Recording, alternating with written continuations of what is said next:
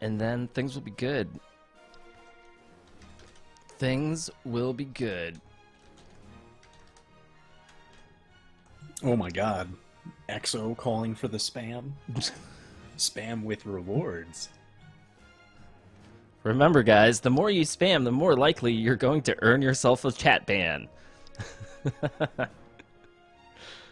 Raise your dongers, Kappa Kappa, Kappa 123. Oh, the Twitch chats. Alright, I'm going to try how to get this latch tool to work. Can't be that hard, right? I mean, who are all the fancy kids that have been using it? This is actually looks pretty damn simple.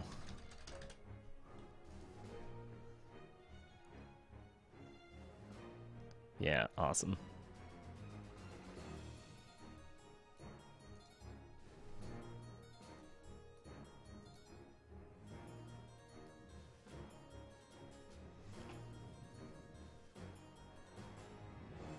Egg soup with the signature key!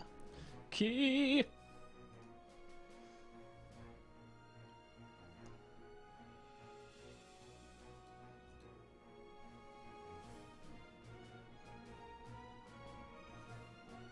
Yeah, actually it looks like I can just run it and then roll with it.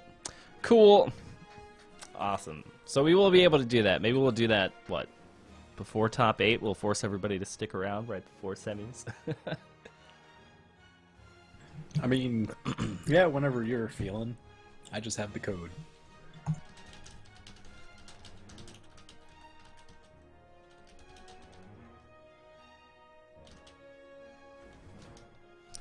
Good times. Alright, let's see. It looks like we can now process our check-in results. And we will see who just hasn't showed up. Oh, it looks like it did that all automatically. Alright, so if there is anybody who did not sign up, you have exactly 30 seconds so I can add you manually. I will wait.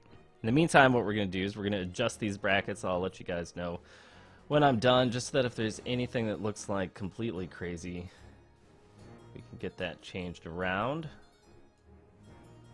Mainly, all I'm going to do is people I don't recognize are going to get put up against people I do recognize.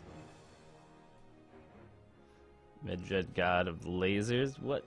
Seeding by exposure. Yeah. Yeah, screw this. Let's do it fair. I'm just going to randomize it. Anybody say Random's good too. Is Fag in? Let's see if Fag made it in.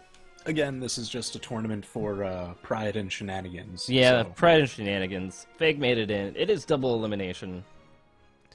Alright, a very mathematical system. We are now starting. It looks like these are the seeds that we've got. Alright guys, remember if you're playing up against someone who utterly destroys you, I don't care about your complaints. Go win in loser's bracket. Alright, so the brackets are set. Everyone is here. Volcor is out. Wait, what? Why did he check in then, if he's out? What? I mean, he's got a bye right now, or am I looking at an old bracket? You might be looking at an old one, because I literally just changed it. Oh, yep, there it goes. Alright guys, this is going to be it. Enjoy your stay. And we will get this underway. So remember guys, if you absolutely need to, I don't care if you use Twitch chat to go and find the person that you need to play against, but go and check out the new brackets. Join the Brawlhalla competitive community chat to worry about signups and the rest of it. And then I am probably going to be watching Blanc versus Magma Bob because I love both of those players. And that would be an excellent way to get this whole thing started. Yo, Magma Bay? Magma Bay. Lava Rob? And Blanc Roberto and all Fuego? Ada representation. Whew. That would be tight. So I imagine they will be getting set up soon. Magma Bob has to do 3 things at once tonight. He has to win Brawlhalla games. He has to do it in 5 minutes or less, which typically isn't a problem for him. And he has to continue to be a kick-ass moderator. It's going to be hard. You know, triple the pressure. Man, tough life. I have no This favoritism guy is at a all. superstar. No favoritism at all. That's okay. I think we all love him. Yeah. Remember, guys, these seeds were random. Complain all you want. I'm not going to listen. Okay. Complaining about RNG. I thought we know. were playing Brawlhalla, not Hearthstone. No, I mean, this is, you know, it's always been, like, my favorite. And, I mean, I understand that Magma Bob also has a paper to do. But I understand why people get salty about seeds. Because I think when they come to, when they, you know, come to a tournament, they want to be able to play as many games as possible, even if they don't think they're going to be able to win. I kind of get that. But at the same time, it's like, if you're not expecting to get top 8, like, don't complain about seeds. If you get knocked out, then you can just chill and watch the rest of it, right? I don't know. You played in giant tournaments. You should tell me about the psychology of this. All right. I mean, as far as giant tournaments go, it's a little bit easier just because you generally have, you know, the double elimination bracket, but you have pools before going into, like, what people consider the main tournament. Mm-hmm. In pools, you get one person coming out of winners, one person coming out of losers. So a lot of people, they look at it and they're like, ooh, who are the good players in my pool? All right, I can beat that guy. Ooh, there's these two, so hopefully I don't end up having to fight one of them to make it out in losers. Mm-hmm. So even if they're, you know, lower seed, gives people some hope, I guess. And I definitely understand, like, the hype of, you know, making it through. Right. Yeah, especially if it's something where there's, like, you know, 100+ people playing and you get to, you know, top 16, like, it still feels like a big accomplishment, even if your bracket was, I don't want to say, you know, easy, but even if your bracket was easy. So I get that, but it's just been interesting, because I've seen, with most tournaments that get organized, there's almost always been some kind of complaint about brackets. And I think it's just part of, like, kind of the way people think about it, like, oh, you know, I would have done better if I hadn't had to fight Magma Bob in the first go. You know, that guy's a monster. Or, man, I'm just terrible against Ada's. If I hadn't played against Blanc, you know, I would have totally made it to finals. Yeah, I mean, you know, people are going to have Johns about matchups day and night. But that's all just part of the game. I mean, that's also a good thing about, you know, doing the pre-registration tournaments, where you can see the brackets, you know who you're going to play against that weekend, so you can kind of study their play, maybe practice the matchup a little bit more. And that's kind of, you know, why I want to see more pre-registration numbers for pretty much all games. FGC is notoriously bad for sign-ups the day of, though. That's why some of the larger tournaments have actually been either capping the day of sign-ups, or some of them have even been rolling over to pre-registration only. I can see that. It's something I think that there's... Tournaments are always hard when they're one-offs. You know, I think that with a certain level of predictability, it becomes easier and more stable. But, you know, when you're just kind of like, hey guys, you know, it's a Tuesday in October and I feel like holding a Street Fighter tournament, so we're going to do it. You know, it suddenly becomes a different beast. But here we are, we're getting started. Magma Bob's playing Bodvar. Ada is on Blanc, of course. And so we've seen Magma Bob do a lot of great sword play these past couple tournaments, right? yes, absolutely. Now, what do you think he's really going to be going for, since he's versing against Ada? He got the guns and the spears, and I know everyone feels pretty strongly about the guns, almost always.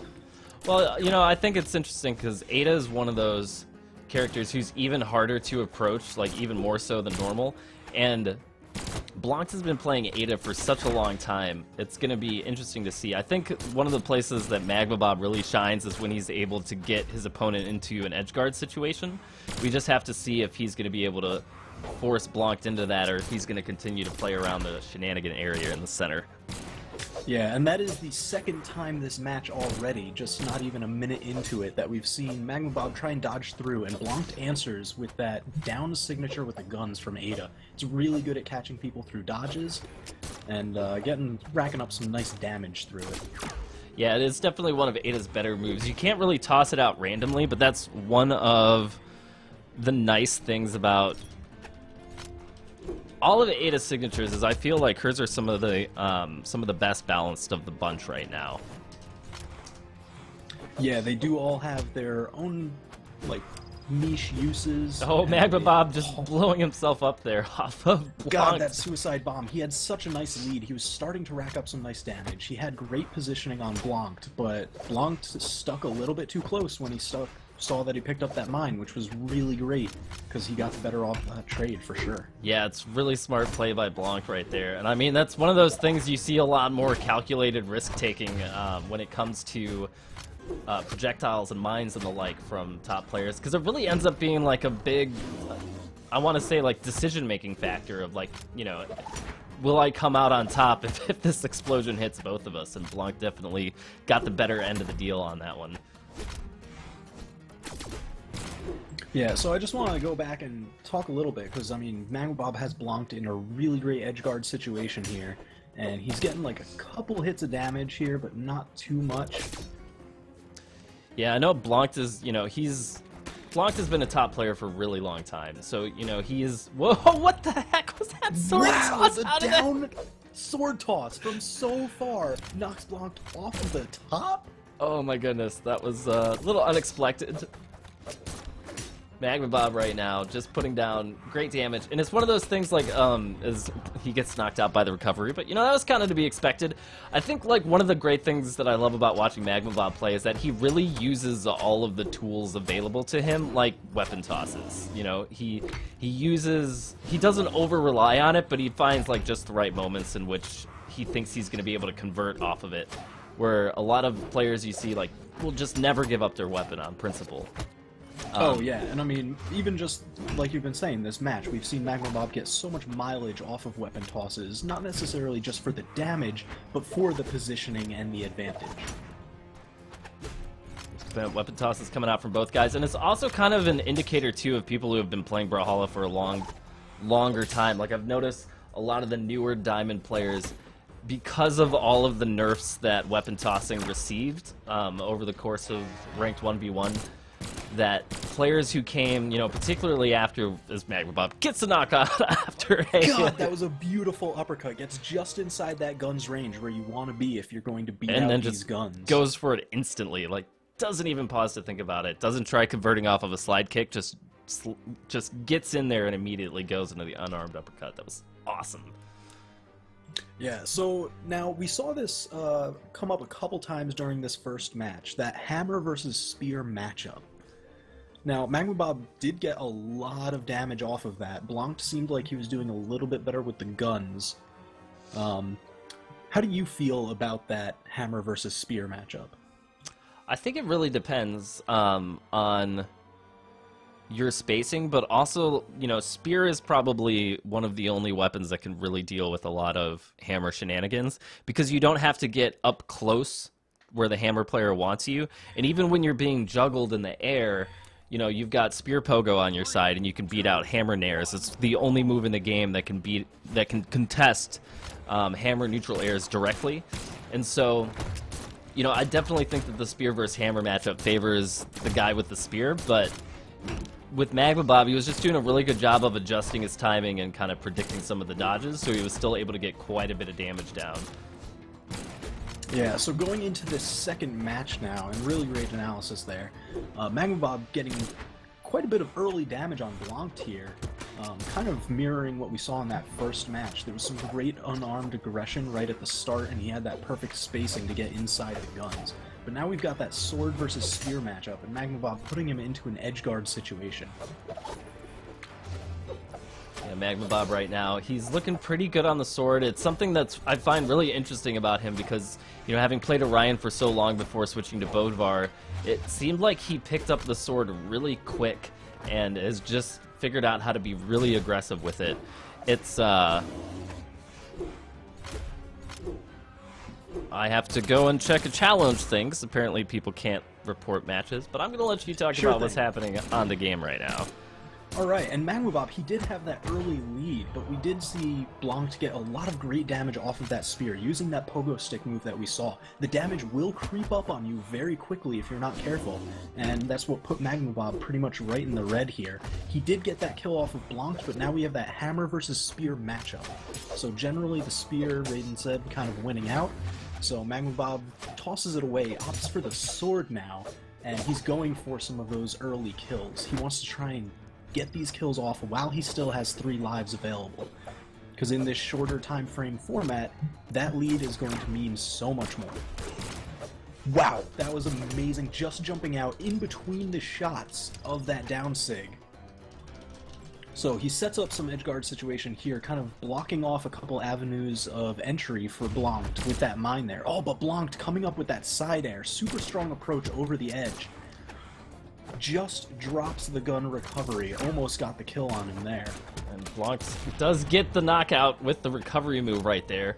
However, he's in that situation again where Magma Bob was able to establish such a great lead, it's going to be really difficult for him to kind of close the gap here. Yeah, there's some great spear play with those really low-to-the-ground air dodges, allowing Blanc to do a very close-together side air into the spear jabs. Magma Bob getting a knockout there off of the stomp and a side air. Very traditional hammer play from Magma Bob. Nice dodge through the bomb. And Blanc right now kind of on the back foot, you know, and it's interesting because I feel like spear is one of those weapons where if you played with absolute patience, you know, spear has the capability of being an unpenetrable wall of just really, really solid spacing, you know, solid damage and the rest of it, but when you're being pressured by somebody like Magma Bob, it's very difficult to be able to actually use it the way that you would like. Yeah, definitely. And we're seeing Blanc have to go on the offensive here a bit more than oh we man, normally big see. mistake from Magma Bob as he punches his way into his own mine. It was oh jeez, those an unfortunate those mistake. kills are always such a heartbreaker. You know, the thing that I've been really impressed by Blanc is how good his edge guard recovery is, but it doesn't matter. Magma Bob knocks him out. Magma Bob takes the set 2-0, and Blanc is going to be going down to loser's bracket, and Magma Bob is going to be moving on. Yeah, but again, Blanc, a very strong player. We saw a lot of great spear play from him, a lot of that typical gun zoning, and he nailed quite a few of those down signatures, although Magma Bob kind of adjusted to it in that second match. So we'll definitely be seeing more of him later.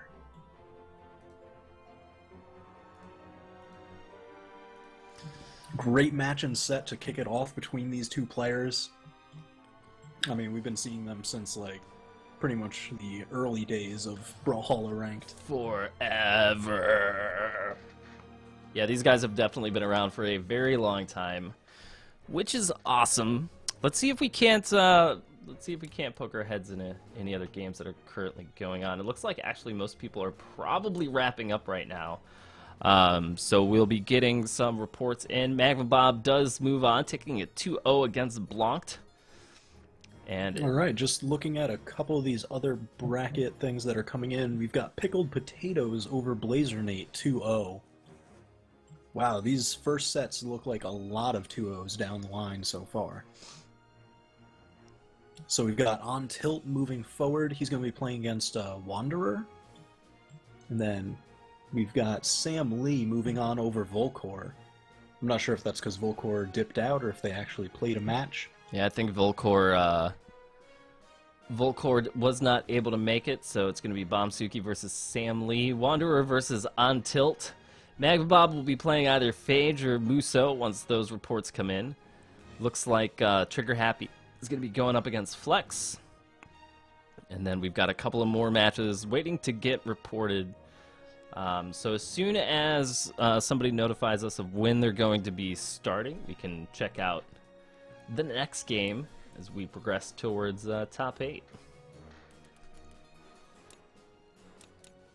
It'll be pretty good. You know, it's actually been like a good 2 or 3 weeks where since I've been able to cast a tournament, just because my weekends have been so tied up lately. And it's nice. You know, it's nice. Yeah, that is always a good feeling, right? It's gonna be nice. You know? Yo, On Tilt is giving us a room number if we want to hop in. 5611. Alright, let's do it.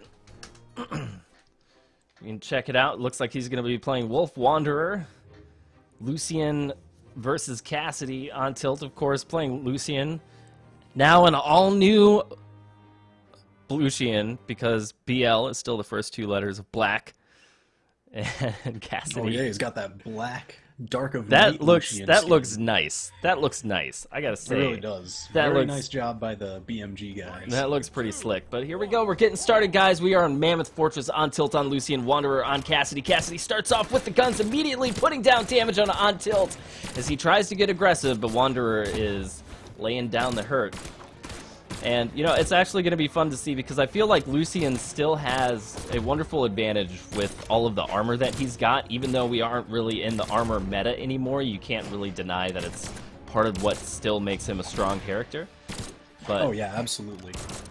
we'll see what's happening right now because Wanderer is just doing an excellent job of playing pretty defensively and keeping On Tilt out, which is exactly what you want to do when somebody is on Katars. Yeah, now, alternatively, if... Oh, God, On Tilt falling just prey to that neutral signature from the Cassidy guns. It's such a strong kill move. Covers a great amount of space, since a lot of people do like to air dodge above and through. But now we see On Tilt kind of doing that nice Katar play, which is a little bit of the counter to the guns once you get in. Yeah, just because you want to stay in that range, you get a lot of your great strings for a lot of damage very quickly. Yeah, we were seeing On Tilt have some good success when he was moving behind Cassidy, kind of crossing her up a little bit, if you will. I don't know if we've ever used that term in Brawlhalla, but maybe it's a thing. On Tilt being really patient, landing a signature, punishing Cassidy for the overuse of signature nonsense, and maybe this is going to be the turning point for On Tilt as he kind of gets a sense of Wanderer's playstyle. Yeah, he does have to make up a lot of ground very quickly, though. Oh, he wasn't able to do it. He was already in the red from that first stock lead that Wanderer had, so that one signature was enough to send him off the top. Yep. It is super brutal trying to approach a Cassidy that plays like this because she has signatures that cover the entire area around her. And it's really just an option of you trying to figure out which one she's going to use. You know, if she predicts the air dodge, she's going to be able to hit you out of it if she selects the right signature. If you dodge through her and she gets a read on that, she's got a signature to punish that too. So, you know, playing against a Cassidy that's got good reads is it's very difficult. Yeah, her gun kit does complement each other very nicely. Ooh, nice aggressive pick from On Tilt right through the Valkyrie horn. Getting the knockout despite getting hit right afterwards. Really aggressive move from On Tilt that really pays off for him in evening up the stocks. Yeah, that is the definition of work. And so both of them right about in that light yellow damage at the moment, kind of scrapping around the middle of the stage. Neither of them really wanting to go towards that edge. Dead even right now, and Wanderer is glad that he is back on guns. On Tilt being patient, baiting out the signature, going in with a signature of his own, but Wanderer is being pretty aggressive with guns right now. On Tilt just manages to dodge through that signature that Wanderer keeps placing out in front of him, getting clipped out of the signature. Down air. Stopped that Lucian Katar signature cold, and then was able to pick up right after for that signature. Man, that is just brutal, because it just seems right now like On Tilt was beat out by gun normals on multiple of his signature moves. The gun's priority on that distance is so brutal against Katars. And, you know, On Tilt, he's been playing Lucian for a really long time, and he's always favored how the Katars work over everybody else. And it's just a challenge because and it looks like actually we're getting a character switch from On Tilt. Looks like he's going to be moving exciting. into Hattori.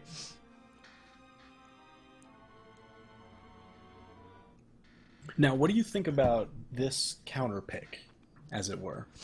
Well, what I've noticed is a lot of Diamond players have been messing around with Hattori lately as kind of a pocket pick. Because what Hattori has that's really good is a stupid amount of speed and a pair of weapons that have really good priority and reach.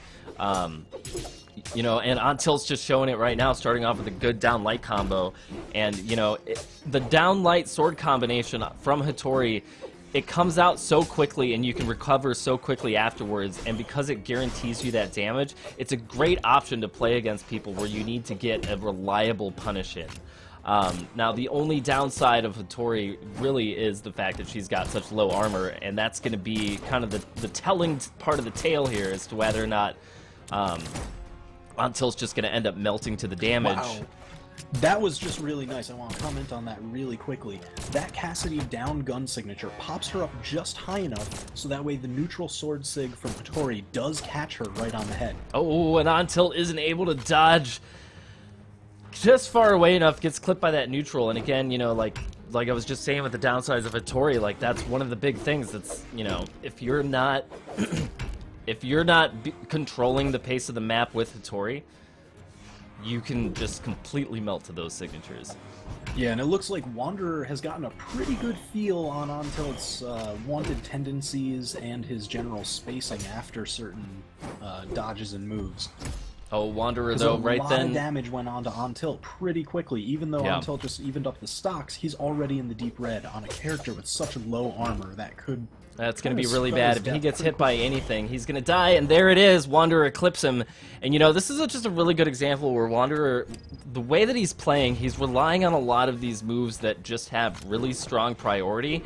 And because Cassidy has 8 dexterity, he can kind of play this game where he's constantly got an attack out, and a nice combo right there from Wanderer. And it's just super hard to deal with unless you're getting some really hard reads on how he's playing. Yeah, I initially do like that counter pick of the Hattori to kind of counter that quick attack play that Cassidy has with that higher dex and everything. Again, it is just kind of a bit of high risk, high reward in that if you do get clipped, as we've seen, Untilt just kind of falling prey to a lot of early kills. Yeah, and this is a scenario where, like, you know, if Untilt was on, say, Bodvar or Queen Nai, like, being an orange isn't impossible to come back from, but on Hattori, I'm just not sure if Untilt can do this, especially being unarmed. Oh, but here we go. Untilt getting some good damage, nice spear combo, but gets hit for a huge amount. One more strong hit is going to kill him, and Wanderer catches him with the edge of the signature, making that set 2-0. Wanderer over Untilt, as Untilt is going to be joining Blanched in the losers bracket. Yeah, and again, as we were talking about, that Cassidy signature set, it complements each other so nicely, that neutral sig covering so much space for anyone who's dodging over you, trying to dodge through that so-called Tybo dodge from days past. Oh, the Tybo dodge, that thing that he hates. It's called that.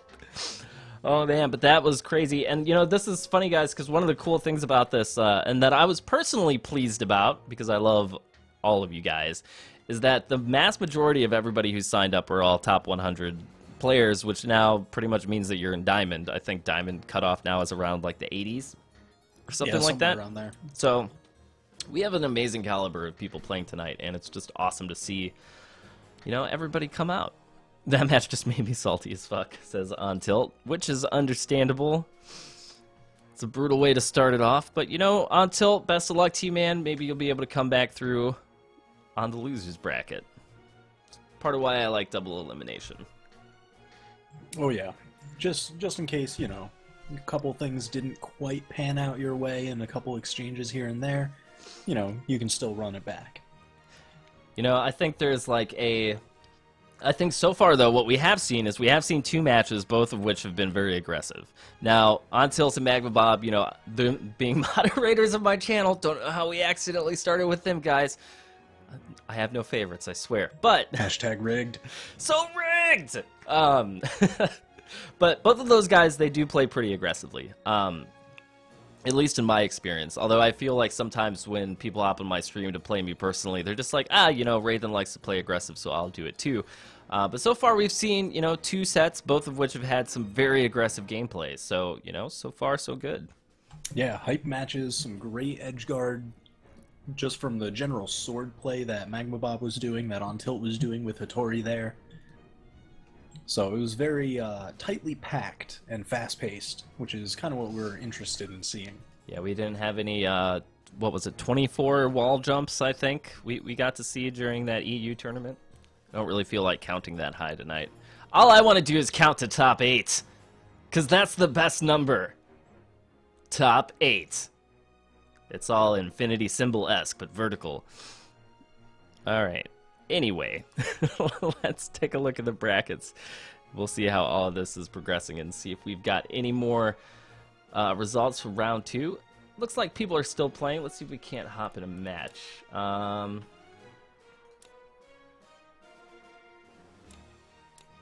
Who is playing right now? Let's see, what is it? JV3, Part of the Creed, and Stardust are playing. I've got Stardust on my friends list. I could probably try and hop in. Yeah, I will hop into that one right now. Stardust and Part of the Creed, this should actually be pretty interesting. Part of the Creed plays a pretty daggone scrappy Lucian as we pop into the game and see him landing a signature onto the Stardust. And Stardust, as we know, he is he's one of those guys that does like to play pretty defensively, as we can kind of see from the match timer. It's been 2.5 minutes. They are still on stock number 2, so hey, maybe we'll see if some of this interesting timer come into play here.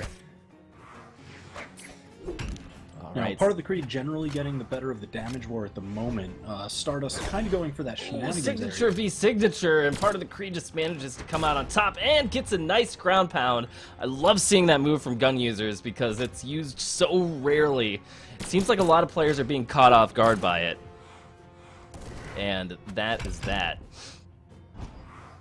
Oh, Part of the Creed in a bad situation. Stardust getting those hammer neutral juggles so difficult to avoid. Gets the scoop. Part of the Creed still alive somehow, but didn't seem to get his recovery back. And it is completely even at 1-1 now. Stardust opting for the hammer because I think he's probably looking for some of that quick early damage to get like a kill before any of this goes any further. Yeah, and Part of the Creed making a clutch mistake, dodging into a hammer player on the ground. You never really want to do that these days. Like the hammer neutral, the standing neutral has become such a core part of how hammer players are playing the weapon right now. As Part of the Creed gets a nice breakdance after a mine. Love seeing stuff like that. Oh, Part of the Creed does get a nice recovery after dodging the ground pound from Stardust. He is a little bit behind in health, but if he can put down some damage with a pair of guns, it might not matter. Stardust, however, getting the nice signature. Dodge forward through the Valkyrie into the side sig. That was really nice. Just great timing and spacing from Stardust. I really love seeing people, when players combine, as Stardust takes the match, is when players combine movement like that with the Valkyrie horn. It's one of my favorite things. I just love the visual distraction that players have when they hear and when they see the Valkyrie horn, and Stardust just pulled off a beautiful move right there. Yeah, and that is something that I always like to see, and we've seen it from a bunch of other players, especially like Modern Shu back in the day. We're seeing it from Pots and Pans nowadays. Even Magma Bob when we were watching earlier, where they use a lot of those extra items, the gadgets, the weapon tosses, and especially that Valkyrie horn, to kind of create options. And that's really what we're looking for from those kind of plays. Just options that you can convert into meaningful damage and advantage. Yeah, like the clutch on tilt. After he didn't even call the Valkyrie horn, but he saw what was happening and committed to his signature. Knew he was going to get hit by the Valkyrie horn, but also knew that if he could land the signature through it, that he was going to be able to get a knockout. And it's just those kind of decisions I think are really interesting. And you know, that's really what I love about Brawlhalla, is when you can see the decision making of the player really come through in these, you know, kind of clutch moments. So, Part of the Creed going for the King's Pass pick on this map here. Now, would that possibly be because, you know, with that slightly off-level stages that we've got here, do you feel that that kind of gives a little bit of advantage for the gun dare approach, for the Qatar dare approach, as opposed to, like, the standard side air approaches that you get from, like, Nash's weapons? You know, honestly, I don't think so, because Nash has those leaping forward signatures, you know, like we just saw from Stardust right there, like that covers the King's Pass options really well, and as Part of the Creed goes down. And the other thing about Nash is that between Hammer and Spear, there are two weapons that have some of the best priority in the game right now when you're playing the air game, which is typically where you know, you spend a lot of your time on King's Pass. You know, some of that has gone down since they made the platforms wider, but it's still pretty air-oriented as Stardust is just bouncing around so with much hammer mileage sides. off of that side light. Catches him with a nice side sig. Part of the Creed already in kind of deep orange on his second stock right now. Oh, Stardust gets a good lift. He's going up for the Nair juggle. He isn't able to find the knockout, but there he does it. He converts off of the hammer Nash leap. And, you know, that signature is just an absolutely brutal part of Nash's kit right now. I mean, it is stupidly hard to react to, even if you think it's coming. Yeah, and as you were saying, like, they did widen the platforms on these, but now that Nash leaping signature goes just about the full distance of one of these platforms. Part of the Creed trying to get just a single knockout right now as Stardust is up 3-1.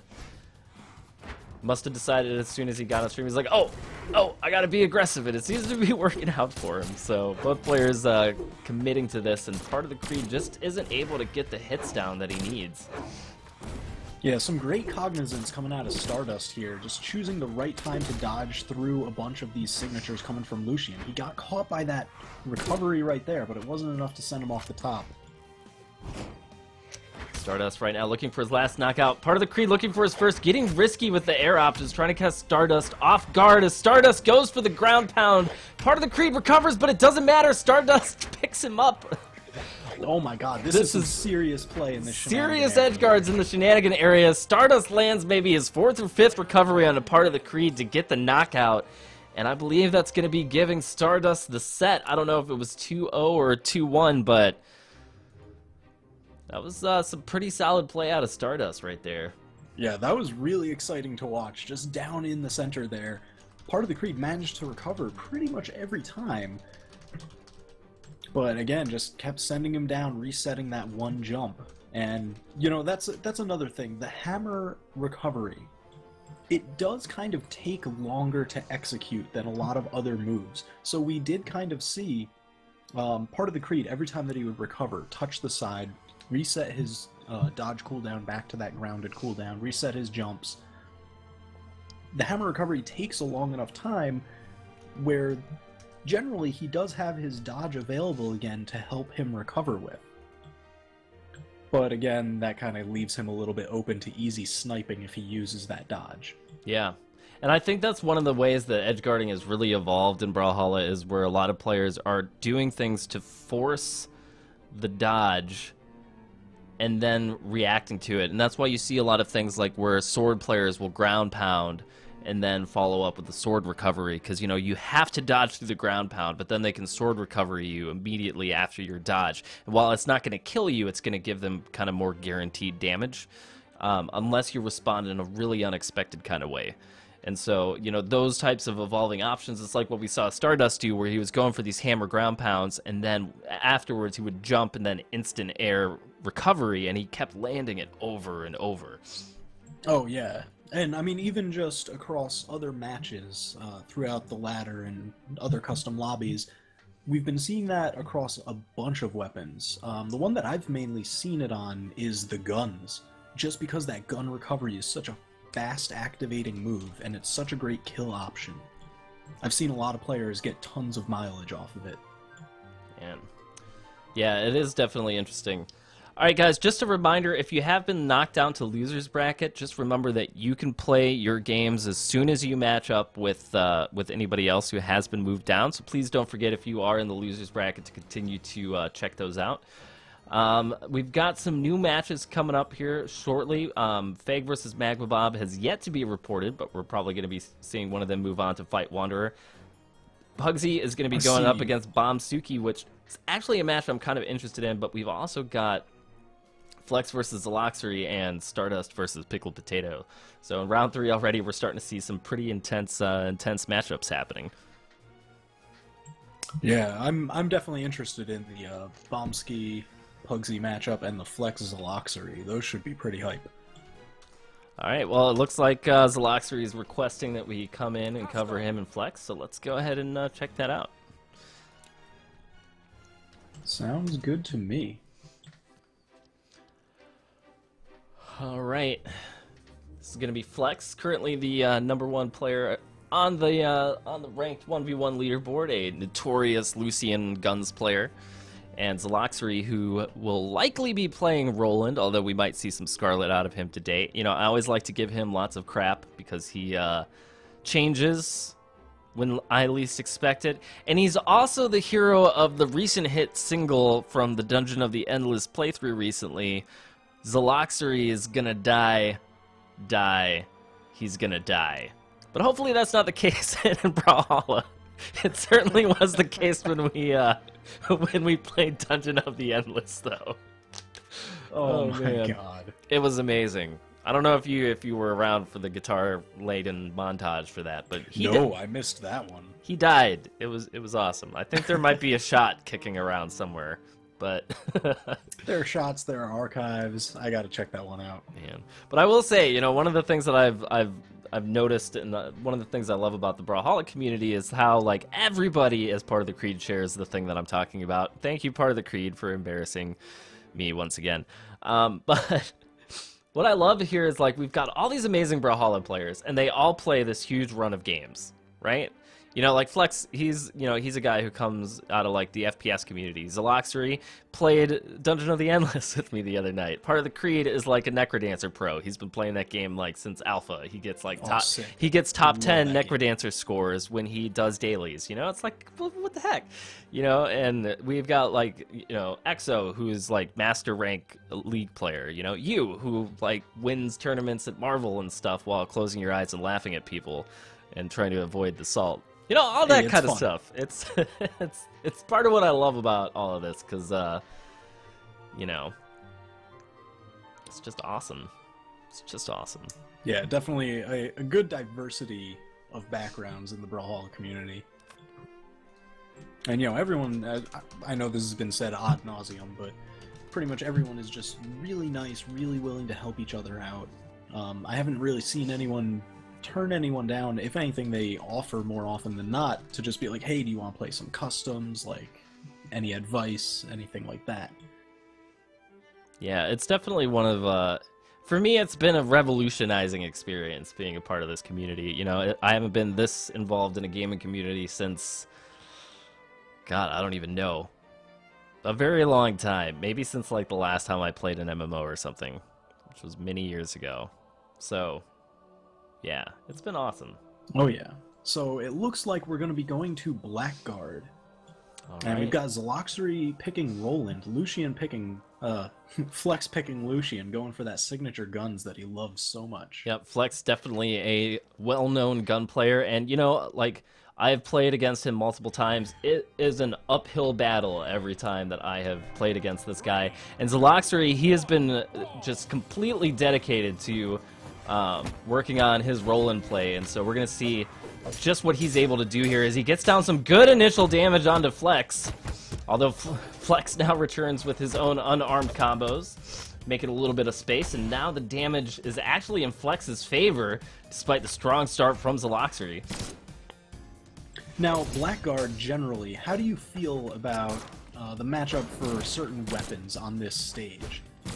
You know, I think... Is it generally a bit of a worry for guns in that it is so wide, or is it a little bit of a strength given that they can kind of dictate a lot more space than usual? You know, I honestly think that this stage, there's some very unique things that you can do with Sword on this stage because of the way that the platforms work. However, I also feel like there's just so many random things that can happen on this stage. You know, like we saw Flex eating that bomb right there. And, you know, just the massive amount of space on the stage, at least comparatively, like, it feels to be like this is huge, compared to, you know, to, like, Twilight Grove, for example. And I've never really liked this stage either, so I might be a little bit biased, but I don't know. Yeah, I mean, I generally enjoy my time on Blackguard, but that's because I do like the added element of those moving platforms, especially in certain Edgeguard play. Flex Just right as now. We saw, Flex was able to go for that side air. You can generally be a little bit more aggressive with the side edge guarding because you have the safety of those moving platforms. Yeah, Flex right now playing very patiently against Zelox. Zelox's trying to land a hit, but Flex, you know, his spacing with the guns is so patient. And I really think that's one of the things that Flex, you know, to his credit, is incredibly good at, is he's just so willing to wait it out and let you play the mistakes. And, you know, we'll see, like, you know, right now he's just been going through this battle of attrition. Zelox keeps fishing for these unarmed hits, and he's not finding a single one onto Flex. So now that Lance, pretty much we all know that neutral air is insanely good, and I feel like the side air can maybe even chase down like a whiffed gun side air generally better than most weapons if you don't want to try and just throw your weapon to punish them. Yeah, it is something... And yeah, that neutral air, it just does cover so much airspace. It is an extra thing that the gun user does have to think about. But Zelox gets an awesome falling neutral air, killing Flex off the top. But he is already in the deep orange, so he's got to be a little bit careful as we're nearing the 2-minute mark left on the timer. Now, I've never seen a sudden death situation where somebody has more stocks than the other. What happens if, you know, Zelox is at 1 stock and Flex is at 2 when we hit the time limit? The person with more stocks wins. I'm pretty sure that's how it triggers.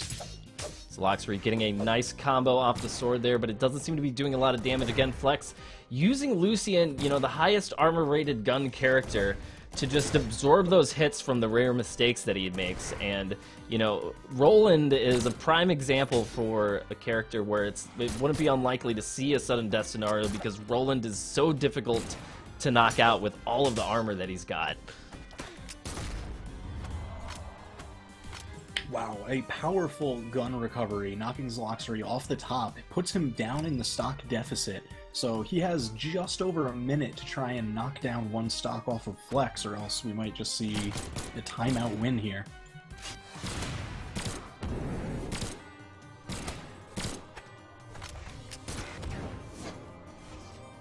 So generally, rather than just kind of like waiting it out and being patient, we will kind of see him need to be a little bit more aggressive than some people might be in a lot of these situations. And Zelox trying to go for the signature there.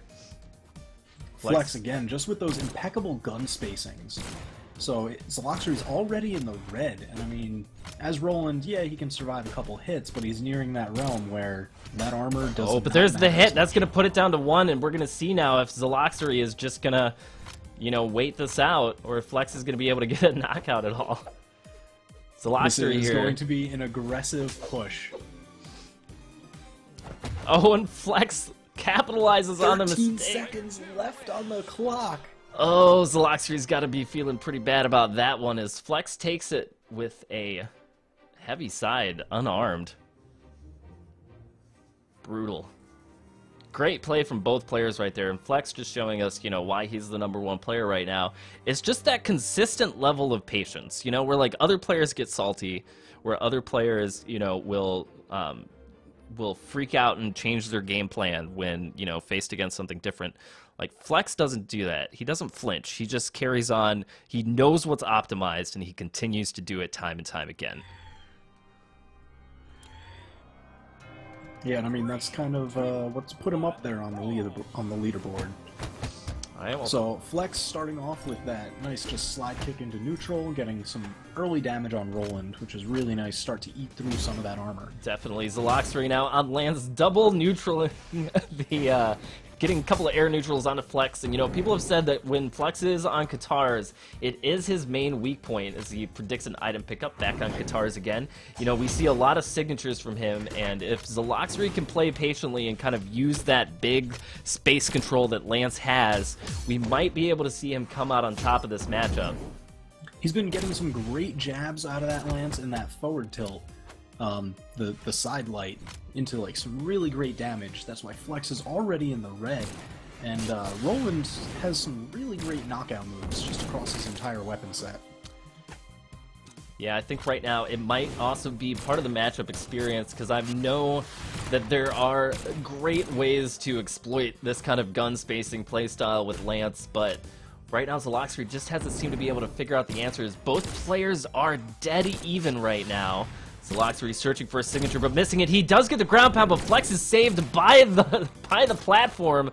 Zelox goes for a close-range item toss, as Flex now is exhibiting some good map control. Zelox wants to get that weapon, but Flex is not willing to move. Zelox goes for the infinite charge. Somehow Flex doesn't get the full punish onto it. Both players trying to find the first knockout of the match. It has already been 95 seconds.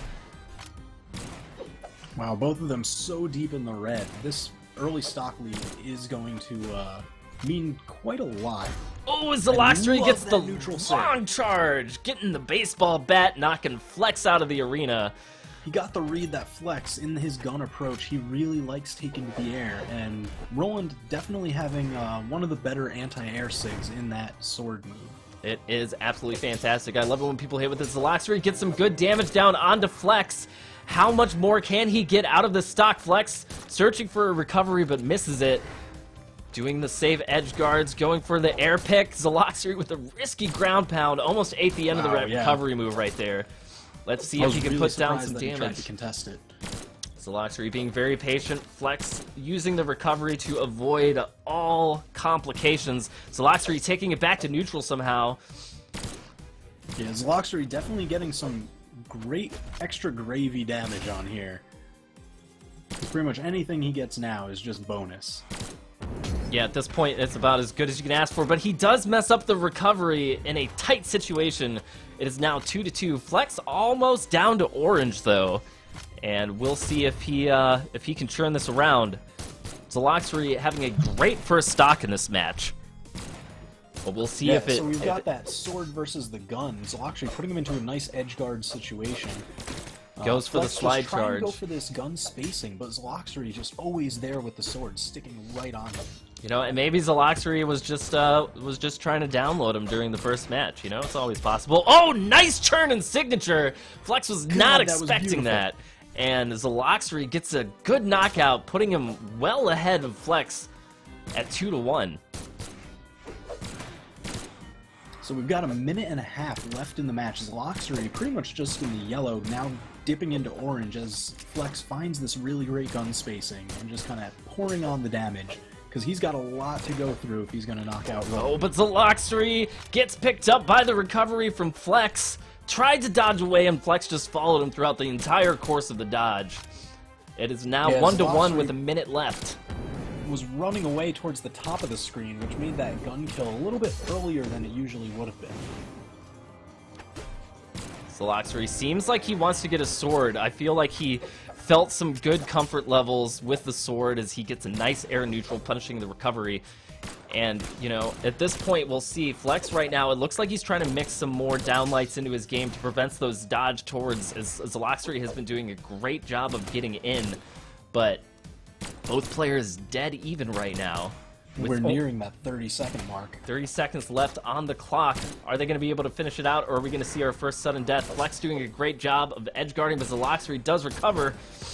Oh, Zelox with the ground pound as Flex pushes him towards the edge of the stage. 15 seconds left on the clock. Is Zelox going to run it out? It looks like he is. Flex chases him, though, picks him up with the recovery. It's still not enough. Roland's armor comes all the way through. He's just trying to keep away at this point, but Flex is trying to do everything he can. Chasing. It goes into a tiebreaker. Zelox death, a weapon near each. Betting everything. Guitars versus swords. Item tosses abound everywhere. Oh, this is not good for Flex, because if Zelox gets one signature punish, that's going to be it. He does get it! This is going to be it! Zelox picks it off, punishing the dive kick. Flex goes flying during sudden death in the first sudden death match we've seen tonight. Absolutely. And that was just really nice awareness. Zelox, you could tell on that last stock, he really tried to get it in and definitely get that quick damage, the quick kill. He didn't really want it to go to sudden death, but he noticed as soon as Flex got a lot of those great gun hits on him and pretty much put him at a severe health disadvantage as time was ticking down. He was just like, alright, you know what? Now I've just got to burn out these last 15 seconds and just kind of see if I can get the better of this zoning. Man, And that was a super tense conclusion right there. And, you know, Zelox really playing very patient. And, you know, I want to say I feel almost as if that would have gone completely different had Flex picked up a pair of guns. But, you know, the Katars, they happened, and Zelox came out on top in a sudden death moment. But here we are now on Twilight Grove. Same characters from both players. Flex really sticking to Zelox. I think, you know, in those last moments as Zelo was trying to run away, like, Flex just realized just how much more movement speed Lucian has than Roland. So we'll see if, you know, if he ends up being a little bit more aggressive. Clutch mistake right there from Flex as he faces the wrong direction to start his gun cycle. But I know a lot of players do really enjoy Sword on this map. Yeah, I definitely think this is one of the more comfortable maps for swords, thanks to some of the interesting things you can do off of the wall bounce on the right, so, you know, we'll see. So it is interesting that Flex actually chose this map, even though Zelox has been putting in so much work with the sword in this matchup. Yeah, I think, you know, for a lot of players, this ends up being a comfort pick, and, you know, Flex, particularly on this map, he likes it partially because of the lower ceiling. Or at least the feel of the lower ceiling. You know, it feels like gun recoveries can come a little bit easier here. Yeah, there is a lot of play that happens around that top platform, and especially the higher platform on the right-hand side. Yeah, but both players right now being pretty patient. We're at 3.5 minutes. Flex trying to go for his signature side air and a recovery off the wall bounce. I've been killed by that quite a number of times. And Flex right now just putting down a lot of damage. Zelox trying to find the opening. Yeah, we've seen Zelox try and go for a lot of reads on his signatures, primarily that side signature. He's been throwing out a lot, never quite getting the right read on the dodge. Ooh, nice side air from Zelox. Great side air. Knocks him over, able to pick up a lance. He starts tossing some items. Almost had that side toss, ended up tossing it down diagonally, but that would have been a great kill on Flex. Yeah, I feel like right now Zelox is maybe being a little too excited about throwing away his weapons. It seems like he's really trying to stick with swords right now, but here we go. He's on the lance, gets a nice neutral air onto Flex. Flex knocks him out of the signature with a down air, and Zelox gets the first knockout off of a lance recovery, getting just the right angle to make it 3-2. Yeah, that was a great turnaround. He kind of baited him into it. He was like, alright, I'm going to run down, get the cover of that side platform, and just kind of turn around with it. That lance recovery is such a great kill move for that tool set. But Flex right there getting double side signatures. Zelox gets dodges through the first one, but gets hit by the second. It's now pretty much tied up at 2-2. Ooh, some great damage on that dodge through into the lance jab. Tries to go for that recovery again, a little bit too far. Flex was able to react and dodge, but now they're scrapping near the middle. Flex, again, constantly going for that recovery, one of the best moves on guns. People are asking about the Metadev skin giveaway, and what we will probably be doing is conducting that right before we move into top 8, which is actually going to be pretty soon. Oh, awesome. After this, we're on to round 4, after which will be semifinals.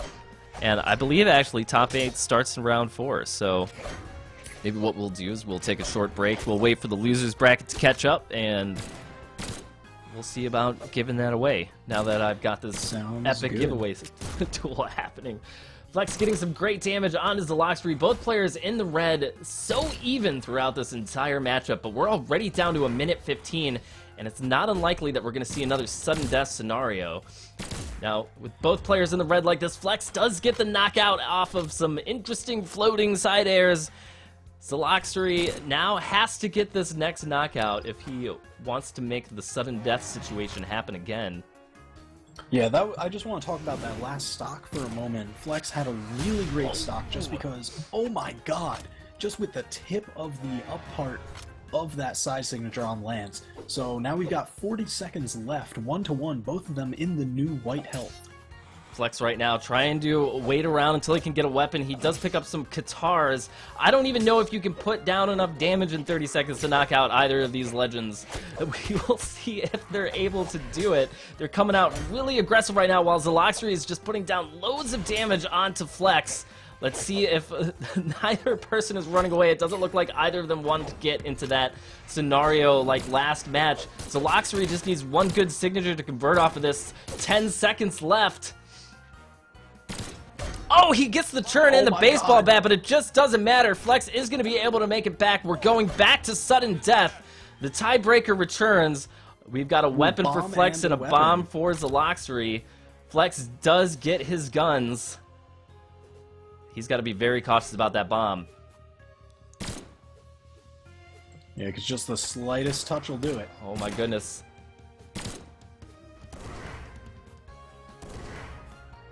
And here it is where a lot of the gun moves aren't great kill moves. So again, with that side light, you know, some other weapons side lights may have the just uppercut, not even enough to kill at sudden death. How is that a thing? Oh, the side air hits, but is not enough to kill Zeloxery. He's looking for a ground pound. He wants to exo finish this and try to catch Flex by surprise. Don't know if it's going to happen. Now, if they run down the clock to after a minute 30 on sudden death, then what happens? Oh. It says no winner, but as far as the ruling for it, I mean, we haven't really considered that scenario. Chosen what we're going to be doing here. Just because more often than not, we will see. Generally, what I would like to do is what they do for early round matches in like Street Fighter and stuff, where they both get the win. So they both get a win tick down. If they are that deep in the set where it is 1-1 and they do end up having to replay another, but Zeloxery makes our discussion moot as he gets the recovery. Taking the win against Flex in 2 sudden deaths. People talking about double overtime, 1 stock rematch. Double overtime, 1 stock rematches. Gadgets only. All the gadgets. Oh, man. Crazy play coming out from both players right there. And Zeloxery just showing what happens when it goes down into overtime. And, you know, to your point, like, that is one of the really big weaknesses of guns. Like, Flex got plenty of grounded side lights on there. You know, not that there's a lot of side lights in other weapon sets that lead into a kill, but by God.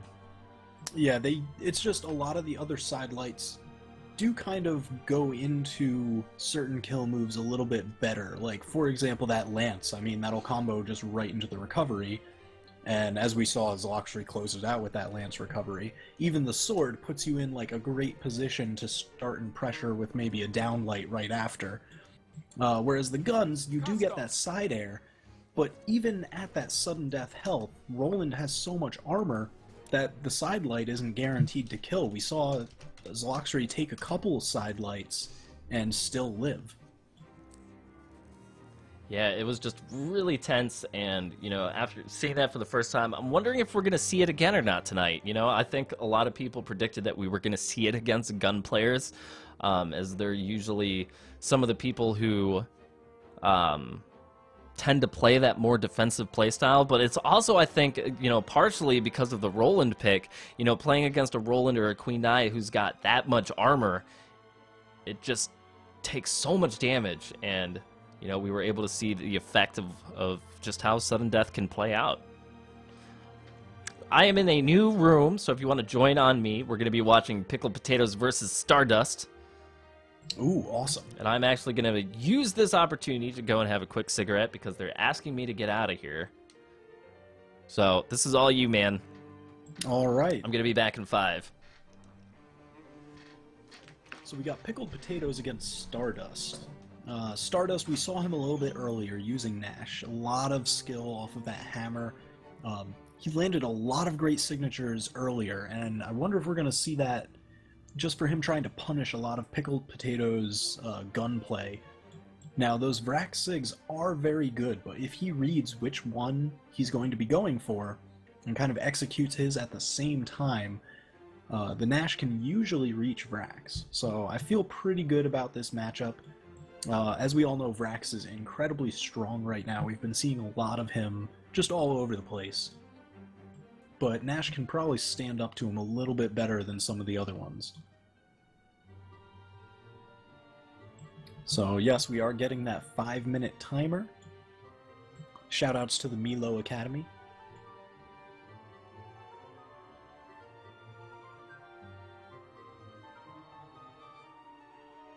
Yep, you guys can go ahead and start.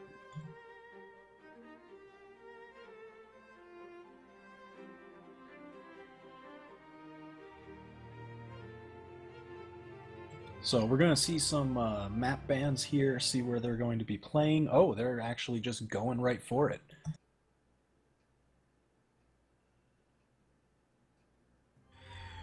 Alright, so we are on Blackguard. We've got Pickled Potatoes playing Vrax, and Stardust playing as Nash. So starting off, they're just kind of feeling out in the center here. Stardust gets the first weapon. It's a spear there. Gets some early damage on Pickled Potatoes. Now again, the spear against the guns, it is kind of a bit of a long-range battle. Now Stardust kind of just like hugging the side. We're going to see if he might end up getting punished for that a little bit. Just if Pickled Potatoes gets like an early edge guard, or if this ends up kind of running out the clock to a sudden death scenario where Vrax, with his great fast signatures, can kind of shine over Nash, possibly. So here we just have the play going around the outside. Pickled Potatoes just kind of bringing it back to the center. Stardust chasing appropriately. Ooh, great sequence from Pickled Potatoes, stopping that Nash signature with the down air into the sig. Ends up putting Stardust into an edgeguard situation. They're just playing around each other right now. And just a little bit of breathing room. Stardust not getting the better of the exchanges here. He's already in orange. Pickled Potatoes still in yellow. So Stardust just running around to the outside. He's probably going to try tossing some weapons, try and get a little bit of extra damage to even out this a little bit here. And he's going to be going pretty far, and that's the thing about Blackguard. It is really far from one side to the other. So if you read that they're actually going to be going straight through the underside, they don't really have the option as well of turning around and going back as they might on some of the smaller, less wide maps. Especially given how that center area works, you can get your jumps kind of caught in there. Stardust evening up the stocks very quickly, both of them at white, catches that side signature off on that side.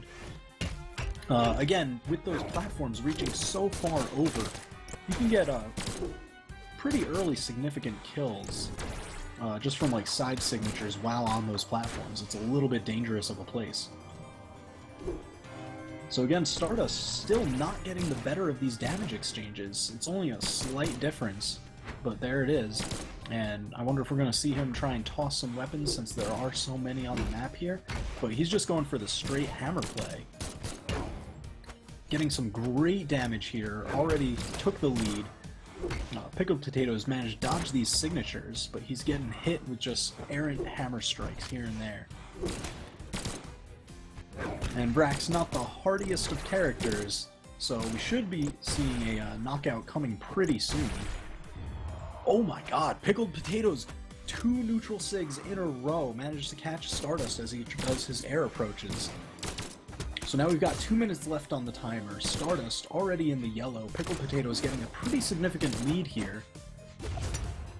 That's kind of been how most stocks have been going. Pickled Potatoes getting a lead. Stardust ending up having to, you know, kind of play for a lot of pressure, try and even that up.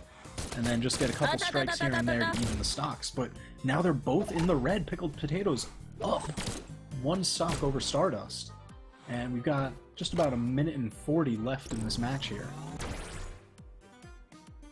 So Stardust is going to have to make a couple plays. Pickled Potatoes here with the stock lead has the right to turtle. So pretty much the onus is on Stardust. He manages to find that hammer recovery, sending him down. Now that was really great. Pickled Potatoes didn't have to go in pressure there. But, you know, Stardust kind of saw that he overextended a bit, got that nice hammer recovery, and evened up the stocks. And now he may actually be trying to run the clock since he is so deep in the red. And Pickled Potatoes is already in, he's just straight at white. We're probably going to have to see a pretty aggressive play from Pickled Potatoes. Just kind of going, maybe chasing underneath, tossing some weapons or something over the edges, and just really going for it. Again, since Blackguard does go kind of low, though, we might see some kind of edgeguard attempts from Stardust, just kind of sniping him out if Pickled Potatoes overextends and chases in an unsafe way. Oh, Stardust burning all his jumps. He tried too hard. He tried to run out the clock. Pickled Potatoes kind of scared him off the edge. And Stardust just burned all his options trying to not get hit by that gun recovery. So that was a nice theoretical play. He went for something there. It didn't quite pan out because Pickled Potatoes did get that chase and managed to kind of scare him off the edge. Just block his options because Stardust, having been so deep in the red, even just that one gun recovery would be enough to kill, possibly even before Pickled Potatoes would fall off the bottom. So even in a scenario where Pickled Potatoes had burned all his options except for the recovery, if that recovery hits, Stardust would have still died.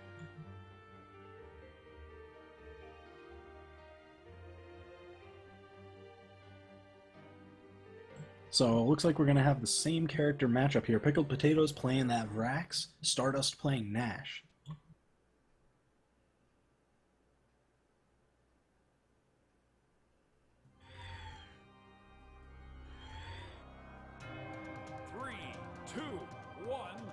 So starting off here, we've got them just kind of fighting around the center, going with that unarmed moveset. Stardust grabs a bomb, waits, throws it down. Pickled Potatoes dodges through. Stardust grabbing the first weapon here. Pickled responds in kind, picking up that lance. Getting some great early damage on Nash. So they're going to be going a little bit far over to the side here. Stardust, he really does love the edge play more so than any of the grounded play. But, I mean, as we saw last match, that ended up kind of getting him killed in the end. And even before that, he got the worst of pretty much every damage exchange. Every stock he had to play comeback. So again, Pickled Potatoes just using that great gun spacing. Ooh, finds a great turnaround neutral sig from Vrax as Stardust tried to get through. Going for that recovery, but Stardust managing to avoid it. He's already deep in the red. That Vrax signature just going to send him off the side, so an early lead here for Pickled Potatoes. He took almost no damage in that first stock. Stardust just going for that mind trade as opposed to possibly just getting beat out, and I don't blame him. Right now, he does need that damage, because he's going to need to even up these stocks pretty quickly. I am back. Oh, welcome back. We had a very interesting first match. It did end up going almost to time.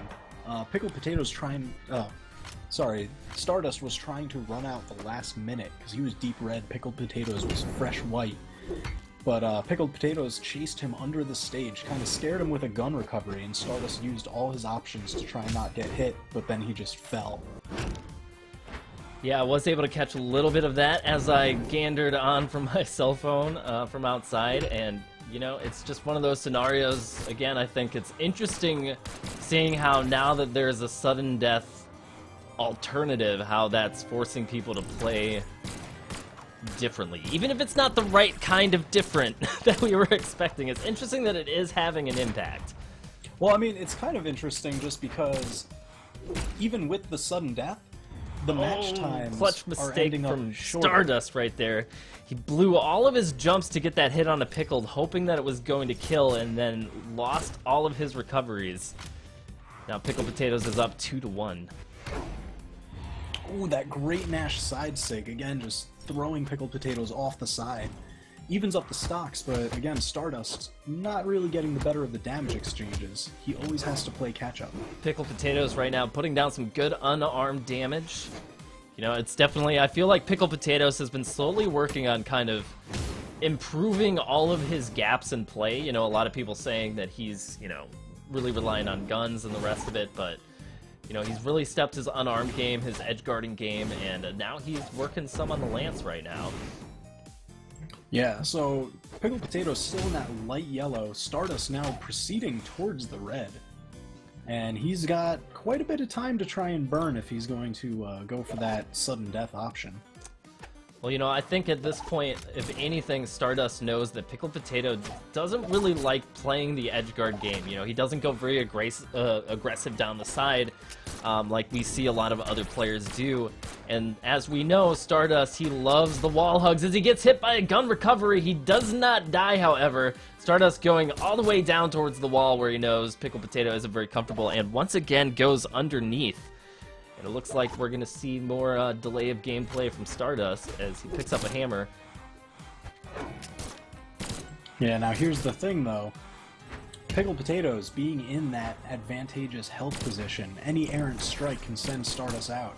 But again, he doesn't want that kind of reset that the sudden death creates. So Stardust is kind of using that to try and bait him into some unsafe edgeguard scenarios. We'll see if Pickled Potatoes takes the bait or not. Both players searching for ground pounds, neither able to find it as good dodges are coming out. Pickled Potatoes with a close mine toss. He hits the mine himself. It's not enough, though. His stealth lead helping him out there to survive. Pickled Potatoes trying to get aggressive a little bit there with the edge guard, but Stardust dodges neatly through it. There's 25 seconds left on the clock.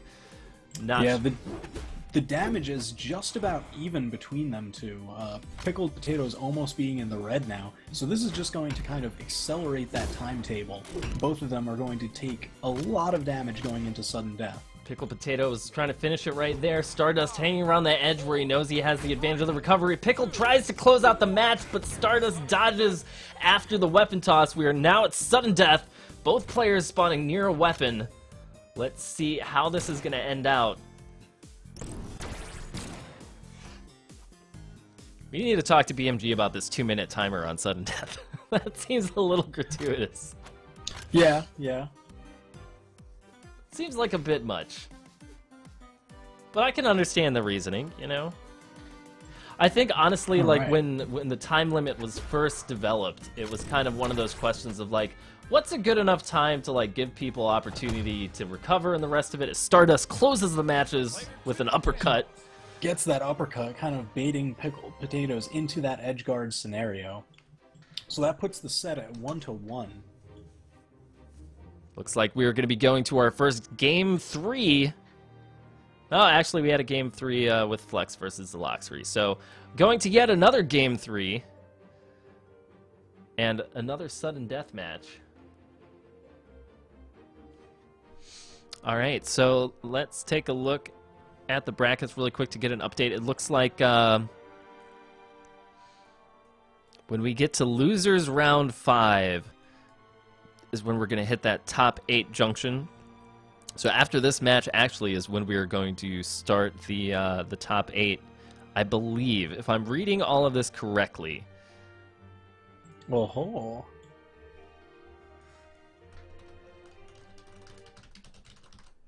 Everybody remember, if you are in Losers Bracket, to go ahead and make your Losers Bracket matches happen. So we're not going to be covering any of those until Losers Round 5. So if you guys are in Losers Bracket, make sure to pick up those games. But right now we are back in the action. Game 3 of Stardust versus Pickled Potatoes. Both players representing black skins on their mains of choice. Stardust on Natch, Pickled Potatoes on Vrax. As we start off on Mammoth Fortress, my personal favorite stage of glory. So just some great exchanges here, staying pretty even. Pickled Potatoes tossing out the lance, noticing that it wasn't working too well against that spear moveset. Because even though neutral air is a great move, the spear is able to kind of side air right through it. Stardust again. So he goes for those guns for that extra bit of range. Stardust playing a lot on the wall, but he gets some good damage once he gets back to neutral ground.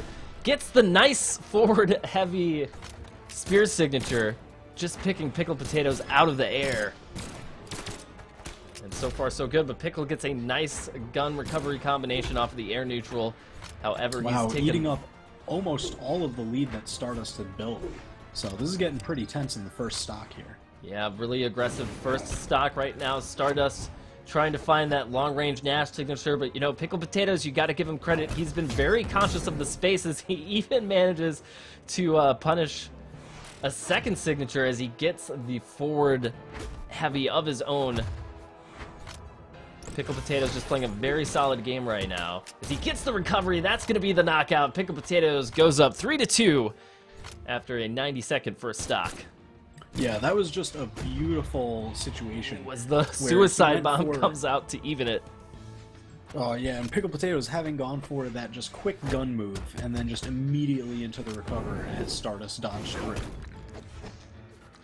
It's pretty solid So play. here we have the Lance versus the Hammer. This is something we saw a fair amount of in the past couple matches. So how do you feel about this matchup between these two weapons? You know, I think honestly it's a lot about how. The nice thing about the Lance is you never have to get close to Hammer's standing neutral. You know, it completely outdistances it. But there's always the propensity that players have to dodge towards Hammer players, and that standing neutral is such a core part of their game. But, you know, it's really interesting, because if you play these weapons right, there's very few gaps in any of the matchups right now. You know, it's really difficult to say that, you know, one weapon is a really bad matchup against the other. You know, with Hammer being probably one of the most consistent of all of the weapons, regardless of what the matchup is. And I gotta say, like, Pickled Potatoes' gunplay right now is fantastic. He pretty much gets the better of every exchange where Stardust is above him. He's just very quick on recognizing where his hits should land and where Stardust is going to actually fade away to. Pickled Potatoes looking to get the knockout, but Stardust dodging neatly through it. You know, Stardust knows that he can get the priority using, you know, he's using a lot of hammer recoveries, he's using a lot of ground pounds, he's using a lot of air neutrals. Now, all three of those moves from the hammer have really great priority, even against guns. And Pickled Potatoes is having to get more aggressive than he would prefer in order to deal with the way that Stardust is playing right now. I do like Pickled Potatoes really just going for that pretty much down air dodge into the gun recovery. Oh, just nice noting move that from Stardust Pickles right there to really punish likes the hammer ground recovery. pound. Probably one of the, you know, one of the best things about Lance is that recovery will stop pretty much any ground pound approach. Pickled Potatoes showing some pretty good edge guard techniques right now. Hasn't found a lot of success with them, but I appreciate the fact that he's trying. Oh yeah, most definitely. And pretty much any single hit right now will send Stardust out. And with only a minute left, that will put him down a stock. You know, and if Pickled Potatoes is able to get the stock advantage, sudden death isn't going to matter, and we'll actually see if he ends up running out the clock or not as he falls to his doom. Oh no! Big mistake right there from Pickled Potatoes. Stardust now up 2-1. He is in the red. Pickled Potatoes just needs one hit. He finds it off of a forward heavy unarmed. It's 1-1 with 40 seconds left. And chances are we're going to be going to yet another sudden death. Now let's see, is Stardust going to just try and run the clock as he did in previous matches, or was he not too happy with how some of the sudden deaths have ended out? I don't know. We'll have to see. It looks like both players are being fairly aggressive right now with some directional mistakes for both characters. It's going to be interesting to see if either can close out the match. Pickled, however, has been putting down a lot of damage. If he gets a recovery or a signature here, this could be it. Stardust knows he's in a dangerous spot. Just opting for the timeout right here. Pickled Potatoes really going Oh, hard but he for gets it. the Oh hit my at the last God, second! At the buzzer. last second! Right before the buzzer, he gets the ground pound, taking the match, stealing it away from Stardust at the very last moment. Oh my God, that was absolutely beautiful. Oh, man. I think that took not just Stardust by surprise, but I'd argue all of us. Oh yeah, that was amazing edgeguarding from Pickled Potatoes. Stardust, he went for the timeout, and Pickled Potatoes kind of caught on very quickly for when that shift in play happened, and he pushed just hard enough at the right time. Man, that was absolutely brutal. What an amazing way to finish out that stock and to take the set. Pickled Potatoes is going to be moving on to round 4. That places him up against Zelox, which is going to be another interesting matchup considering that Zelox took down Flex, one of the other incredibly strong gun users who are here today. We'll see if he's able to do the same against the onslaught of Pickled Potatoes. And Pickled Potatoes in chat right now with a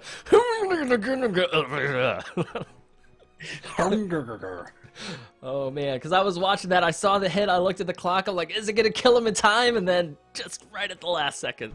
So good. Oh man. Yeah, that was an amazing closeout to the set. Oh man, absolutely crazy. Alright guys, let's take a quick look at the brackets. As we can see, we are moving on to round 4, which is going to put us pretty close to top 8.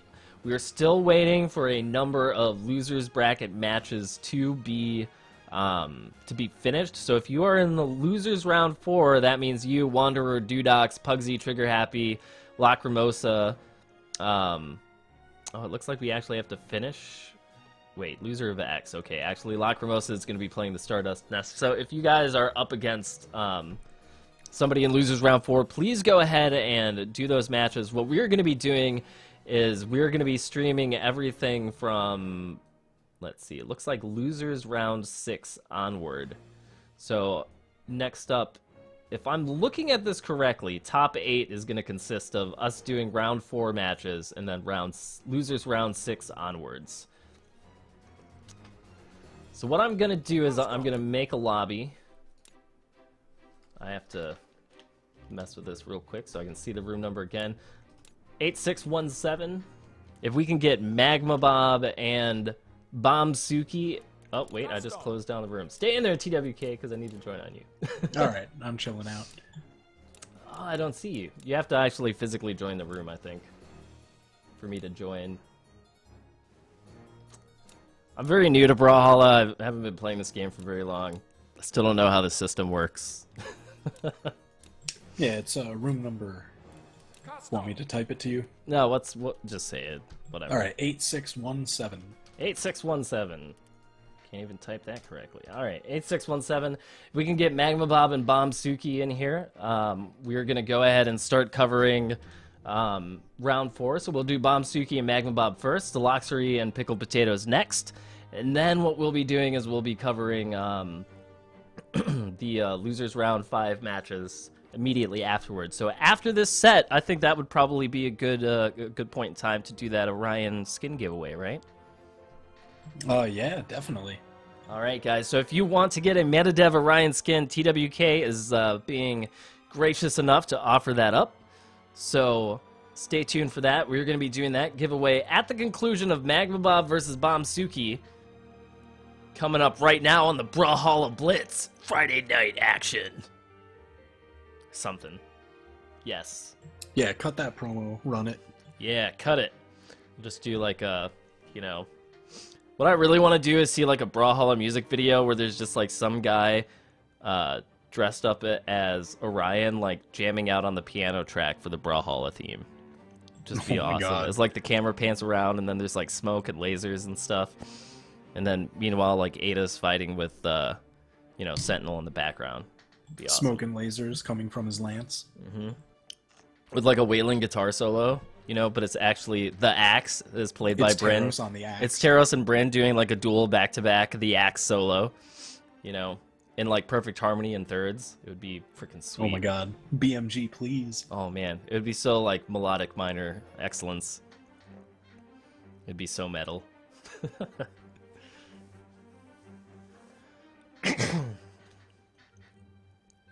So we got Magma Bob locking into Bodvar here. Yep, same character that we saw when we picked up the Magma Bob versus Blanched game in round 1. You know, that was a match where we didn't get to 5 minutes because both players were playing pretty aggressive. Magma Bob being a player that has been consistently defined as scrappy. Uh-oh, looks like we have dueling swords going on here. Bodvar versus Hattori.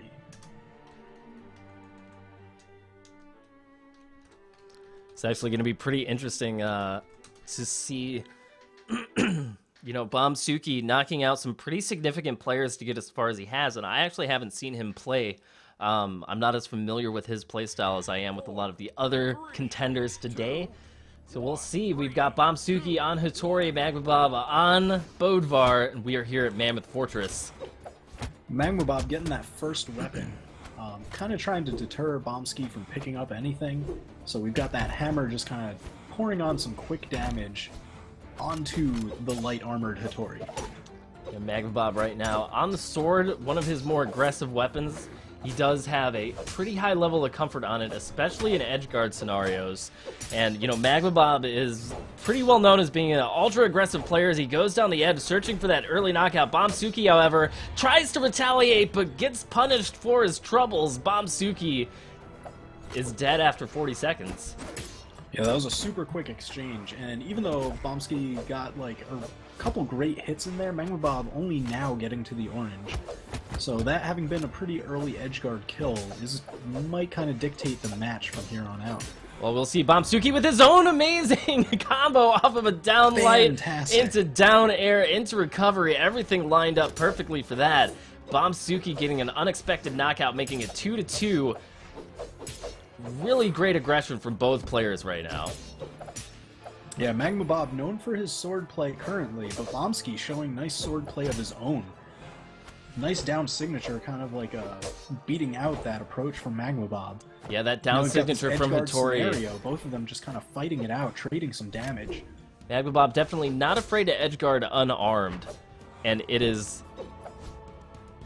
really interesting right now seeing these guys go at it. You know, Hattori's by definition, tend to be really aggressive, and Suuki right now is showing that he's not afraid to go toe-to-toe with Magma Bob. Both players pretty even right now, 2-2. Magma Bob with slightly more damage. Nice weapon toss from Suuki. Follows up with the down air, knocking Magma Bob down. Sequence. Really great movement from Suuki right now. Now, I just want to see Bombski get, like, any bit of damage on this life. Just kind of set him in a great position for the final stocks. Yeah, this is exactly what you want to do, you know. It's all about building that life lead at this point. And Magma Bob gets to the side air, immediately melting Hattori, you know, and there's the downside of the Fast and Furious Ninja. Just immediately melting to things where other characters would have survived, but Suuki is still up in the lead by a slight amount. Oh man, a little bit of trouble right there from the platform as he accidentally gets a signature off of that. I can't think how that was intentional. Nice weapon setup from Suuki right there, getting an uppercut off the toss. Yeah, Bombski has been having some great responses to every kind of approach that Magma Bob has been doing, and every kind of direction that he chose after each hit. Oh my goodness, Magma Bob getting picked up by the forward spear. Really good reaction from Suuki. Those forward signatures are really good at catching players off guard when they start to do that back and forth shuffle. It's really difficult to react to. Suuki saw Magma Bob kind of hesitating for a moment and just went for the risk and came out on top. Yeah, we saw some great sword play from Bombski earlier, but that stock was so dominant from his spear play. He had an answer for pretty much every move that Magma Bob was going for. And great play right there from Suuki. Magma Bob probably having to reevaluate how he's going to go about playing this match. And since he did lose the first stock, he does have the option to change characters. So if he decides to move to, you know, say Orion or somebody else that he's incredibly strong on. You know, Magma Bob also has a ridiculously good Ada that I've seen him play. He's also really solid himself on Hattori. So we'll see what ends up happening as we move along in this epic battle of epicness. Epic battles of epicness. The most epic. You know, I'm really good with words and stringing them together. Words and stuff are cool, I guess. Words and things, you know. All you need are the hype sounds. Oh my sweet land! Can you believe what just happened? Oh my goodness! I can't believe it! The classic sword pick from the days of the reign of Hattori. We're going to Thunderguard, dueling swords. Dueling swords on Thunderguard Stadium. What is this, April 2014? I don't know. 2015, my bad. Is it April? I can't tell. Suuki getting the first weapon. And here we go. Magma Bob getting a nice unarmed combo, putting down lots of damage on a Suuki, putting him down into the yellow. Suuki trying to get some weapon setups going, and you know, this type of play is exactly what makes me want to play Brawlhalla. This is one of those tournaments where just watching these guys play, I can feel it. I want to be playing this game right now. Yeah, and we can see, just as we did last match, and even the early part here, Bombski, whenever he's got that spear, he loves using it to kind of create some great situations. Use it for a lot of safety with those weapon tosses. And it's definitely an interesting method of play as Suuki is patient around the edge, putting Magma Bob down into red despite almost getting knocked out. Great conversions right now from Suuki. Magma Bob trying to find his own method for getting rid of this pesky ninja. Dodges out of it, goes for the options with the downlight ground Very bounce. nice string coming out of Magma Bob. Super, so just kills Hattori off the top. Super but risky he is going for that. In the red. He's gonna have to try and build a bit of a lead here. Yeah, we'll see if he's able to convert off of this or not. And, you know, in a sword v sword matchup, things happen so quickly, it's really difficult to anticipate whether or not an exchange is going to work out in your favor. Yeah, it is definitely one of the most aggressive weapon sets. Magma Bob going aggressive in the shenanigan area despite being in red, trying to show that he has no fear. Suuki right now showing him a bit of respect as Magma Bob finds his way in with a low to the ground hammer stare, but this should spell the end. Suuki converts off the down light into side air. Magma Bob goes flying as Suuki clears the map. Yeah, he's already in the now orange after that uppercut from Magma Bob. And I just want to talk about Magma Bob getting a couple good hits from the hammer just because he changed up his play so much when he changes the weapons. Like, he does a lot more patient footsie-based play with that hammer as opposed to that aggressive rush down of the sword. And I think that's something that really marks a versatile player as somebody who's able to adapt their playstyles based on the weapon set and isn't, you know, just going to throw away the option just because it's a little bit different. Magma Bob with an interesting setup there into a slide kick off of a close-range hammer toss, but isn't able to get as much damage off of it as he would have liked. Bombski trading some nice blows here, putting Magma Bob pretty close to kill potential. Oh man, Magma Bob right now on the edge. Is Suuki going to be able to close this out? He's not willing to chase down, respecting that hammer distance. Magma Bob just recovering around the outside as Bombski tried to edgeguard inside. Magma Bob once again surviving where other characters would not. And this should be the last downlight in the side air combo to end it out. 3 of those in a row from Suuki, and Bodvar just, you know, bullying his way through the hits. Yeah, so we've got Hattori already in the orange. Just about a minute 45 left in the match, so a lot of ground to cover, definitely enough time to do it. Magma Bob with the double down airs to finish it out. Suuki. Oh god, that was disgusting. That is a huge part of that shenanigan area. It's always been there. Suddenly just finished. That edge guard. Man, Magma Bob just floated immediately through that soft platform, not a single moment of hesitation, and that is why playing against Magma Bob is so scary, because suddenly, you're dead. That's it. Just suddenly, that's it. You're dead. You're dead.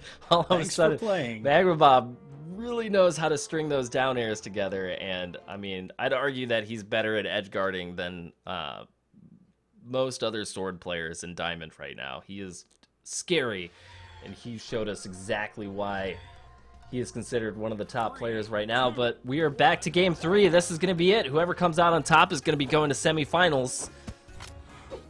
So we have that Twilight pick, very popular among sword users, and both of these players playing sword characters, going for that aggressive play. Magma Bob putting down some good map control, but Suuki trying to get the best use he can out of that spike ball. Goes for a ground pound, hitting Magma Bob in the face, putting him down into orange after just a little bit of altercations right there. I really like that read by Magma Bob. He knows that Bombski is really keen on going for those downlights. He loves those sword combos. They are super strong, give you a lot of damage. But he picked out one specifically, getting that kind of early jump down air with the hammer to just kind of snatch him up. Magma Bob dodging right into Suuki as he goes for the safety neutral, the safe signature for the approach punish, and God, Bombski has been making so many moves with that down signature from Hattori's sword. it has It's been just really great at spacing. He gets a lot of great options after it, even if they dodge. Suuki right now in a pretty great position as he gets some awesome damage onto Magma Bob, making a giant lead off of this early stock. This is Looking pretty dire for Magma Bob. He's really going to have to find a way to turn this around. Suuki getting the down light off of the sword roll. One of the best responses to that. Wow, really quick weapon down toss into that neutral air from sword. Almost caught Magma Bob, but Magma Bob putting him into an edge guard situation. Gets caught trying to pick up a weapon, but now they're both armed with swords. Just dodging that side sig. And Hattori right now just dodging through everything. Suuki is looking to get another stock off of this lead. Magma Bob just barely interrupts the signature. That would have been the end of him right there if it wasn't for that weapon toss. Oh, what were those item combinations? Yo, total pinball right there. This Hattori go bouncing off of every wall on the stage. Oh man, Magma Bob giving a whole new definition of what tilt means in a Brawlhalla setting. As he goes for a really aggressive down air edgeguard, almost knocking Suuki out. He does manage to get back, but Magma Bob isn't done yet. Multiple down lights. He's trying to get the lead back. All of a sudden, the match has gone almost back to even until Suuki comes out on top. Wow, that was really great though, because Bombski almost had like a full stock lead. Magma Bob kind of tied it up there, especially considering Hattori's low armor. And Suuki right now hasn't been hit by a single nair juggle, but he does get hit by a down air. Magma Bob evening it up 1-1 with 2 minutes left on the clock. Lots of time left for both of these aggressive players. Yeah, somebody is going to die fast and hard. Magma Bob putting down good damage with the sword neutral. He even gets the signature off the ground pound. Good spacing from both players right now, but Magma Bob not letting Suuki get away. Suuki looks like he's panicking just a little bit with extra ground pounds. The first couples that we've seen from him today, he goes for a weapon setup but isn't able to convert. Magma Bob trying to find the down air to close it out. Oh my god, this Magma Bob pressure, he's just chasing him all over the place. Sticking to him completely. It's like he's playing Terumi or something. What is this? Oh my god. Suuki getting some good damage of his own down. There's still 1:22 left on the clock. Magma Bob searching for a knockout. Not yet able to find it. He's on the hammer though. Suuki being very cautious, but he gets scooped up by the down air. Magma Bob takes it in the last match. He's going to be moving on to the semifinals, and Suuki is going to be moving down to losers despite some excellent Hattori play and a solid performance from both characters. See more of him as all these tournaments go on, because that was phenomenal play. That was incredibly good. All right, guys, time has come for the giveaway. I'm going to see if I can get this beautiful app to work, and if it is actually as easy as it appears to be. If that is the case, then we'll be able to make that happen, and somebody will be going home with an extra Metadev skin. All right. We're going to be loading up the names. Be taking a couple of people out just because, let's see, we don't need TWK Smash because he's giving it away. Yeah. Magma Bob's a mod, and he already has one. And let's see, where am I? I'm not even on the list. Excellent. I like that. All right. I think this will work. I think this is how this works.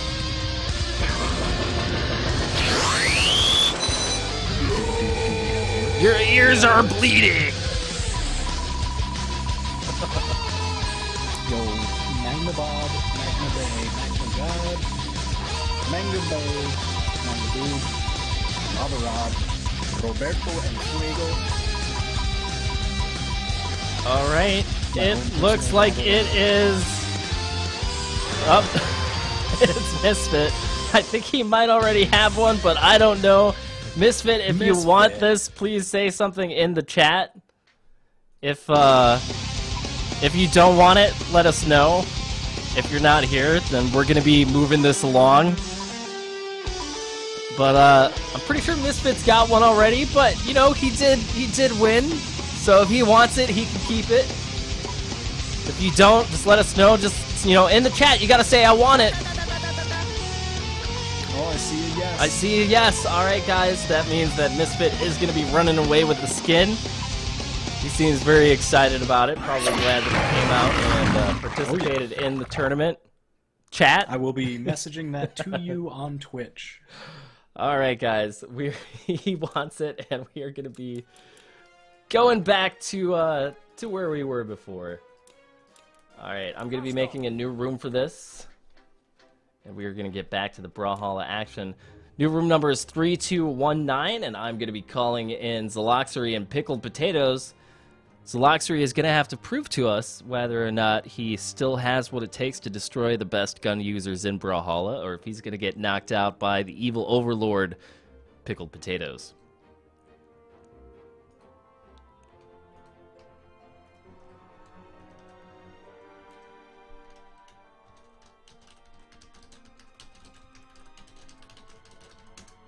All right, so that is sent on over to you.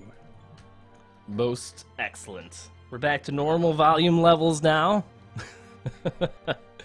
Alright, I'm in room 3219 if you want to join in on me. We've got Pickled Potatoes and Zelox in here, and I'm going to go see if I can't turn on the AC in my house because these matches are getting so intense I'm starting to sweat. Oh yeah, everybody's feeling it. Yeah.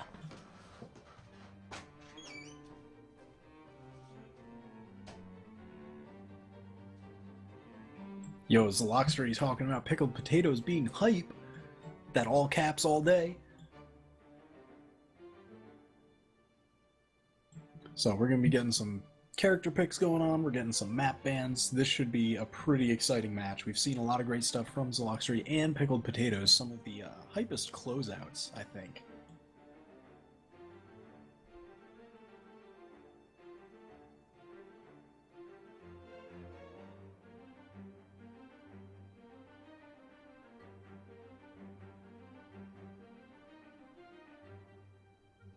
So we got some bans going.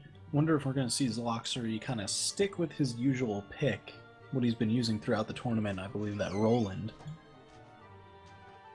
because we've seen some great sword play, some really nice lance pickoffs. He's gotten more than a few kills with that lance recovery. I'm really interested to see how this match pans out. Zelox representing the few Rolands that exist everywhere, Roland being probably one of the most underplayed characters on this patch, according to the most recent data release from BMG. If you guys have data. Oh, the data. We got BMG Dan, mad shoutouts for him generating all of the data, and for casting his own Brawlhalla tournament earlier today. If he's still in chat, don't know if he is or not. Man, shoutouts to Blue Mammoth Games in general for making a kick-ass fighting game as we are here on King's Pass. Pickled Potatoes versus Zelox, Roland versus Rax. Zelox managing to scrape out on top against Flex in his last matchup. Let's see if he's able to do the same against Pickled Potatoes or not. This is just left on a standard 4-minute time match. We gotta call him to close it out. Oh, dear boy. I guess they went through bans, they went through other things, but didn't actually check the, you know, the settings. That might have been my fault. I don't know. Welcome to Why I Don't Run Tournaments. Oh, yep. Alright, Zelox, I think, killing himself there. Yeah. But that doesn't really do it in a time match. Yeah. We're going to have to start over. Alright, so we're going to default this match. It looks like they did close it down. Damn it, Pickle. Alright. We'll just consider that a no match and start over from the top. That was button checks. Yeah, we had some button checks. You know, we had somebody with a Mayflash GameCube adapter controller, Golden Arrow 1976, that only works on an AS400 machine. So, you know, we just had to make sure that worked. Shoutouts to BMG giving support for every controller method that exists. All right, there. I have made the correct settings. New room is 7103. Rules are fixed. Sorry about that. And we'll be moving along now that the rule should be good to go. My apologies, everyone. You know, typically I have somebody awesome like Holy Pale or Zelox who runs the, you know, the Code Brawl Tier Monster tournaments, doing all of these logistics so that I don't have to do things like mess everything up. So... That's alright. I mean, it was caught early, so... Yeah, so we're alright. We'll just be going back to King's Pass with these same characters. And the correct number of stocks and minutes. 3, 2. So, King's Pass, we got Zelox on Roland, Pickled Potatoes on Vrax. Back at it. We'll see if this match starts out the same way. Pickled Potatoes gets the first weapons, exhibiting some good map control. Zelox moving in now with a sword. Pickled Potatoes trying to show that he can lance, but Zelox being hyper aggressive right now, putting down loads of damage onto Pickled Potatoes. And you know, like, this is one of the things I love about the way that the sword is designed, as Zelox gets the early knockout.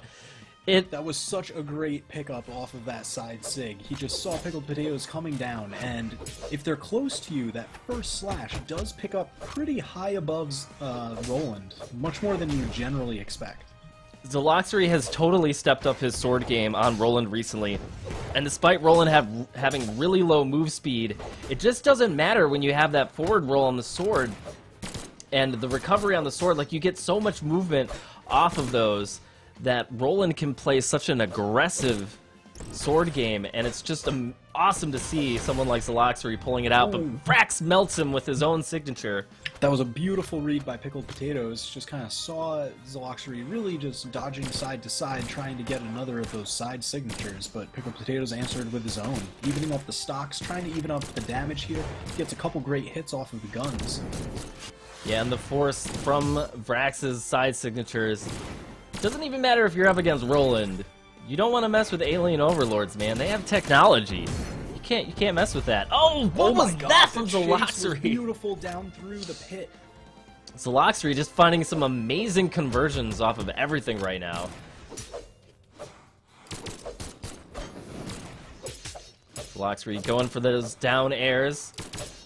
That option that we've seen sword players use time and time again today after that down light.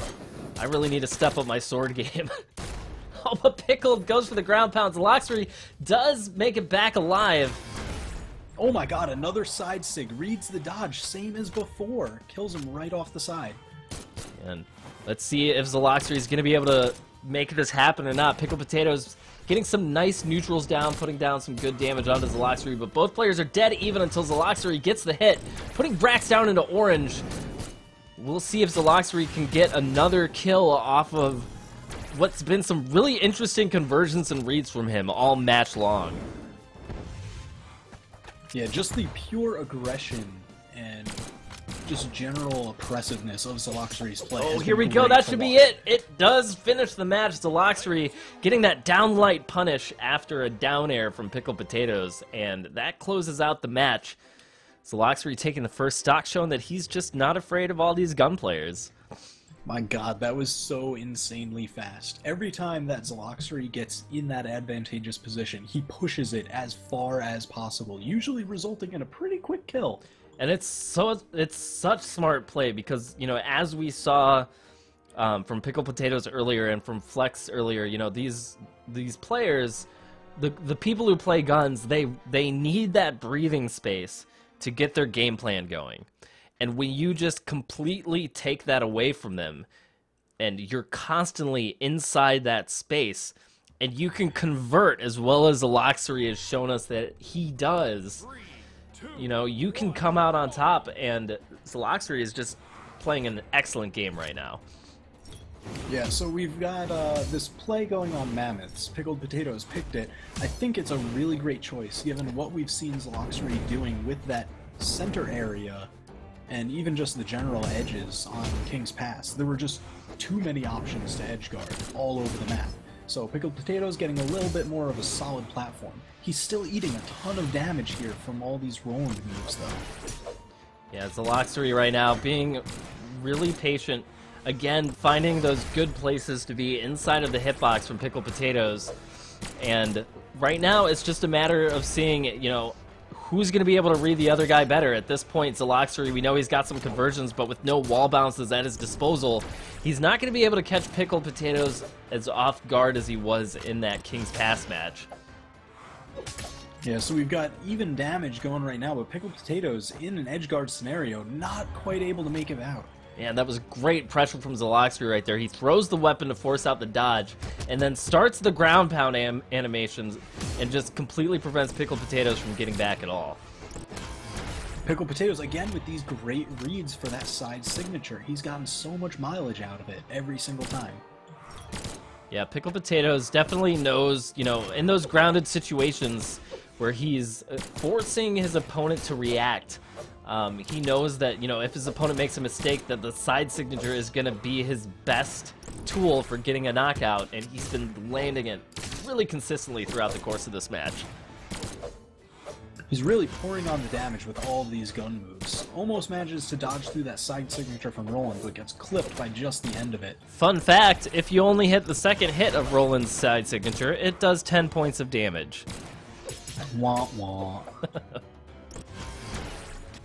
Oh, nice delay from Zelox to punish the dodge through. He's again trying to force it out. He gets the ground pound. Excellent edge guard from Zelox, forcing the dodge early. If Pickled hadn't dodged it, probably would have been knocked out by it. Zelox is able to follow up with the ground pound at just the right distance, but he gets hit by the side signature.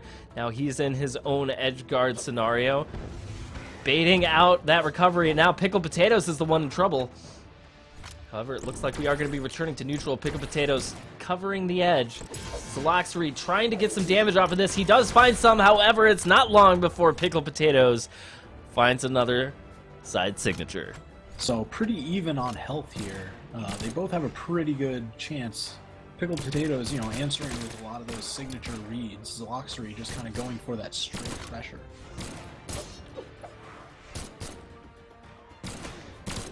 So here we've got some nice damage piling up, just fully evens out that life. Pickled right now, trying to keep that space game going, but Zelox finding those ways in, gets the baseball bat attack. And here we go, everybody is... So we have this tense edgeguard situation. A little bit quiet, Oh another baseball bat from Zelo. Is he going to be able to finish this out, or is Pickled going to find the damage that he needs? He gets Roland down into the orange. It's not far away from Doom right now.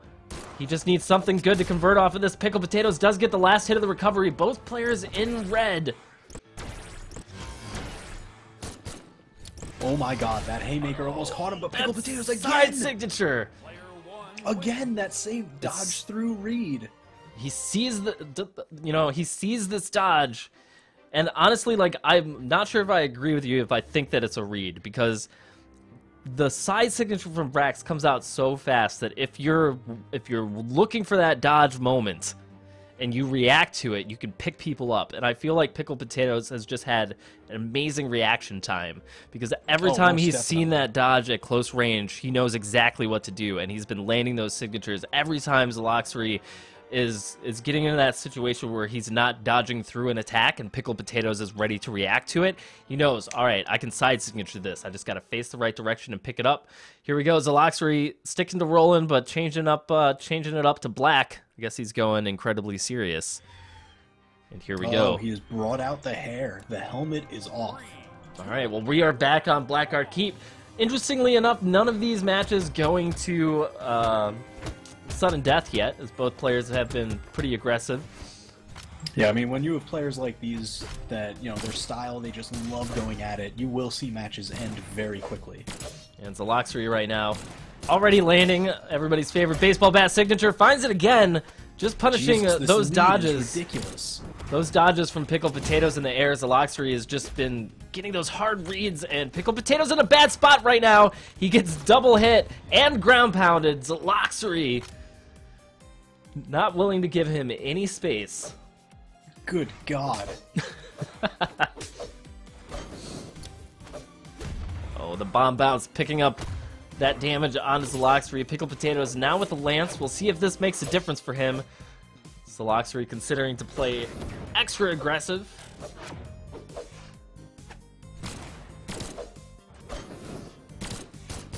And things are getting pretty tense right now. Zelox has a big lead, an entire stock up on Pickled Potatoes as he gets a great conversion off of a forward roll. Pickled Potatoes gets clipped by the signature. Zelox sends him once again to the side. He's trying to find a way to finish it out. Pickled Potatoes tosses out the side signature, lands the second hit. Zelox being patient with the recovery. Oh, turns the wrong direction and gets the long-range side signature, expecting the dodge from Pickled. He's up 3-1. Jeez, this is such a commanding lead after we saw such a pretty close game from that last one. Zelox just really going to town on this map. Zelox got to be feeling really good right now. He's got such a huge lead. Pickled Potatoes would have to play the game of his life to turn this around right now. He does get the side signature, making it 2-1. First signs of life from Pickled Potato, because up until this point, Zelox has been completely dictating the entire pace of this match.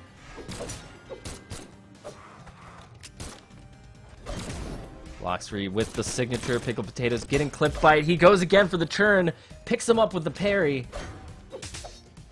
Down light off of the soft platform. What was that? Zelox punishing the spot dodge. Zelox is going to be moving on to semifinals as Pickled Potatoes gets knocked down to loser's bracket after what was some incredible roll and play from Zelox. Jeez, yeah, Pickled Potatoes, you know, he started out doing so well, so many kills with that side signature, and then Zelox was like, you know what, I've got one of those of my own.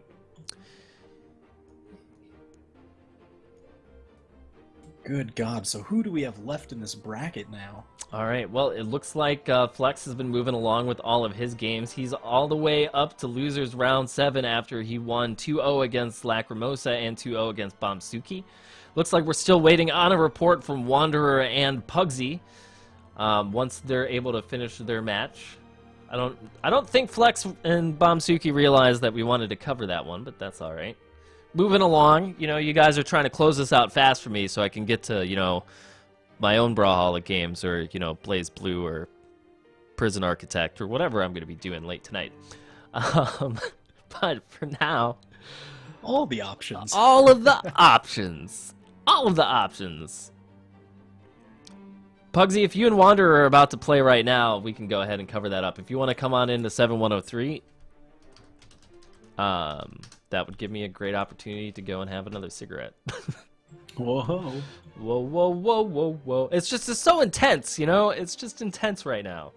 I know, you need... I'm like, totally quitting. You just can't handle by it. the end of the year, I will be nicotine free.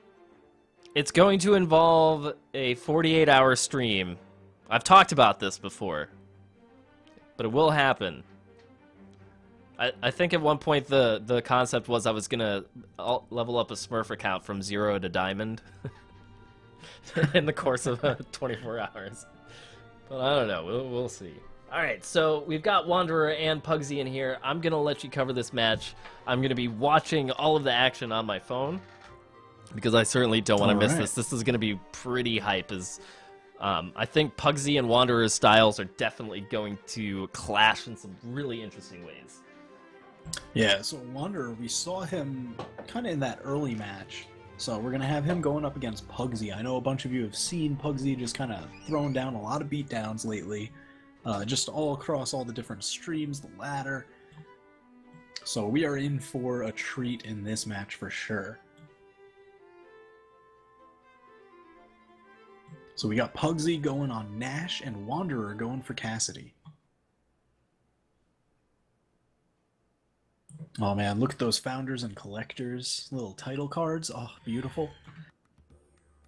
So here we go, going on to Mammoth. 3, 2, 1. Starting off the match, they're gonna... oh, very nice bow. Some nice etiquette here. But Pugsy picking up a spear, going against Wanderer's hammer. Getting some very early damage on Cassidy here. Wanderer answering with some nice unarms into picking up his guns. And this is where we're really gonna see kind of a bit of a spread happening. Wanderer picking up such an early kill, oh my god, after a beautiful gun string. Just a nice sequence adding on a lot of damage. That recovery just snipes him out of the air. So we've got this hammer kind of giving him a full stock lead at this point. Just going right into the guns, kind of denying Pugsy any kind of map control, any kind of items. He goes for that Taibo combo off the top. But again, Pugsy not getting caught by it this time. Still just about full stock lead for Wanderer, but Pugsy going for the Edgeguard with the hammer now. He's in the red, and Pugsy is actually going to have to try and fish for these signature hits. He needs to get a kill very soon if he's going to have any hopes of kind of evening this up. Oh, beautiful catch with the signature. A little bit too far to actually kill off of that, though.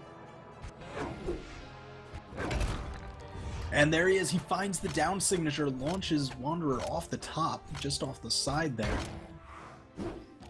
Some great patience, but gets caught by Cassidy's side signature. Just a very great move to kind of shut down any real approaches. And again, there he does it. He just footsie ranges outside of that side light from the hammer. Side signatures again, and now he's got Pugsy deep in the red. Pretty much in kill potential.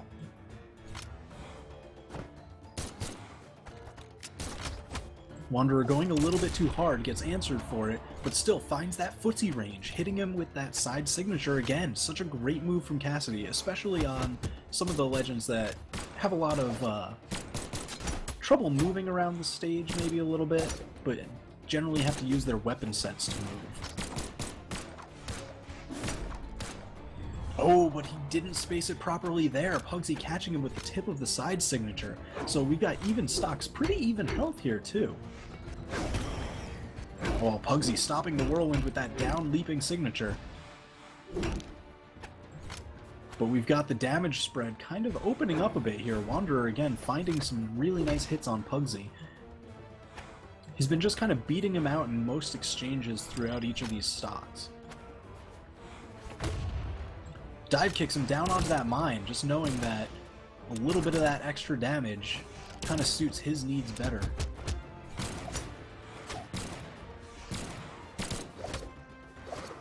Wonder if we're going to end up seeing another footsie side signature. There it is. Just closes it out pretty much the same way.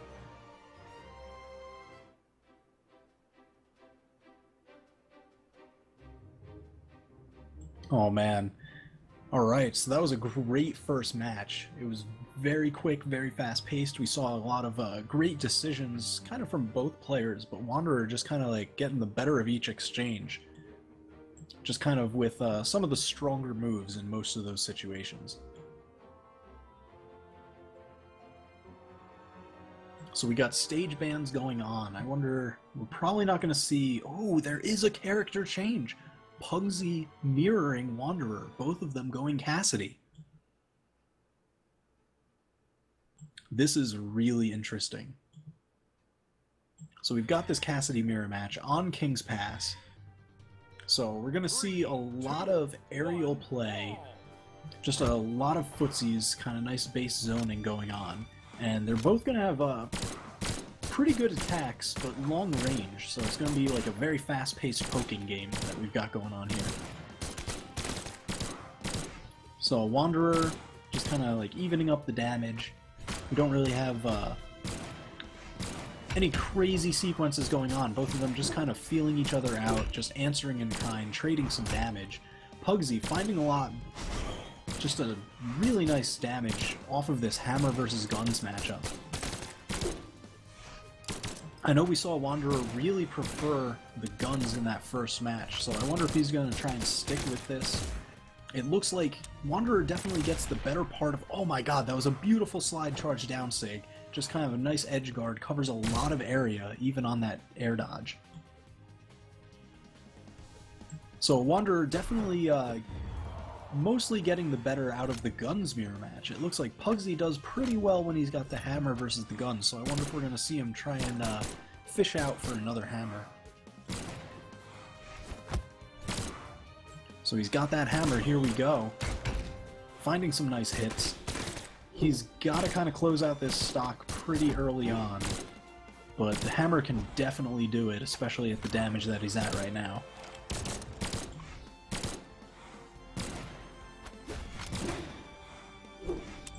Yeah, Wanderer playing pretty aggressively, but really just nice footsie spacing. He's trying to build it up to like a full stock lead, just kind of pouring on the damage here, give himself like the best possible scenario coming out into that second stock. But Pugsy catching him with just the edge of that gun recovery, knocks him off the top. Ooh, doesn't get caught by that down signature, so very nicely done. Wow, Wanderer is really just kind of fishing for a lot of these signature hits. He wants that early kill, he wants that full stock lead back.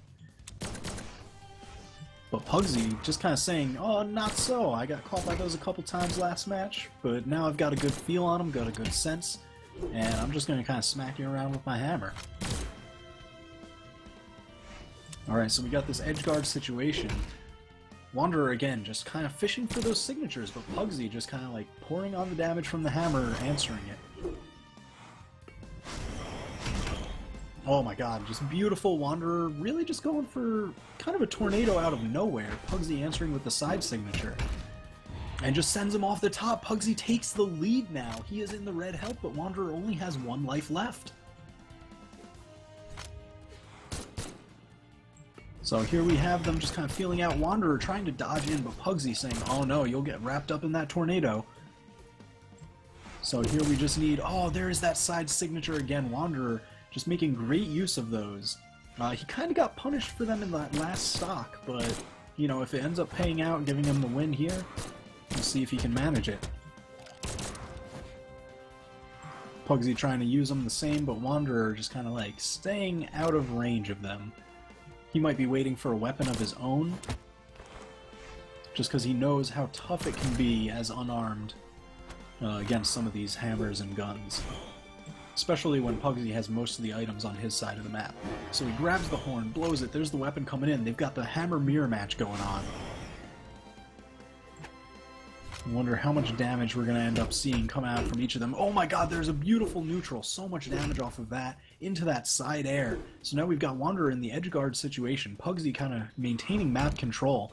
Just kind of hits him as he tries to dodge through. Oh my god, a beautiful neutral air off of that first neutral air. Wow, he just really chased him down hard. Did not want to give up the advantage that he got from that Edgeguard situation, and just had the proper answers to keep him from getting back.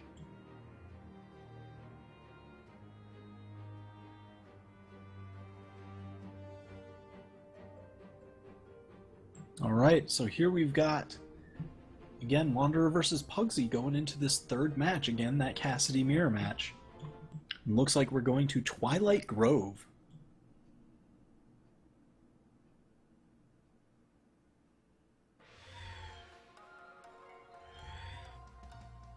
So this is 1-1 in the set right now. Pugsy versus Wanderer, mirror matching Cassidy on Twilight Grove. Wanderer getting the first weapon out here, but Pugsy kind of punishing him a little bit for it. Oh, Wanderer finding that nice neutral. But again, they're just kind of spacing each other out here for a moment.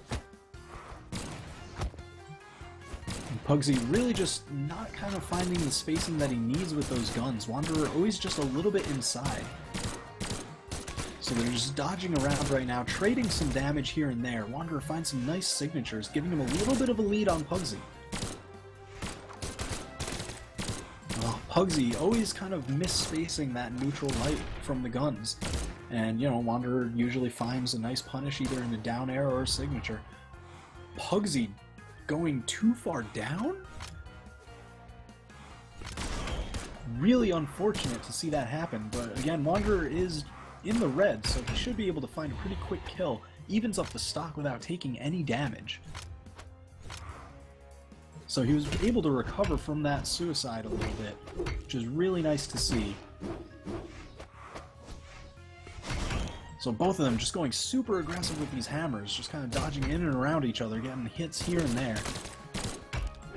Wanderer getting that down air, but Pugsy answering back with that neutral light, just kind of still trading damage, both of them in the orange, keeping this pretty even match. Really nice read on that dodge, just kind of saw it, reacted, hit that neutral light. Just a nice punish. Oh, but he gets hit. Wanderer getting a lot of mileage out of that neutral signature. It does cover so much area, so it is a great anti-air and answer to a lot of approaches. Pugsy and Wanderer feeling each other out. Pretty high damage on both. We've got the hammers, so we should see a kill pretty quickly. There it is, that down air off the top. Pugsy, that is not the first time that he's done that. He's found great success. Just kind of jumping over a lot of Wanderer's grounded moves and catching him. Oh my god, that signature. Just catching from almost right stacked on top. And again, there's that neutral light. Pugsy pouring on the damage.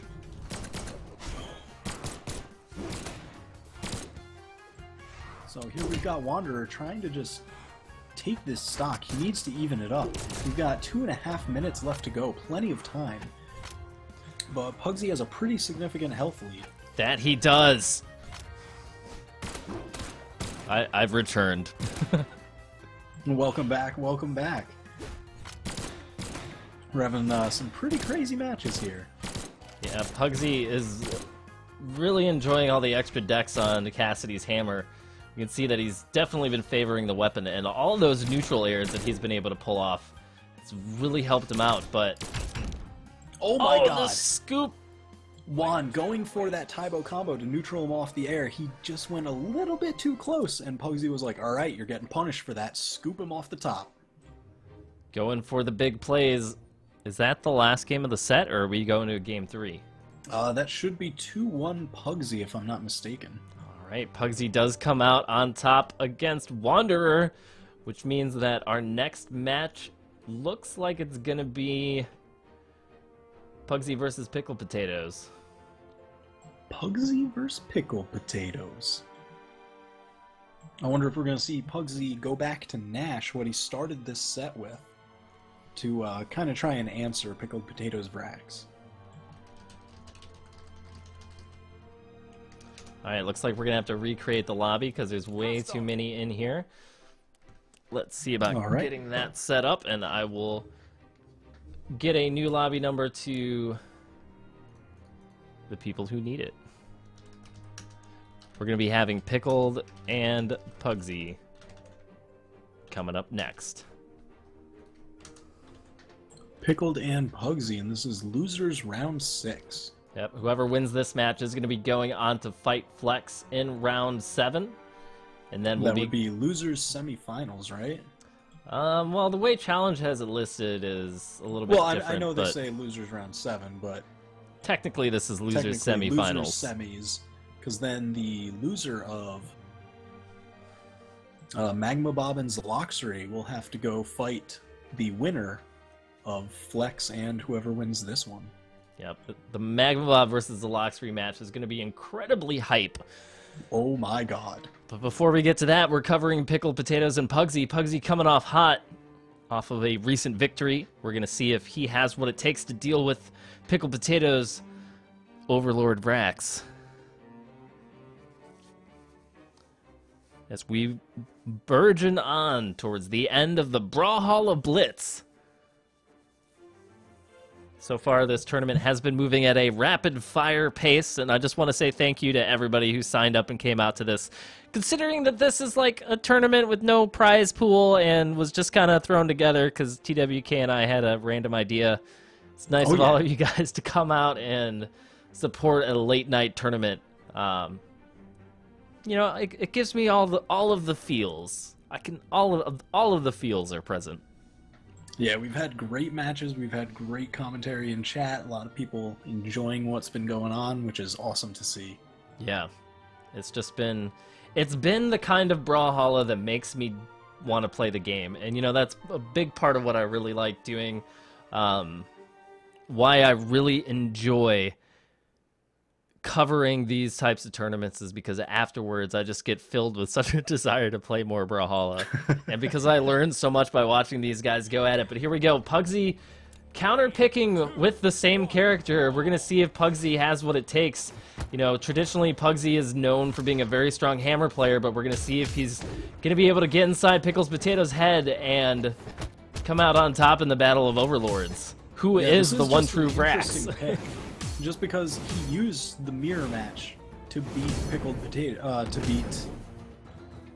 oh my god, Wanderer just this set before. So we'll wonder if that same mirror match strategy is going to do it for him here. Yeah, you know, and this is one of those things that you see when people counterpick like this on a character that's not their main. We're gonna see if this works out in Pugsy's favor or not. Because when you're a top player and you do this kind of thing, what you're planning to do is to do all the things that that character does against you. And the trouble is that a lot of times it works out more in the favor of somebody like Pugsy, because you gotta feel that Pickled Potatoes right now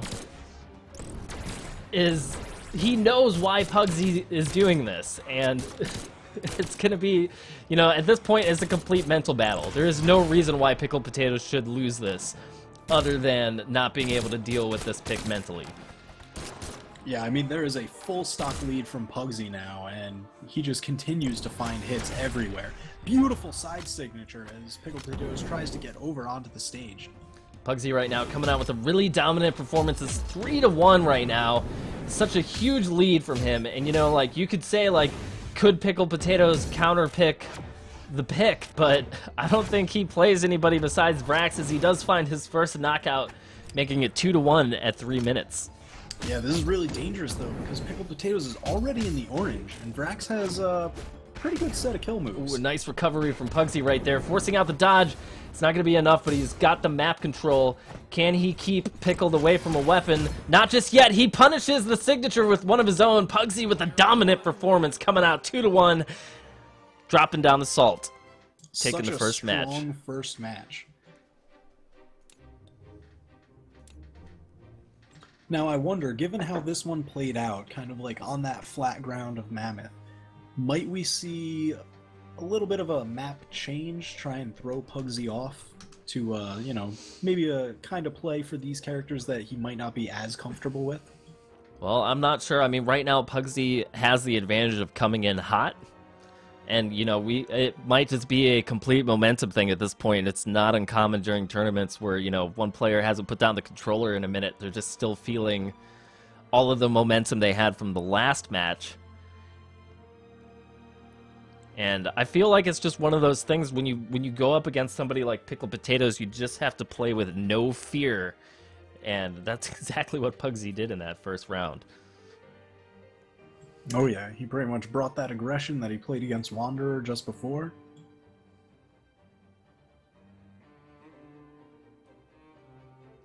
Apparently Pickled Potatoes was having some lag issues, and it looks like he's actually going to be forfeiting the match. Saying that 3 bars is no fun, and that's going to be it for Pickled Potatoes. So up next, we're going to have Magma Bob versus Zelox. Oh yeah, that should be a very hype match. I just want to say thank you to Pickled Potatoes for playing. You had a fantastic performance during this tournament. I'm sure there were more than a few shots with you in them. Yeah, it was definitely awesome to watch Pickled Potatoes early on in the tournament.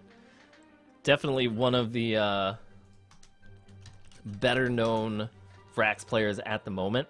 But right now, we're going to be doing winners semifinals, or winners finals, to see who's going to be going on to the grand finals and who is going to be rocking it out in the losers finals. Going to give Pugsy a minute to cool off and collect his thoughts. He's probably going to have to start coming up with a game plan for how he is going to deal with Flex, as that is who he is going to have to face off in order to continue moving on. But for now, we are just waiting on Magma Bob. Magma Bob, please come to the lobby. Magma Bob, Magma Bob, Magma Bob. Magma Bob, Manga Bay, Lava Rob. Lava Rob and Manga Bob. Roberto en Fuego. They have 5 minutes to show up, otherwise we'll be... Oh, never mind, here he is. So TWK, right. I think the burning question that is on everyone's mind is, what are you and I going to do after this tournament is over? Oh dear God. These are the real questions. I mean, it is Friday. I don't have to wake up until like 11 o'clock tomorrow. Oh. Oh. The temptations are real. They are. They are. Especially since we are hurtling towards the end of this 1v1 tournament. Anything could happen on Raven's stream, as some of you well know. Oh, part of the creed, shouting for the roguelikes. He is always shouting for the roguelikes. Always with the roguelikes. Need them necro dances. Everybody loves them necro dances, man. God, I love that game so That much. game's so good. Especially because, as you know, I used to play a lot of DDR and ITG. Oh, yes. And Danny B, the guy who did a lot of the music for Necro Dancer, did a lot of music for ITG. So I'm a big fan, and I really enjoy his stuff. Nice. Oh, man. It's just so good. So many good games out there. So many great people to play games with. It's always hard. Too true. It's always hard. Man. Well, guys, we are getting underway here. Everybody is, by everyone, I mean Zelox and Magma Bob are starting their map bans. And we are going to be moving forward with... To Blackguard. To Blackguard. Once again. Now, this is a sword v sword battle. Blackguard keeps swords at dawn. Oh, yes. Zelox once again on Roland, Magma Bob on Bodvar, as these two have stuck to their mains all throughout today. Blackguard keep, Zelox versus Magma Bob. We've seen some really aggressive play from both of these players as Magma Bob starts off with some good unarmed. Zelox counters with some of his own. Yeah, damage pretty even throughout right now. And we've got that sword versus lance matchup. Some great damage coming out from Zelox, putting Magma Bob in the red. This is kill potential already. Yeah, both of these players really aggressive. Only 30 seconds have passed. Magma Bob going for those down airs on sword, trying to stay above those dangerous horizontal hitboxes of the lance. Magma Bob going for his signature, but gets punished for it. Zelox finds a nice ground pound right there. Oh, just so we've pixels seen away. Take a lot of extra damage from Magma Bob. Oh my god, a beautiful side signature. Catches that falling side air from Magma Bob. But again, it's that armor from Roland that kind of lets him, you know, eat a few more hits and just kind of be a little bit more reckless and aggressive with a lot of his play. Zelox right now putting down good damage with those sword rolls. Magma Bob, one of those players where he doesn't typically fish for those down light combo starters as much as possible, which means he tends to get hit by those side lights a little bit more often than you would expect, but he does get his own knockout, making it 2-2. Not too much of a life lead for Zelox, but that could change. However, Magma Bob keeping up the pressure right now. Oh man, and those Edgeguard scenarios are always so hectic and nerve-wracking when you are on the lance, just because it doesn't have one of the best recoveries for making it back. Zelox getting the nice down light in the side air. Magma Bob is on the edge now. He does manage to recover. Zelox trying to cover the space right now with that beautiful side signature from Roland. Definitely one of the huge advantages that character has. That side signature does so many different things so well. And there's the signature from Zelox, punishing that air dodge. Baseball bat. We've seen Zelox nice put that to Magma Bob, not getting hit as he's trying to pick up the horn. Ooh, nice signature from Magma Bob right there, getting the scoop off the ground. Zelox just playing like an unpenetrable wall right now. Actually using the sword side light to move away from Magma Bob's hitbox there. Yeah, and that is the thing. Pretty much if you don't have your dodge available at the moment, especially on one of the slower legends like Roland, that sword side light can move you quite nicely. And Zelox right now playing with lots of confidence. Magma Bob does land a signature, knocking Zelox out, making it 1-1, but with Magma Bob already in orange, this is going to be difficult for him to come back from. Looks like Zelox is more than happy to try and fight unarmed against the hammer here. Oh, Magma Bob punishing that neutral air. Zelox goes for the poke and misses. Magma Bob trying to get in with those hammer side airs. Not able to find it, gets punished for the neutral. Oh, now we've got this sword versus hammer. Zelox finding that down signature. This could be bad for Magma Bob. He does recover, but is it going to be Taking so enough? much extra damage just trying to get back. Oh, barely misses that bomb toss. Oh, Magma Bob tries to dodge forward through the signature, but the last hit comes through for Zelox as he takes the first match. Yeah, we've seen a lot of great kills coming off of that side signature for Zelox. He's made a lot of great use of it. It's an amazing tool for Roland. I would argue that without that signature, as useful as it is, Roland would not be as solid of a character. There are so many different things that you can do with it. You can set up frame traps with it. You control all this horizontal space. You can use it as a parry. You can pick people out of the air with it.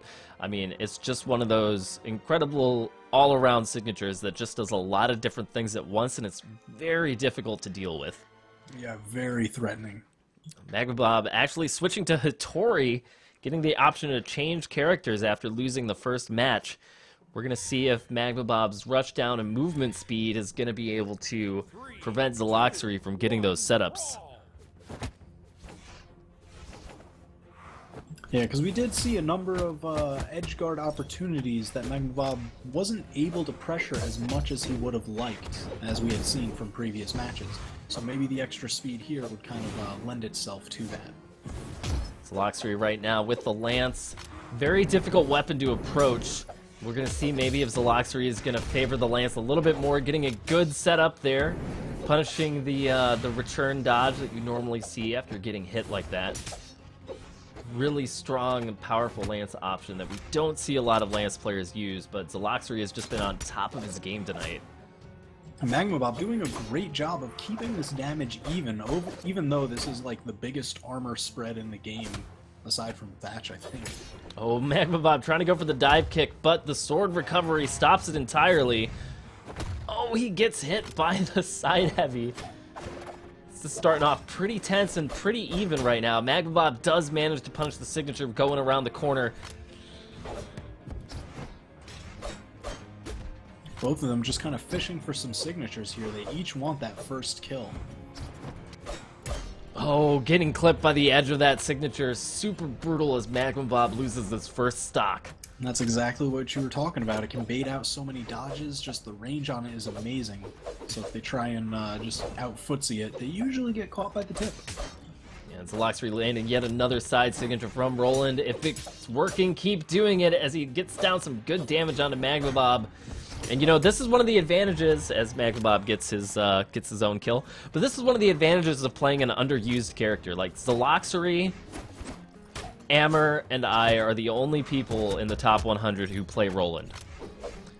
So unless you're playing against one of the three of us, and recently I've been playing more Brand, like you're not used to dealing with those tools. It's not that you aren't aware that they exist. It's just that because you're not used to having to deal with those options as much as you are with, say, like Rax or, you know, Cassidy or Lucian or Bodvar.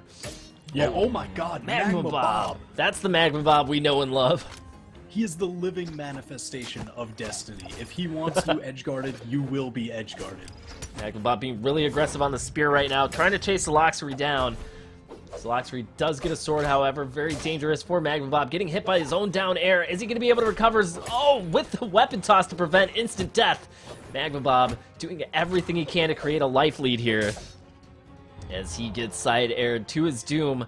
However, Zelox is in yellow. Magma Bob can bring this back. Just showing how quickly and aggressive these matches are. We are just now nearing the 2-minute mark. Magma Bob getting a ground pound. Zelox not quite sure how to react to it. Magma Bob dodging through the signature. Nice movement from him.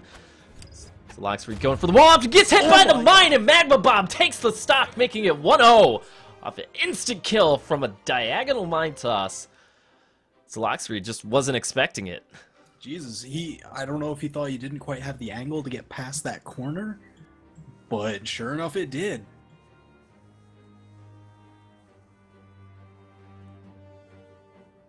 Wow, Magma Bob sniping Zelox there at the last moment. And startling conclusion to an incredibly tense match.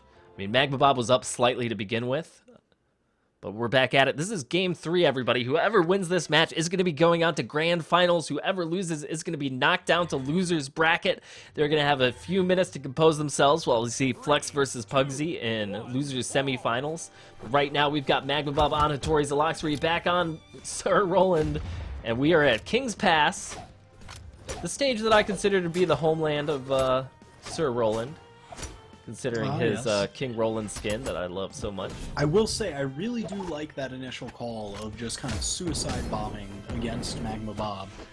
Just because, you know, with Roland's armor, it doesn't mean as much as it does. Barely recovers, he punishes him with a down air. How did that work out in Magma Bob's favor? Magma Bob in a sticky situation. That pressure was too good. And somehow, he comes out on top. Magma Bob really again looking to get that nice gimp. Oh my god. All these sword down airs. He's looking to put him down. The down airs are coming out in force. Magma Bob with the instant down air again. He is not willing to get knocked out of this tournament without a fight. Zelox isn't playing with as much confidence as he was in that first match, and, you know, I think it's just part of Magma Bob adapting as he does. Yeah, he's adapting, and I think particularly in this matchup, the greater speed of Hattori is kind of suiting his style against Zelox a bit better. You know, back when Roland was first released, the, you know, armor versus dexterity argument was really interesting. Ooh, catches him with that neutral air. Sends him off the top because he had so much damage piled on, but Zelox is already in the orange, so Magma Bob has a pretty good lead to work with. He does, but with Hattori's low armor, Zelox just needs to play, maybe, I don't want to say more safely, but if Magma Bob has to put in the work to make this happen. As he goes in for the down air, Edgeguard, Zelox going underneath. He does dodge around the corner. Magma Bob, with lots of pressure, does get some more damage onto Zelox. Zelox just barely managing to get back down to neutral before he can get a hit of his own. Magma Bob trying to chase him down, doing everything that he can. Zelox just floating his way until he gets hit by a weapon. This is why this map is so scary, especially against weapons like swords, because there are so many opportunities for good spikes. See, even if you went around, when you get to that kind of center area, you're still in prime spike territory. Magma Bob right now trying to keep up the pressure as best that he can. He does get poked out twice in a row by Zelox's neutral lance. Zelox playing a little bit more patiently, and I honestly think in this matchup he could find some really good success with the lance if he just slows down the pace a little bit. Magma Bob once again going in all aggressive, trying to get those gimps.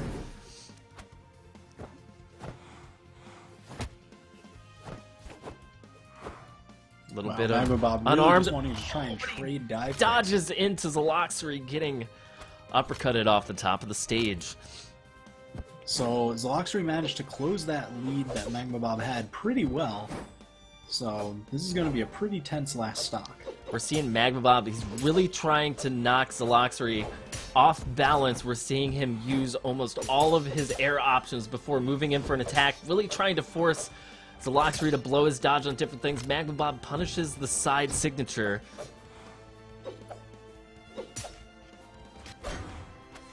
Dodging through the baseball bat, messes up the weapon toss. Magma Bob on the back foot now. He's in orange. Zelox just barely in the red. Oh, but Magma Bob gets the combo! Beautiful spear combo. Hattori, one of the only spear characters that can pull that off at that health level, and Magma Bob nails the combo to finish Zelox off. And Zelox is going to be moving back down to losers. So Magma Bob moving on to grand finals. Whew.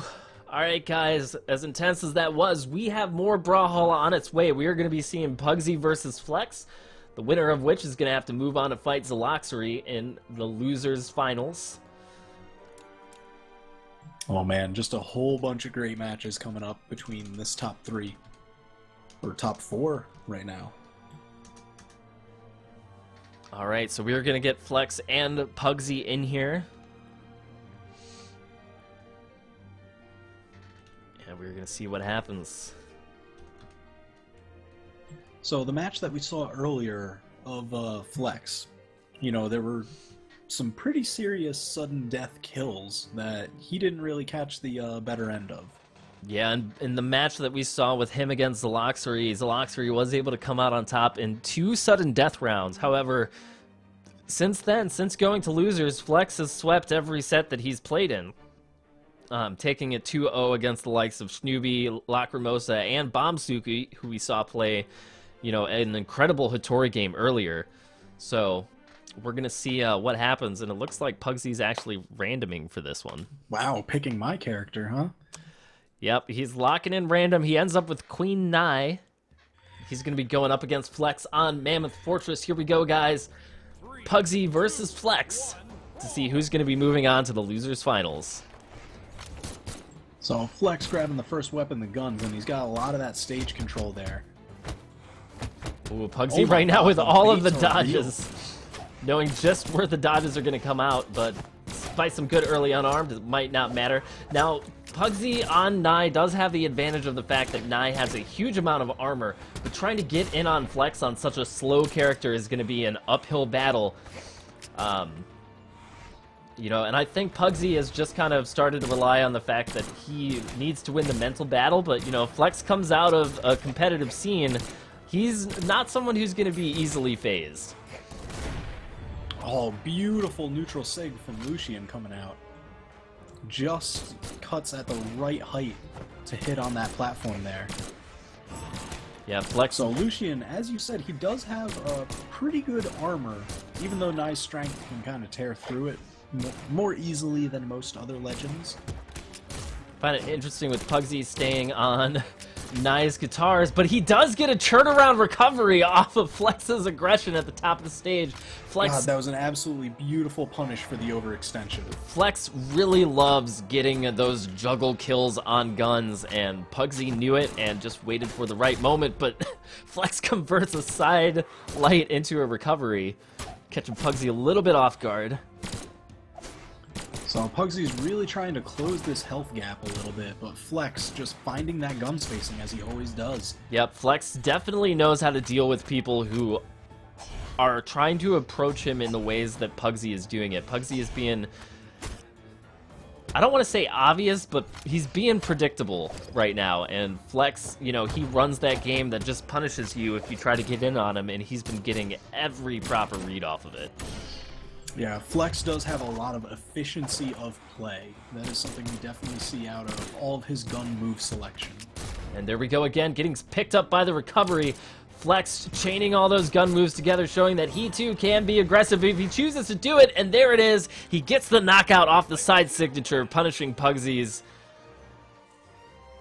I really like the fact that he didn't use that signature throughout most of the entire match. He rarely used the signatures at all. So that way, by the time that it was that pressure situation where it was the right answer, it might not have been as fresh in Pugsy's mind, thinking about that as a possible punish. Alright, so we are going to be moving on to game 2. Looks like Pugsy's just kind of taking it easy on this one. Going random again. And remember, guys, immediately after this match, whoever wins is going to be facing up against Zelox in the losers final. I know everybody's excited to see more of that. Oh yeah, that'll be definitely awesome. So we have the same character matchup going into Twilight Grove now. Despite Pugsy randoming twice in a row, ending up with Queen Nai twice in a row. BMG RNG. Pugsy right now getting some good unarmed down despite an early disadvantage, and now it's Qatar v Qatar. Both players staying cautious, but again, Pugsy being unfamiliar with Queen Nai doesn't have all of the punishes for every scenario, but you know, people have said numerous times that Flex isn't exactly strong on Qatar's himself, but he's proving otherwise right now as he gets some good damage down on a Pugsy.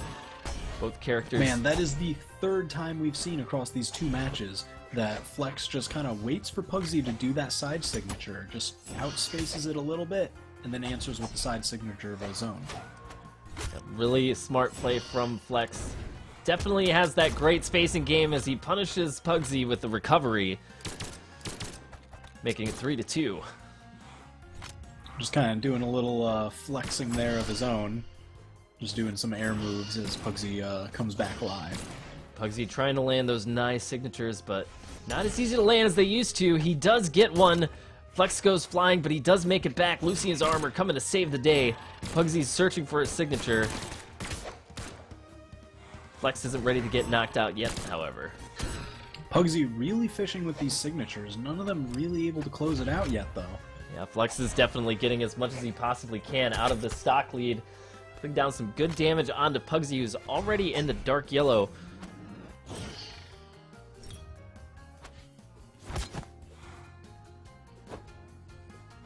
So Flex just kind of going for like a couple of hit and run pokes here. He really just wants to definitely get an eye within kill range before losing this first stock of his.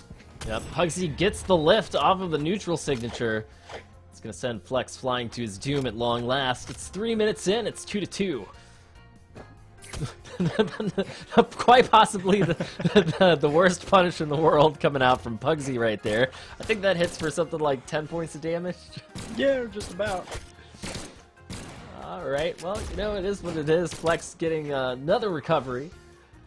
And, honestly, that's one of the things that always amazes me when I watch Flex play or when I play against him, is that he is able to land gun recoveries in scenarios that where I can't even see it coming. I don't know how it does it. Like, I would have to put the gameplay down to half speed or less and rewatch the tape to figure out how he lands so many recoveries on guns. Oh yeah, he just sees those paths.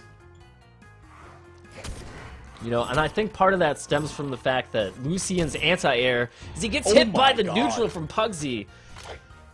Pugsy just throwing out side sig into the neutral for the kill. Oh man, Pugsy now with some Qatar aggression. Maybe he's seeing a little bit of a light at the end of the tunnel.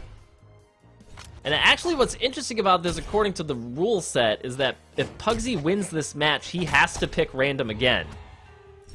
Yep. That's why I love random. We'll see what happens. Pugsy with a nice diagonal dodge right there. Almost gets through that gun neutral light, but not quite enough, and he kind of eats enough to tie up the stock. Oh, Pugsy now looks like he's actually trying a little bit harder, getting some spacing in, but Flex picks him up. The downlight into side light combination.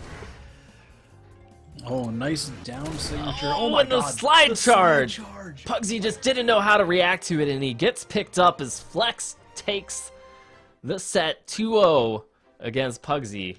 He's going to be moving on to fight Zelox in a rematch of what originally sent Flex down to the losers finals. Oh man, this is going to be an exciting set. It was funny, while Flex in chat while watching Zelox play against Magma Bob was like, okay, I don't feel bad about losing to Zelox anymore.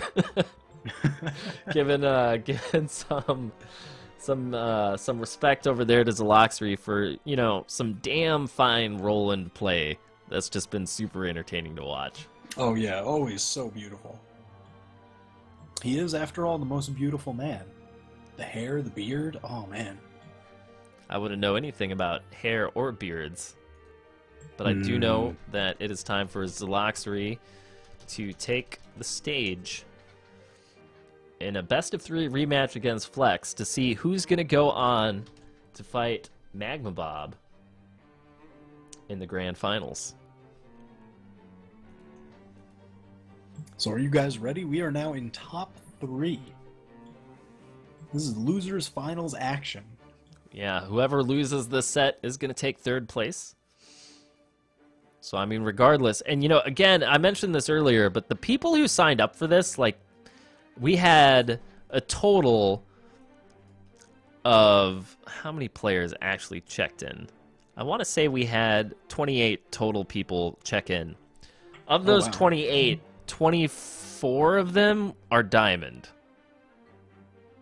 Pretty stacked tournament pool. You know, so I mean, this has been some of the best of Brawlhalla, and it's been an absolute pleasure to cast this. And TWK, thanks for bringing up the idea to do this. Oh no, thanks for casting this with me.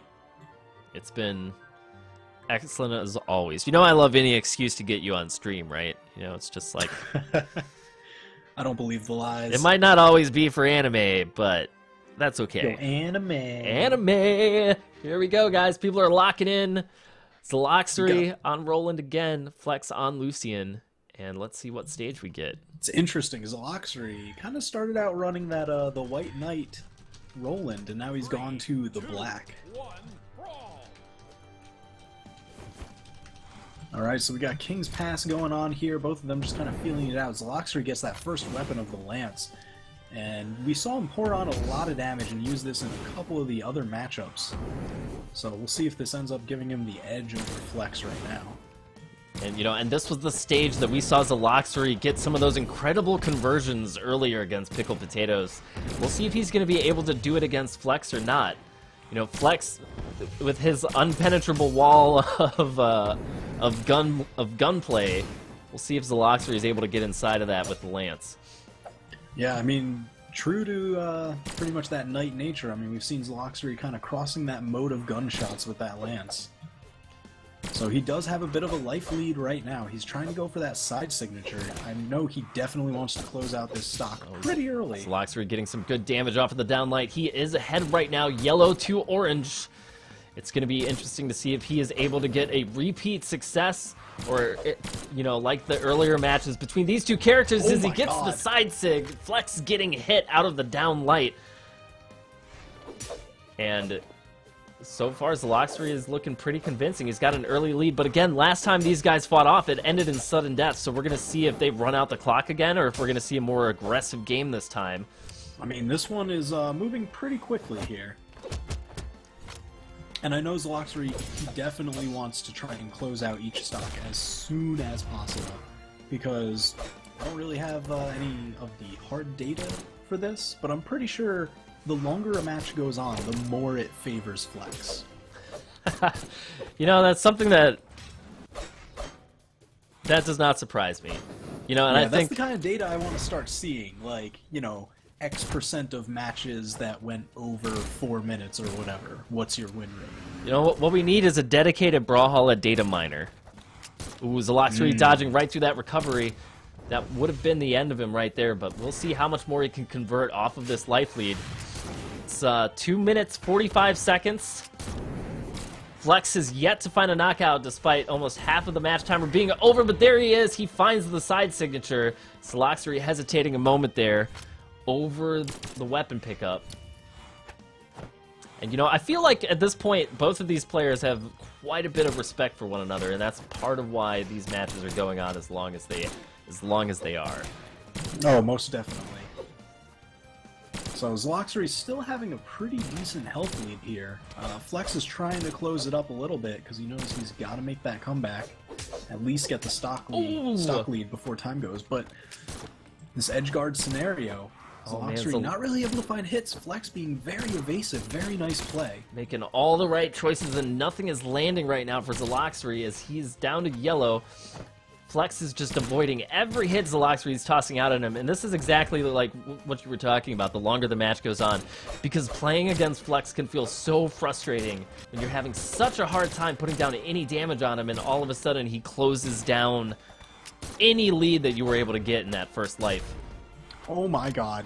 Not quite enough to kill off that recovery, but it definitely sends a message to Zelox. Goes again for the slide charge. Zelox tries to punish with the down air. Somehow manages to dodge through the last hit of the recovery. Flex really wants a knockout off of this, and at this rate, it looks like we're probably going to be going to sudden death as both players have two stocks. Bait on that recovery. Like, he knows that Flex really wanted to go for it, so he did that nice little jumping into ground pound. Zelox trying to punish these recoveries, but it's just so hard to do. Just barely misses the signature that would have ended his life as Flex gets the recovery in the middle of an exchange that just did not work out in Zelox's favor. Oh my god, so we have a minute for Zelox to try and take out this second stock of Flex. And then we'll see if either of them are able to close it out before sudden death sets in. I'm sure none of them really want that to go on. I know Flex probably has a little bit of horror flashbacks going on from the previous. Well, it could be, unless he can avoid getting knocked out here. You know, there's 30 seconds left on the clock. Flex is up by 2 stocks, but it looks like he's continuing to fight as best he can. He's trying to find those guns. It looks like he wants a clean win as he gets knocked out. It's 1-1 now. 20 seconds left. It's pretty likely that we're going to sudden death here. It's going to be happening again. Flex is going to be getting some flashbacks.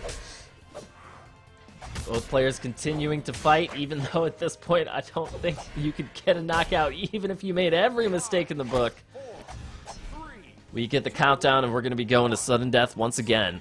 Here we go, and all the items reset. Oh, both of them fall over on Flex's side, so Zelox forced to get that. We've got the sword versus the guns. This is going to be rough right now. Flex just needs 1 recovery or 1 side air to make this happen. Zelox getting the hit. The wall saves Flex's life. He instantly recovers, isn't able to pick anything up. Zelox being very, very patient, knowing that every hit is crucial right now. Oh, a little bit more delay, and that would have been the knockout. Flex now searching for those recoveries, trying to pick it up wherever he can. Zelox dodging through everyone so far until Flex lands it. It took 8 times, but he found it and takes the first match. He's so good at finding those recoveries. Zelox so close so many times on the lance recovery, but Flex always dodging just right through. And absolute patience coming out from both players, as apparently my Twitch stream is not running because I wasn't able to get a shot of that. But by God, these sudden death moments are tense.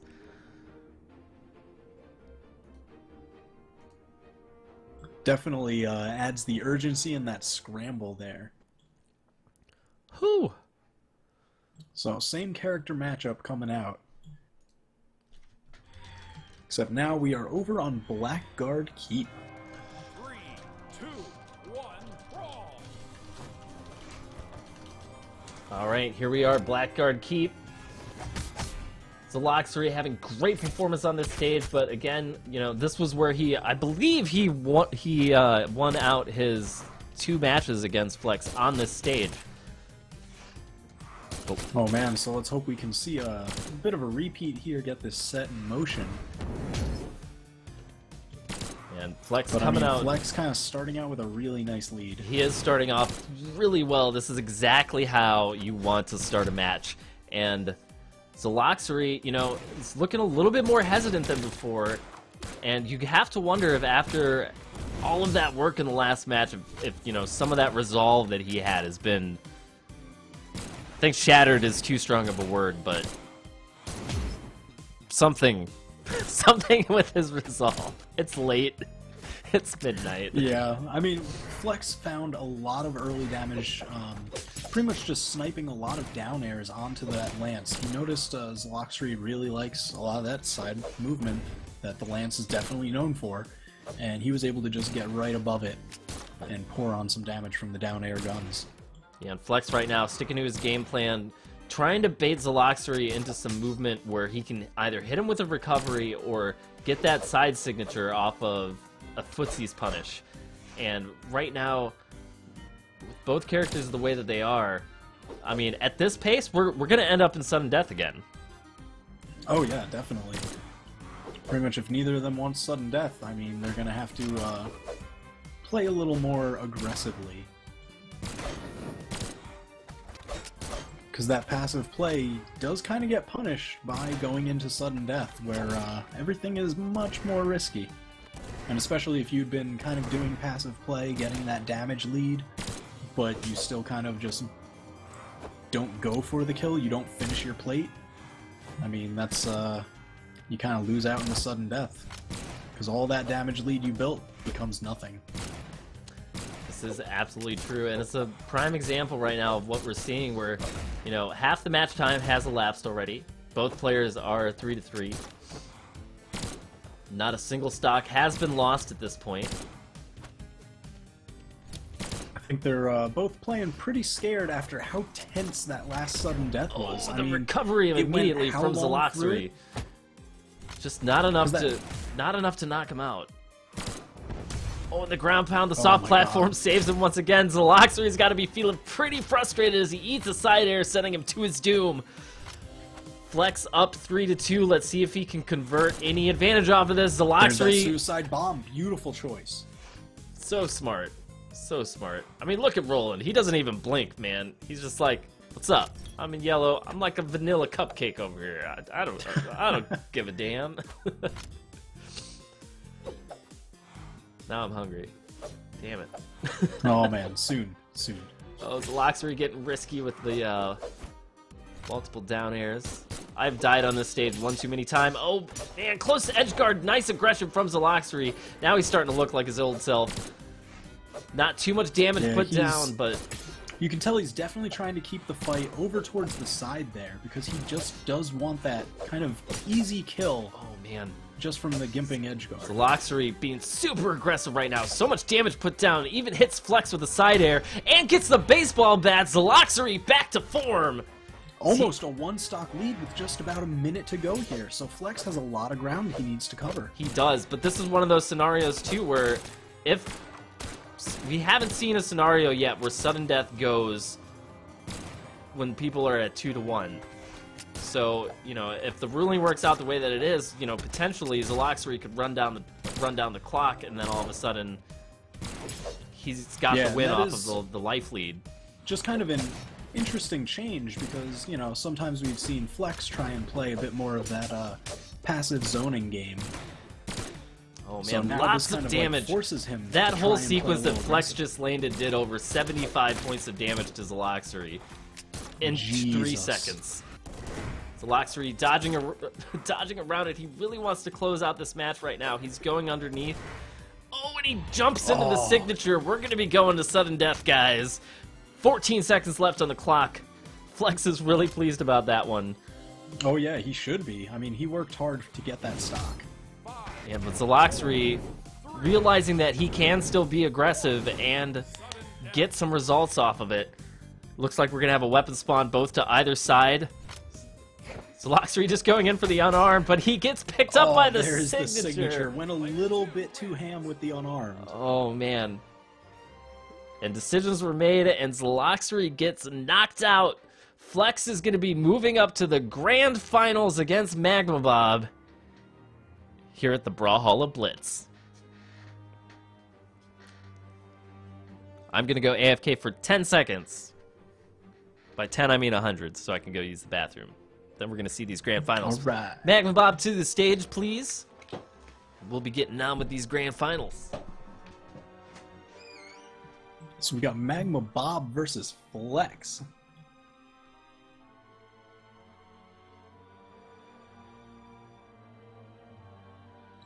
So let's hear it, chat. Who do you think has this one? We've got Magma Bob coming from the winner's bracket. So Flex, coming from the losers, is going to have to close out 2 3 out of 5 sets, because this is grand finals, so it is 3 out of 5.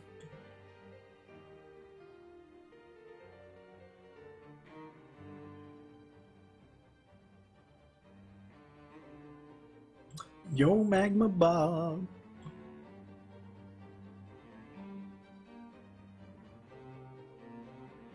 Oh yeah, I see a lot of love for Magma, some love for Flex in here. This is going to be pretty intense.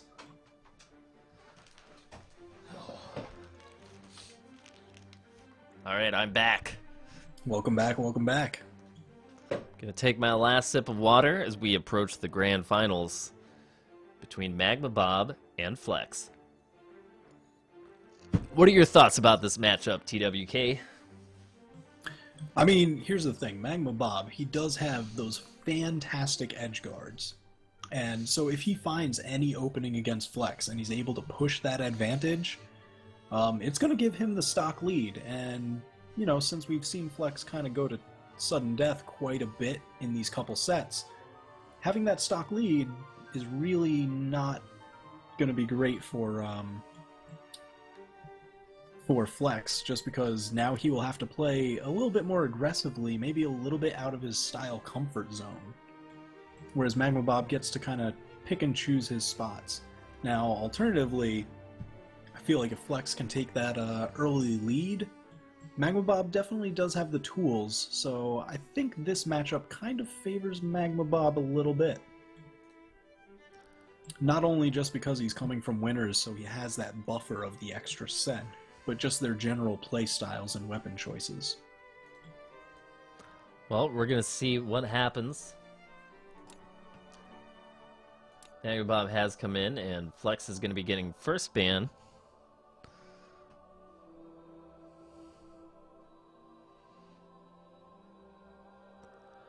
This is going to be pretty tense. I'm thinking, you know, it's one of those things where with playing against somebody like Flex, it really is about being able to press those advantages when you're able to create them. Oh, yeah. The 'Cause just opportunities... as I was talking about before, I think the longer a match goes on, the more it leans towards Flex. I think that is definitely true in this situation. We're going to see Magma Bob opting for Hattori, deciding to go for speed over safety. And I think a big part of that is he realizes that, you know, Bodvar works really well against characters that like to approach, but that's just not something that Flex does. And so maybe Magma Bob is hoping that Hattori's speed is going to help him get in.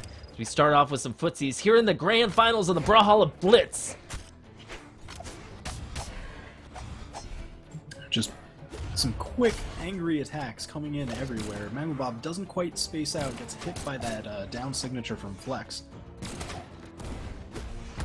Magma Bob almost getting a nice unarmed conversion off of that. Lots of movement and aggression from both players right now. However, Magma Bob has been getting the short end of the stick on the deal. Flex barely in yellow. Magma Bob almost in red at this point, taking so much damage. Hattori's armor doing little to nothing to mitigate what's happening. Yeah, that does make this matchup very interesting, because Magma Bob, he gets that extra speed. He really wants to go in, press those advantages. But Flex also kind of sees, hey, Hattori's a pretty easy target to kill if you get those opportunities. Oh, So and he's Magma going Bob very hard. gets picked up by a signature as Flex gets the first knockout. Magma Bob picking up the bomb toss immediately, but not able to return any damage to it. Flex right now with just a barrage of gun attacks, putting down so much damage. Magma Bob already into the dark orange. So Magma Bob getting a lot of spears. I think he's definitely looking more so for the sword, just because that kind of gets inside the guns a little bit better. It is something we've seen Magma Bob do excellently with all day today as he exhibits a ton of map control.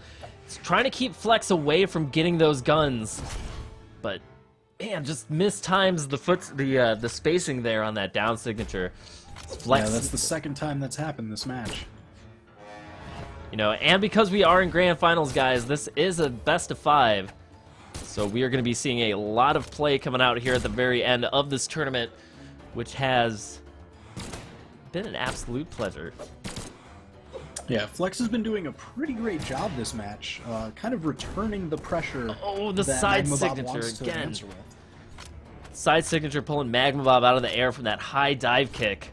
Flex trying to go for some map control, but Magma Bob hasn't even gotten a stock yet. It's 3-1. Flex showing that he could be counter-aggressive at this point. Magma Bob just trying to land any big hit that he can. Flex being very cautious around everything. He does get hit by the side air. It's still not enough. Lucian makes it back. Flex is going to continue to try and convert as much of this as he can, but Magma Bob does get the knockout at long last, making it 2-1. And that was nice, because Magma Bob didn't take too much damage on that stock, which makes this comeback still a possibility, albeit unlikely. No, and it's funny because one of the most interesting things about the way that Flex plays is that a lot of people have argued that Lucian is, you know, no longer a very strong character after all of the nerfs his gun signatures received. And Flex is just showing exactly how to use them effectively. You know, I think he's been able to get knockouts with every single one of his signatures throughout the tournament today, and just showing just how valuable the stat distribution on Lucian can be. Oh yeah, absolutely. I mean, just those base stat distributions, like, do make him a very strong character regardless of weapon signatures, anything else. Just puts him in a nice position against most of the cast. Man, Magma Bob trying to land any kind of weapon toss, anything to stop Flex's barrage of gun attacks, and Flex doing an excellent job at avoiding everything, punishes the spot dodge with a recover. Flex always finding those recoveries so nicely. Oh my goodness, Flex takes game number 1. In a very quick and aggressive fashion.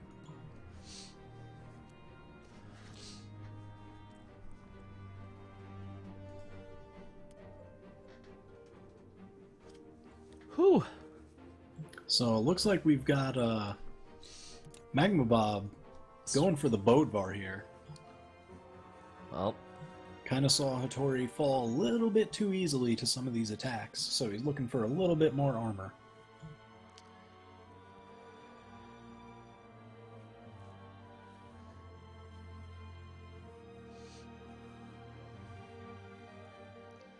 and right now we are heading back into this.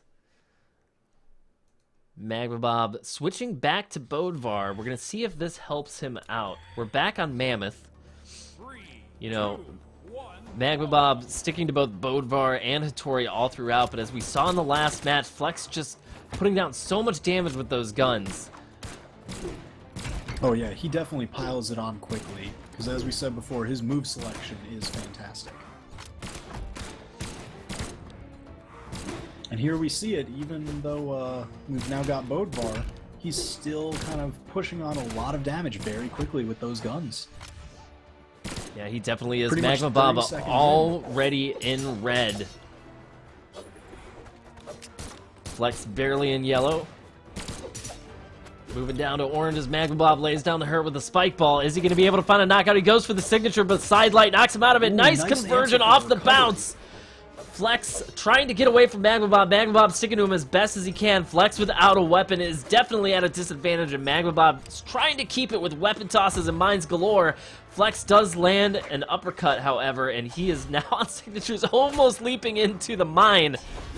Flex searching for that hit. Magma Bob punishes with a sidekick, and both players in deep red. Any big hit will end the first life, and there we go. Magma Bob finds it off a close-range bomb toss. Yeah, it was a very aggressive ground pound from Flex. Man, great. But, I mean, he got punished by the bomb, so he picks up some Katars now. Great turnaround from Magma Bob right there. I Magma can Bob definitely see Flex grabbing another one of these signatures. Oh my god, every single one is just not far enough. There we go, Magma Bob sticking with that hammer for too long. Weapon spawns behind Flex, and he immediately goes for it to get back on guns. Qatar is just not working out for him. Magma Bob getting a great life lead off of that stock. Long distance, Magma Bob punishes it! Low to the ground, punishing the slide charge from Flex. That had to take him by surprise. Just as dominant as Flex was in the first match, Magma Bob is just about as dominant in this one. And Flex right now returning with his own knockout, punishing Magma Bob's spot dodge once again. Magma Bob's got to be feeling really good right now, but it's not over yet. Just like you said, the longer the match goes, the more in favor it is for Flex. Is Magma Bob going to be able to close it? We are now at the halfway point of this match. 2.5 minutes to go. Magma Bob trying to find the footsies that he needs to get those punishes. Flex goes for it again. Magma Bob misses the punish this time. Flex, I think, ending it a little early. He gets the recovery out of nowhere. All of a sudden, it's 1-1. Flex is in orange, but it might not matter if he can rack up the gun damage that he needs. Magma Bob right now trying to stick to him. Oh, just every time he goes for a signature, Flex knows exactly the range he needs to be at. Magma Bob finding great use with these hammer recoveries. Oh my god. The aggression from Throws Magma the Bob. hammer to force him to go high, answers with the side air. Magma Bob playing the game of his life right then. So a very quick and aggressive first game win for Flex, and then Magma Bob just answers right back with pretty much the same. Alright, looks like Flex has given us a BRB. Alright, And here he is. rejoined, so we're going to be continuing on. It is now 1-1 in the grand finals. Magma Bob versus Flex. Bodvar versus Lucian. And what's turning out to be some pretty intense games as we get back into the action. Moving on to, let's see if we get Mammoth Fortress again. It's Flex. Oh, yeah. Yep, there we go. Flex at the beginning of the round basically said that he didn't care what stage they played on, so Magma Bob may just be picking Mammoth Fortress this whole time. And nice early unarmed from Magma Bob. Flex starting off on Katars. It's going to be searching for signatures. Finds 2 in a row, evening up the life lead. And he's back on guns. Let's see how Magma Bob responds here in game number 3.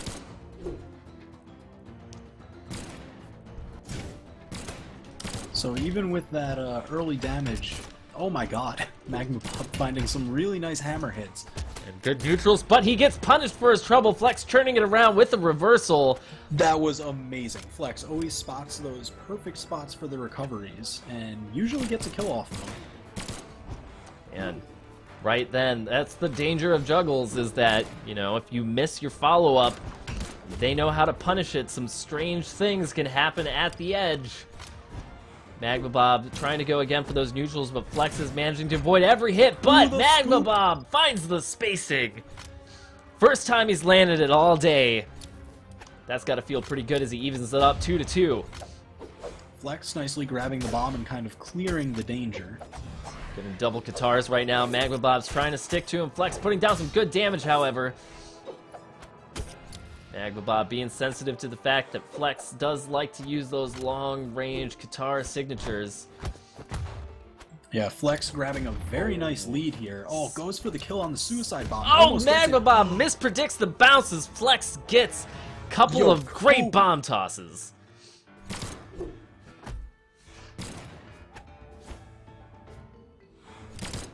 Magma Bob now trying to return the damage. With his own explosives, because he's got a lot of ground he needs to cover.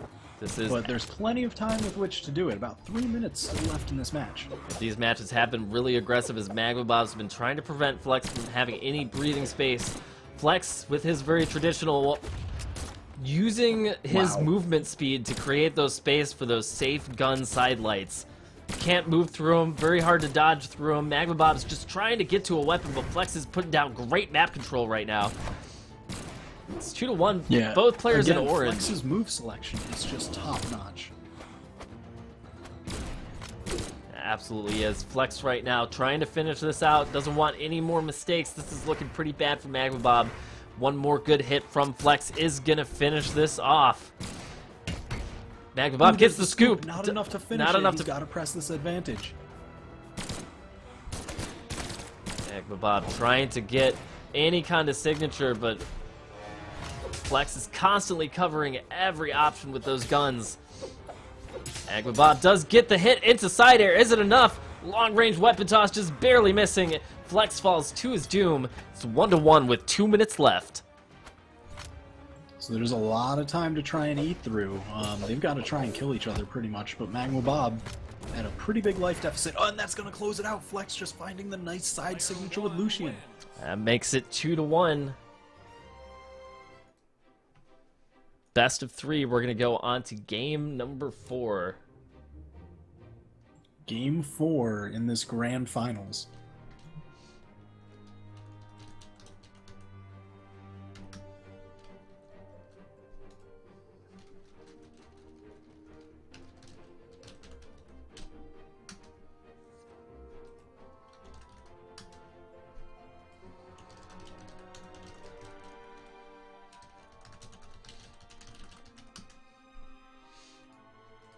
Alright, just making sure everybody's aware that it is a best of 5. Yep, did say so on the rules for challenge. Challenge. Challenge. Challenge. Alright, guys, I'm giving out some Brawlhalla keys as we get into the match. TWK, I'm going to let you do that while I track down my keys. Alright, so here we have them fighting again. Same characters, this time on Twilight Grove. We've seen Flex get a ton of recovery kills on this map, so he may be able to reset the bracket with just a few of those.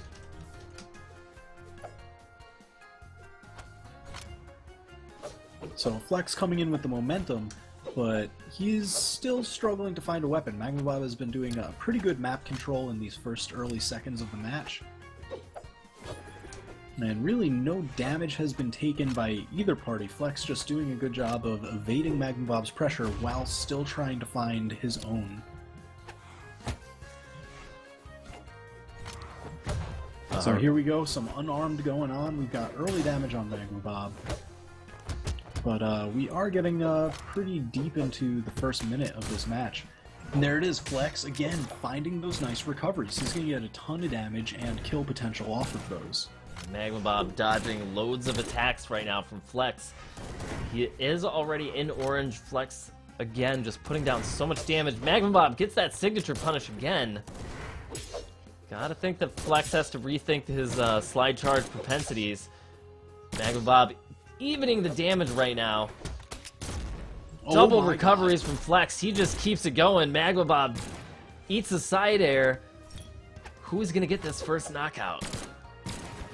So many times there have been close edge guards by Magma Bob and then some nice recoveries from Flex. This is a tense first stock. Flex finds it with the side signature off the platform.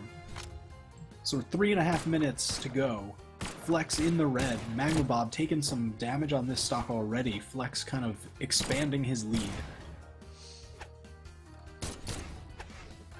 Magma Bob trying to get that bomb punished. He gets the scoop off the pseudo. Flex was getting a little greedy with that nair into recovery. We've seen that punished before today. And Magma Bob picks it up to even at 2-2. 3 minutes left in the round. Flex answering. Yeah, that is especially dangerous against the hammer, just because that down air scoop is so quick. And if you're trying to recover to kill him off the top, it doesn't have far to go to kill you. Magma Bob getting some good damage with the sword, but Flex is back on guns, getting a lot of damage down really quickly.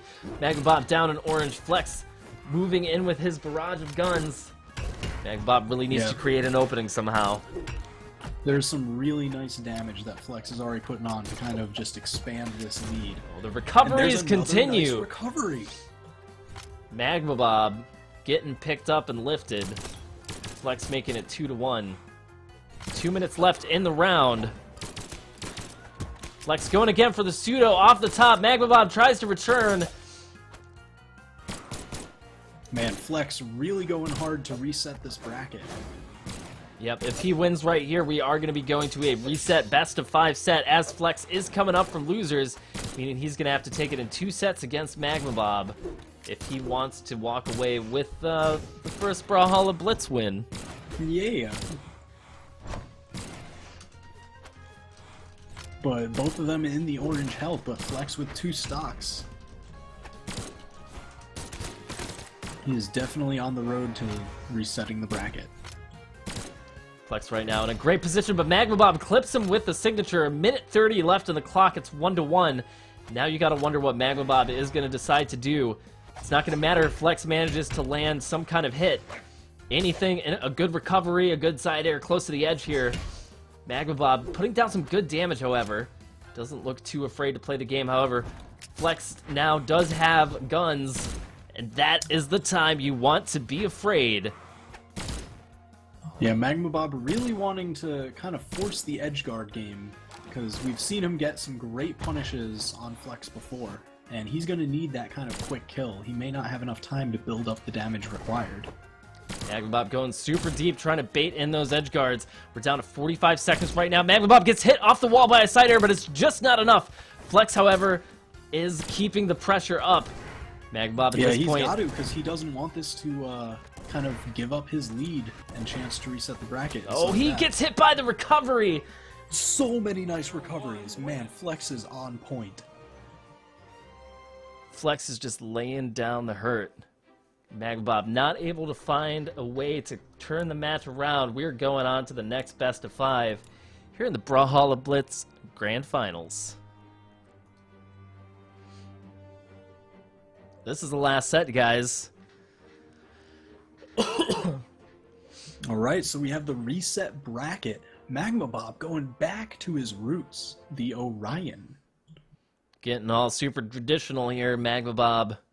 Maybe he's thinking that Flex, you know, he was losing his Zelox earlier, who's got the Lance tool. Magma Bob really comfortable on a wide variety of characters. We're going to see if this ends up being something of a comfort pick for him.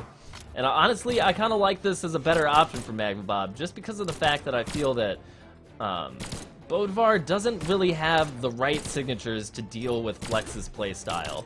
Now, I'm not sure if Orion in particular does, but we'll see if Magma Bob's able to make something happen off of this. We've seen some great spear play from him today. Both players starting off really aggressive. Magma Bob in orange, Flex in yellow. Again, Flex just kind of getting the better of all these damage exchanges, although it's evening up quite a bit. Flex right now with the good edge guards, just kind of controlling the space. Magma Bob trying to get back, goes in for an interesting dive kick option. Jumps in, lands, and then instant dive kicks. Don't see that very often. Worked out for him. Both players in orange. Magma Bob. Oh, beautiful down sig from Flex. Falls to his doom as Flex covers the approach option.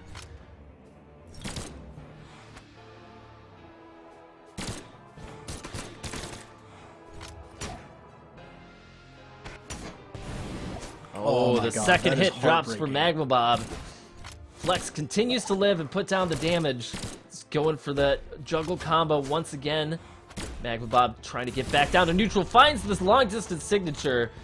Flex wasn't expecting that. Magma Bob is able to get the knockout, making it 2-2. And I think that's kind of what we're going to have to see a little bit more of. These throws to set up a little bit of long-range pressure situations, and then using a lot of the nice range that Magma Bob gets off of those Orion signatures to kind of punish.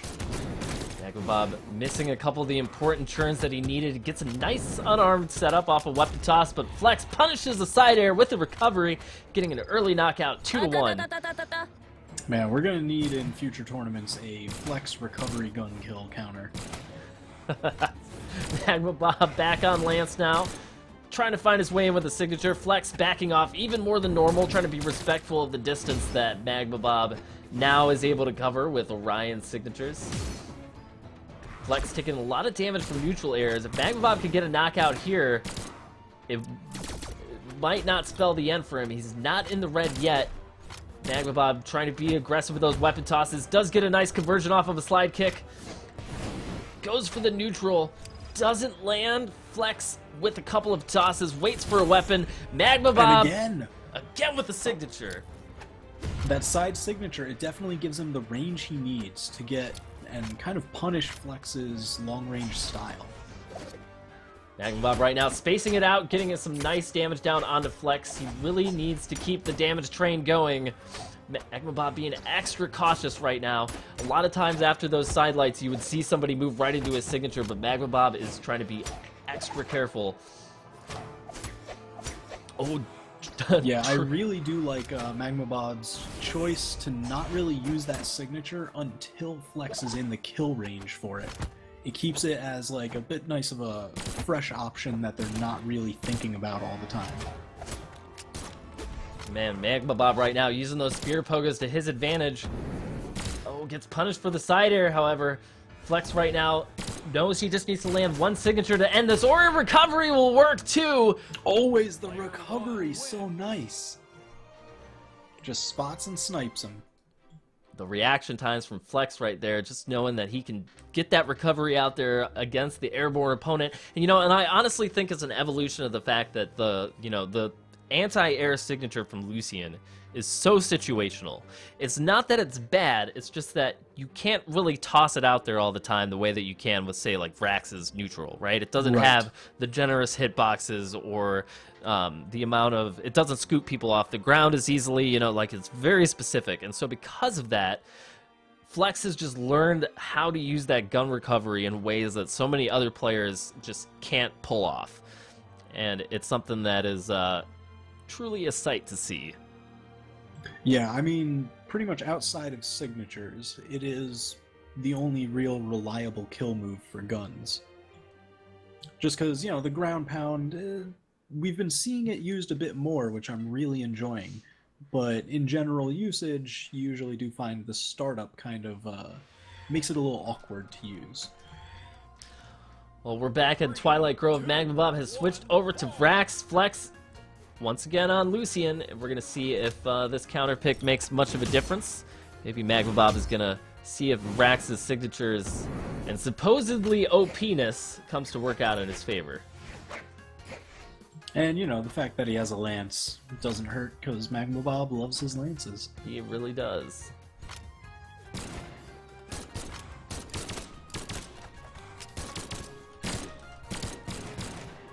So we've got some guns trading damage, pokes here and there. Flex almost went for that recovery kill off the top. Magma Bob didn't quite have a punish prepared for it.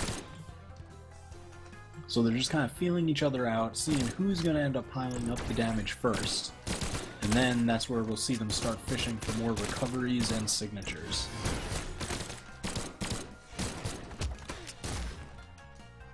So there's that recovery, but the damage, again, they're both just same in the orange.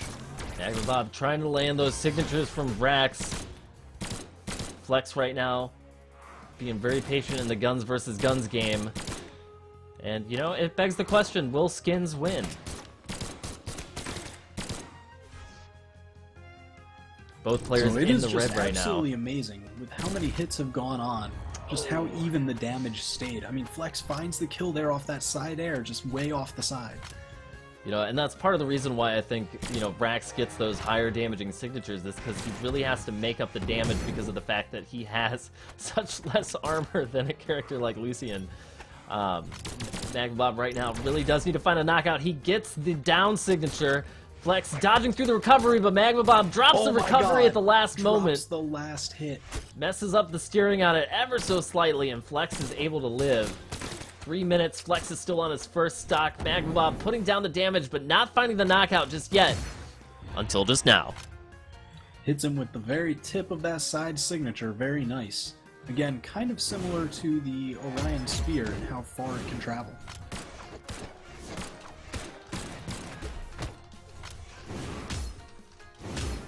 Magma Bob finding some nice damage, ends up taking the lead. But again, now we just have those even exchanges. It is very close right now. Magma Bob slightly behind those down airs from Flex. Lots of patience from both players right now, as we're going to see some recovery dancing, as we see quite often these days in gun-v-gun battles. Flex getting a recovery, Magma Bob somehow managing to live as he jumps into the edge guard from Flex, making it 2-1. Yeah, Flex has used that down signature to cover a lot of edge guard approaches. Just because since it is a popular option to, you know, kind of jump around that side corner and go for the side air, whatever weapon you happen to have. That Lucian downsig just really beats that out quite nicely. Right now, Flex has got to be feeling pretty good as he established quite a lead for himself. Magma Bob probably feeling a little unsure about the Vrax pick after all of this. Flex. Oh, there's the recovery kill again. The recovery again, closing it out for Flex. Magma Bob is going to have to get every match 3 in a row. Yep, so make it is this work. 2-0 Flex's favor after the bracket reset in these grand finals. So Magma Bob, whatever character he chooses now, he will be locked in for the duration. Yeah, Magma Bob going to have to win every match from here out if he wants to take this off of Flex. It's been a long road for both of these players. Flex coming back all the way from loser's bracket after originally being knocked down there by Zelox, who he came out on top against in order to make it to the grand finals. This will be very interesting to see the character and the map picks going on here. So Magma Bob going to go back to Bodvar. He did find more success with that. He did end up winning that one game in the previous set. In the first set. Well, let's see. Here we go. It's almost 1 in the morning. Okay, it's 12:30. It's a little late. People might be feeling tired. This could be the last match if Flex comes out on top. Magma Bob back to Bodvar. Flex again on Lucian. And here we go, that King's Pass. I think Magma Bob is definitely making the right call, because his edge guard opportunities on this map are always pretty strong. Magma Bob starting off with some side airs. Flex on Katars early. Haven't seen a single attack press from Flex until just now, getting just the right spacing for that signature. Nice movement from him. Magma Bob trying to get aggressive with those down airs, but Flex is being very wary of getting below Magma Bob. And, you know, he's giving a lot of respect to Magma Bob's edgeguard capabilities. We're going to see a lot of A lot of height from Flex on this match, I would imagine. Yeah, absolutely. And here we go. Magma Bob just kind of really putting on the damage here. He needs those kind of quick edge guard kills if he's going to beat Flex, because the longer the match goes on, the more it favors Flex. Magma Bob right now putting down damage where he can find it. Flex being really patient with those side airs, covering all of the approach options as Magma Bob tries to find a way in to set up that edge guard scenario. Flex goes for the signature, does his down signature. Long delay on the recovery as Flex picks up Magma Bob with the recovery. Now, here's the interesting thing. Magma Bob, we see a lot of the aggressive play with the swords from him. And pretty much just always going right back in with that side light. And most characters and matchups he can catch. But Flex, the spacing that he's been choosing with the guns, he does the attack just right at the edge. Yeah, Flex. And that way when Magma Bob goes in with that side light, it won't reach. Flex has gotten a lot of damage off of just kind of baiting those side lights and punishing. Yeah, Flex is so good and so patient at keeping just the right spacing that he needs to, avoid taking damage while taking advantage of gun's speed and range. And just what we've been able to see, all the work that he's put, Gun's recovery to use, a move that for a long time a lot of people, never saw a use for, and that at lower levels you rarely, if ever, see players use it because it is a high skill move. But it's one of those that Flex has just managed to get down to an absolute science, and we have seen just how effective it can be in today's matches. Oh yeah, and there he is kind of again trying to guard those approach options with that down signature. And there's the recovery, it's going to close it out. All that damage and force sending Magma Bob skyward off the top of King's Pass. See, that's that really nice thing, that down signature that he's been using. It kind of forces the opponent to recover wide and high, which then gives him an easy read on the recovery. It's just a great setup for his kill move. Magma Bob trying to get that gip. He does get the signature, punishing the down air from Flex. It is 1-1 with 2 minutes remaining. And he hasn't taken any damage on that stock. So it is dead even.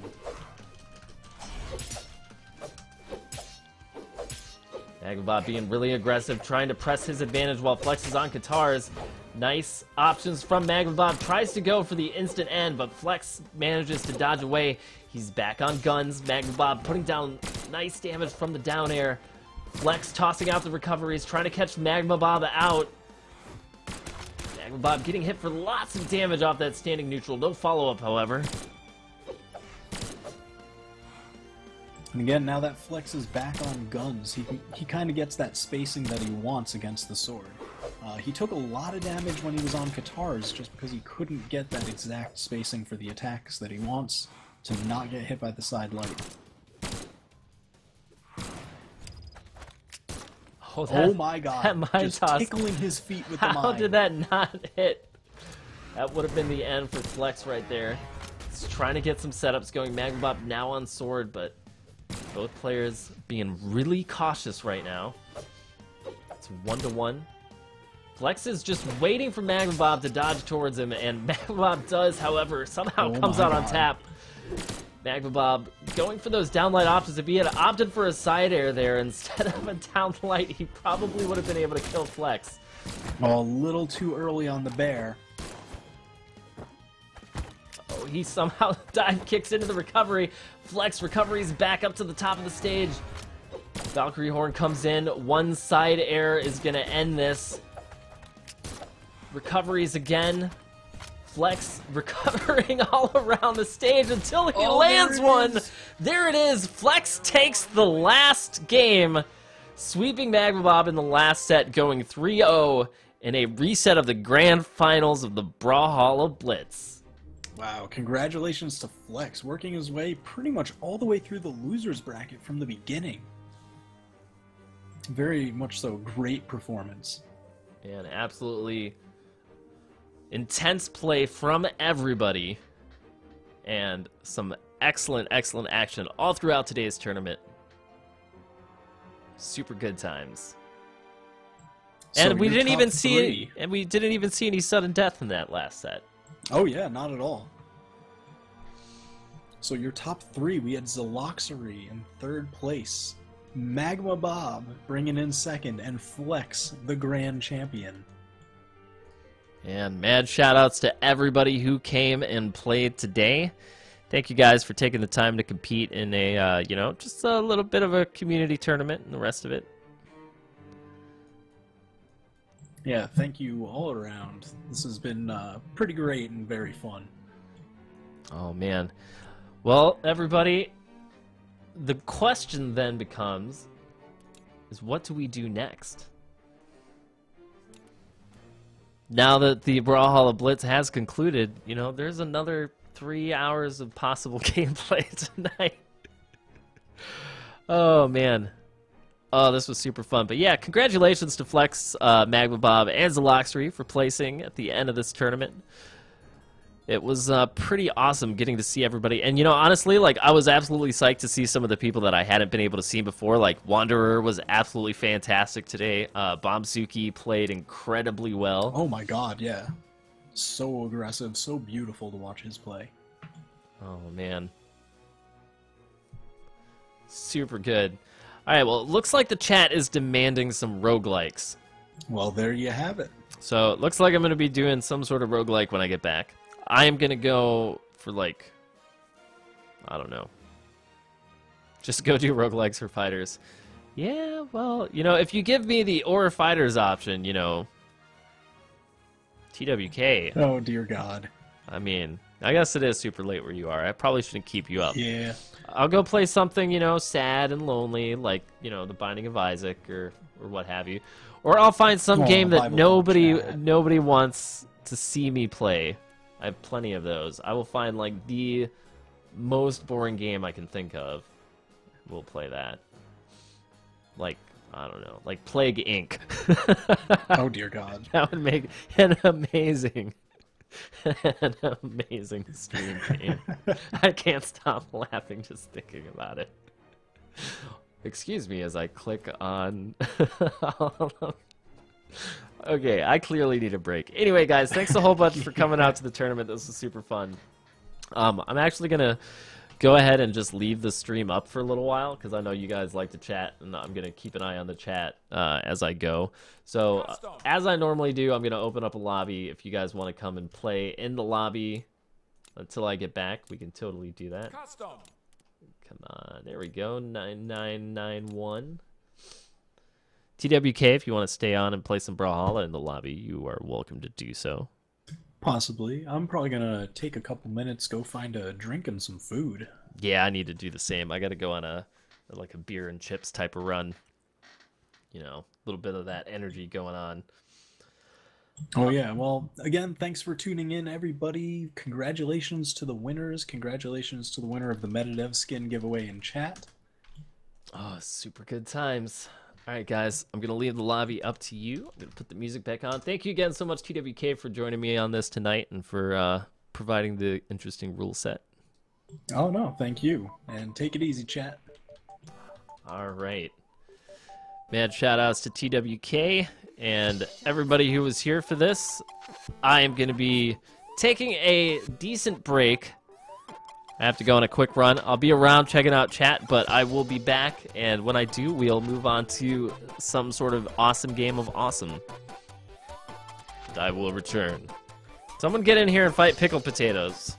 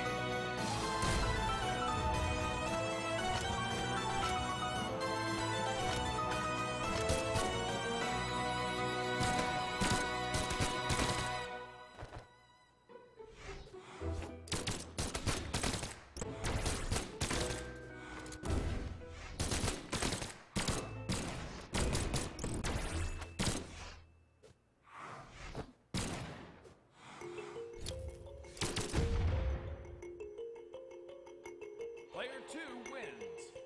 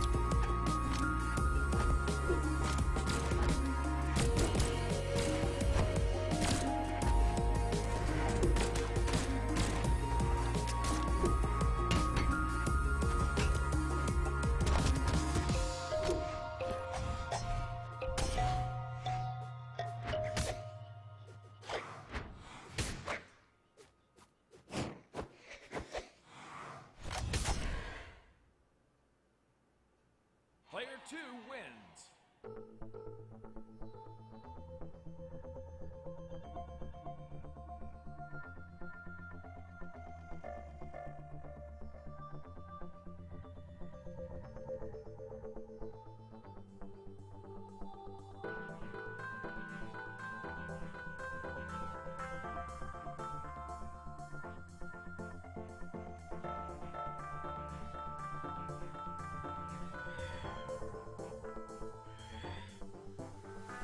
Three, two, one, brawl.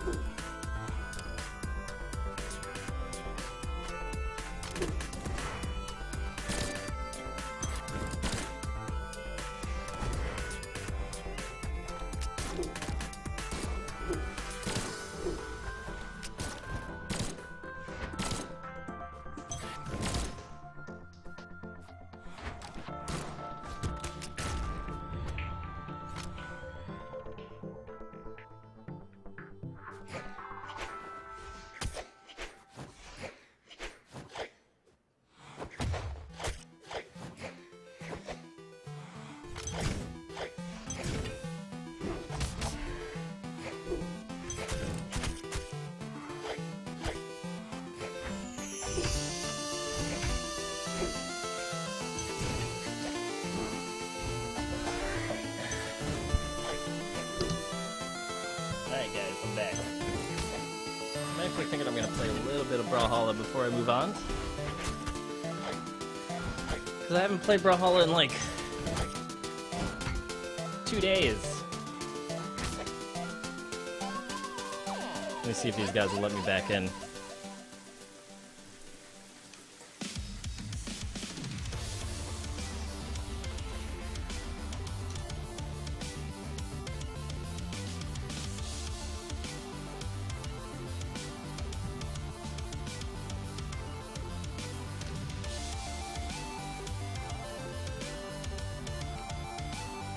Alright.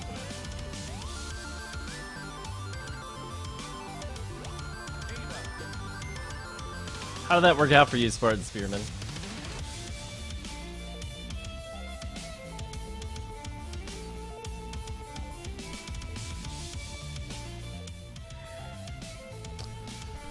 Huh. 3, 2, 1, brawl!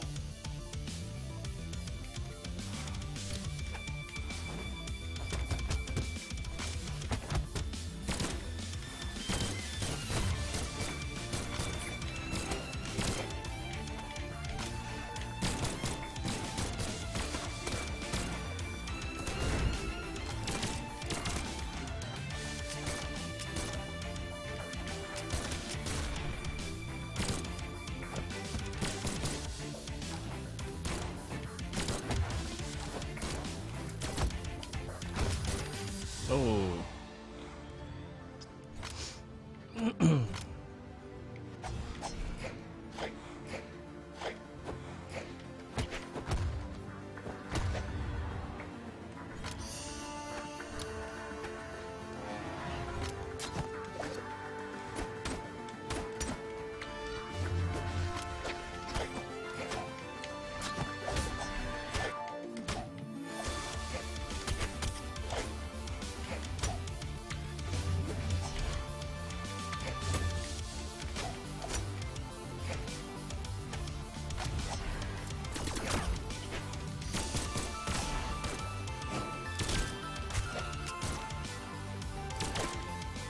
No.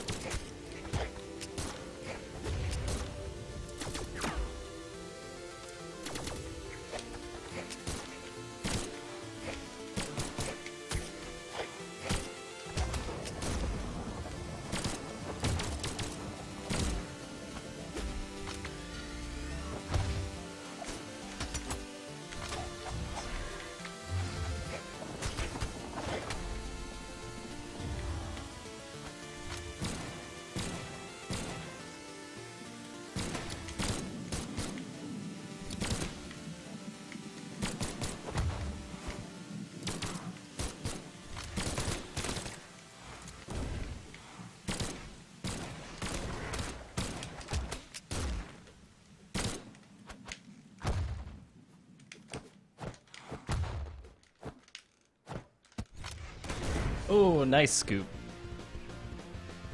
Player 2 wins.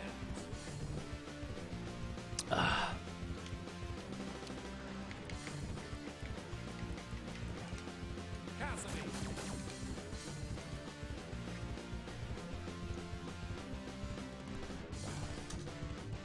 Scarlet is really awesome. I think she's still great. That's the trouble right now. Is like I feel like all the characters are really good, but there's some other core problems with other things.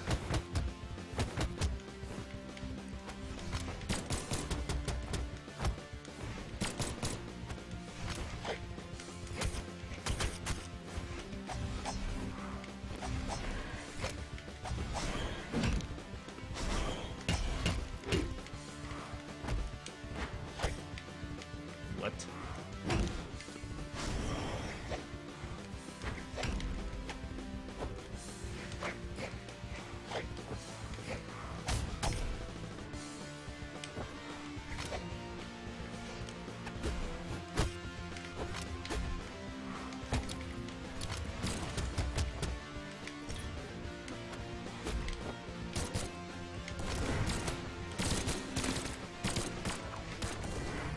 Nice.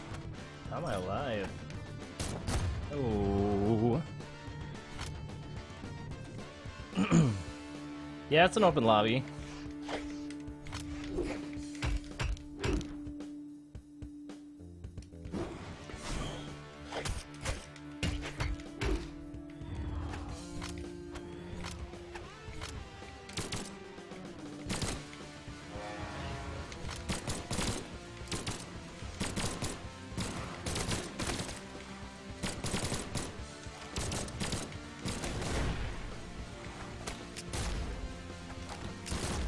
Oh, recoveries. All right.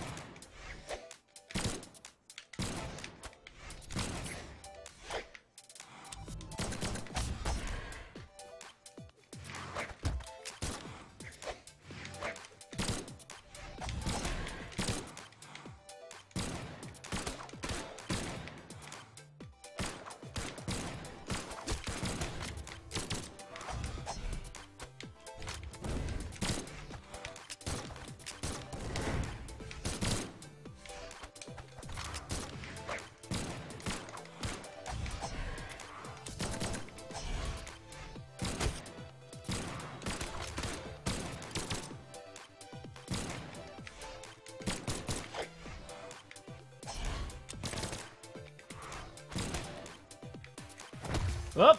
Player 2 wins. My hesitations. GG, man.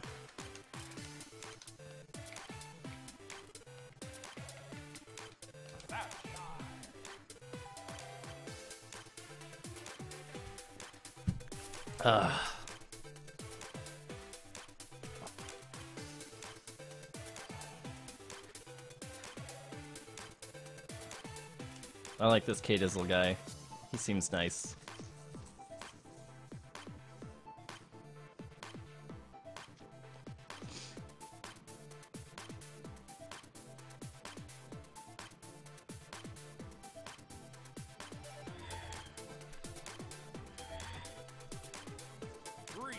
2, 1, brawl!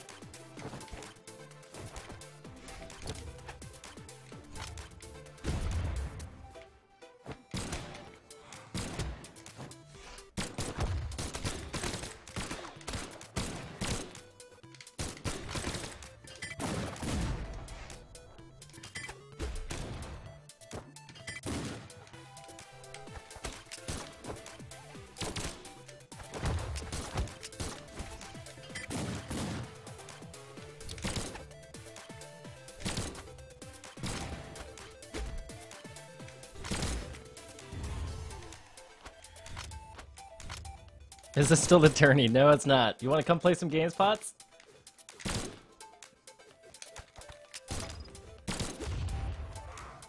Rest in peace, life.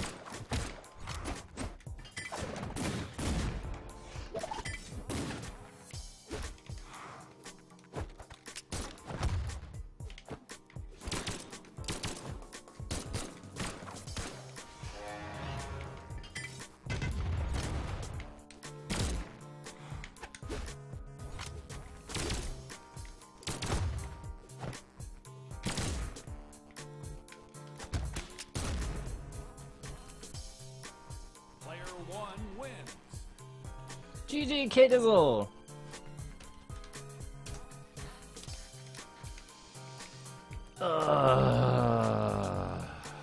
Lucian.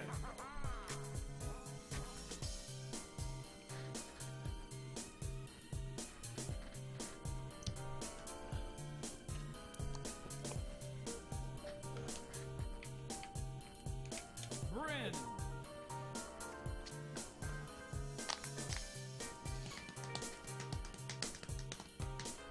I don't... Do I want to know what this YouTube link is? I can't go out. I'm sick. Oh, Lord. Oh, Lord.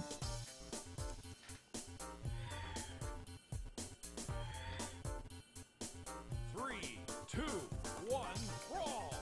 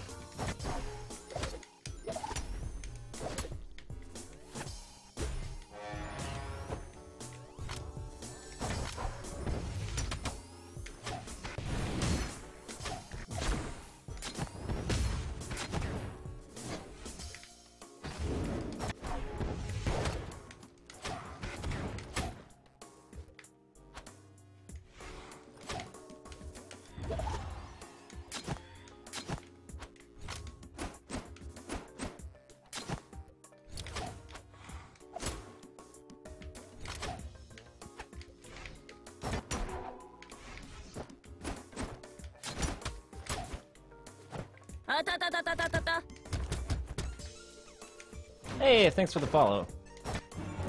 Ooh, spot dodge. Oh, man.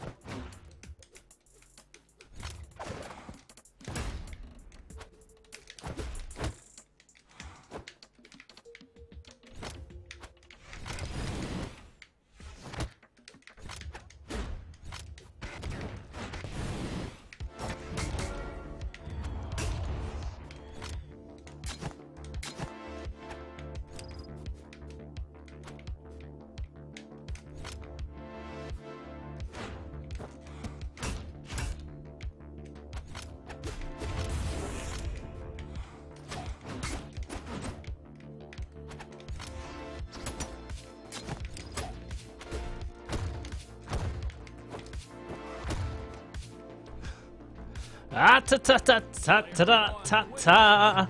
Are we still doing roguelikes? Yeah, I just need to get my Brawlhalla out of my system. Although, technically, couldn't Prison Architect be considered a roguelike because of the fact that it has randomness? And when an inmate dies, he stays dead forever. Oh, man. Oh, Lord. One of these days, I'll get Brenda 22, man.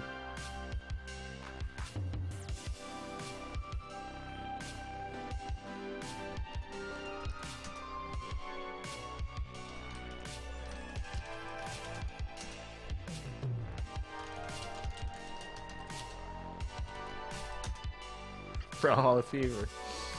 What? I can make up random rules about, frickin' what roguelikes are and aren't, you know? Alright. Random.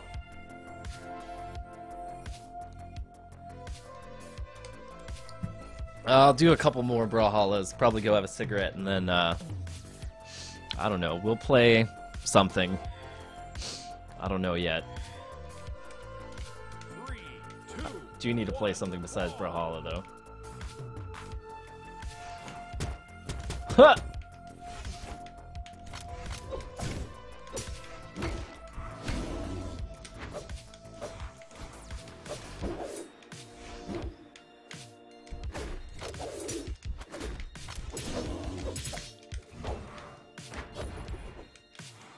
Ah, crap.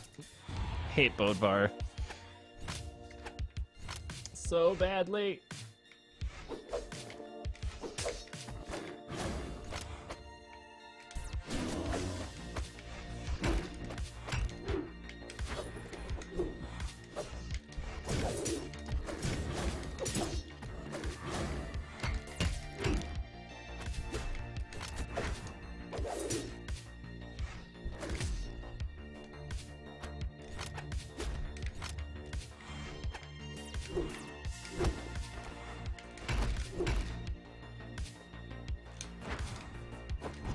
Oh, man. Ha.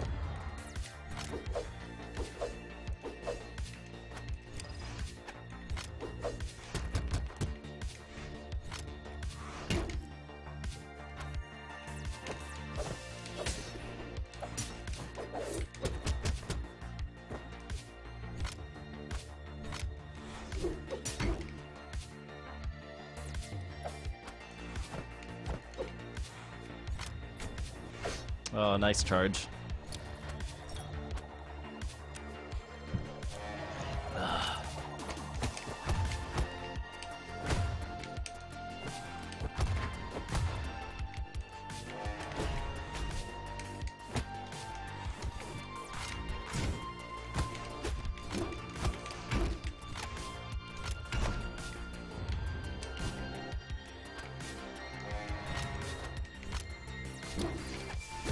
Dang it.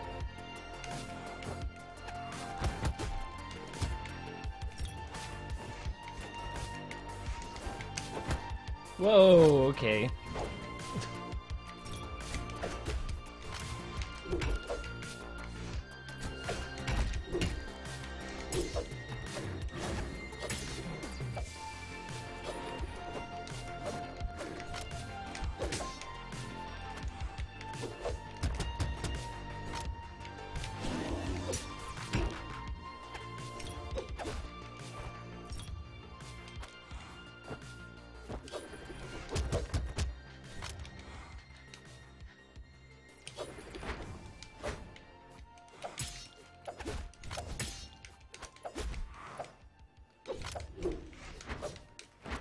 Oh, weapon tosses so bad at everything now. Player 1 wins.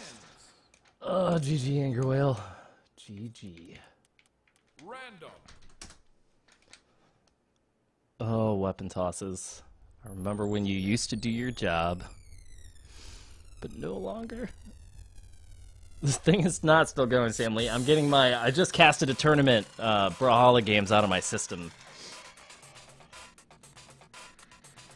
Ugh.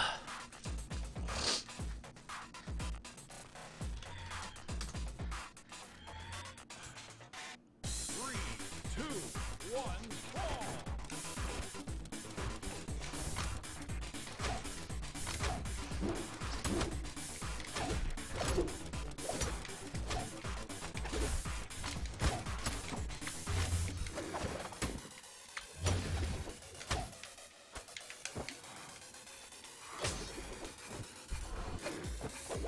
Holy shit.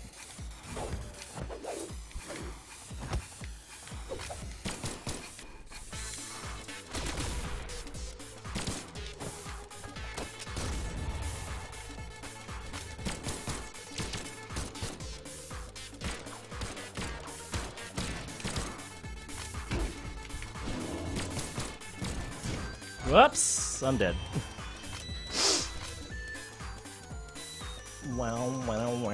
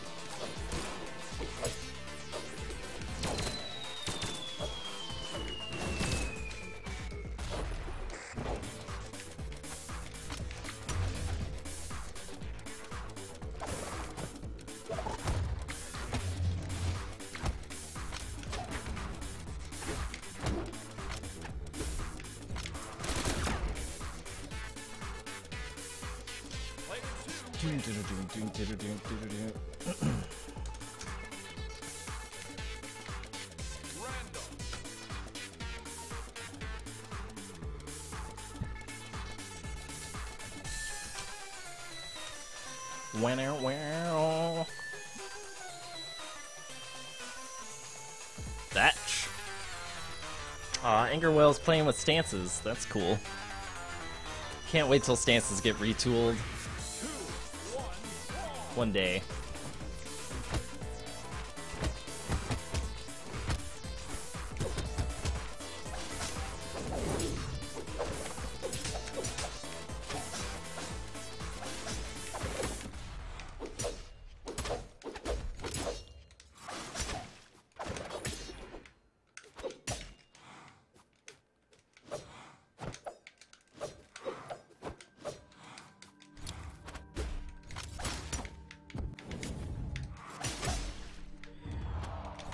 God, that's so forceful.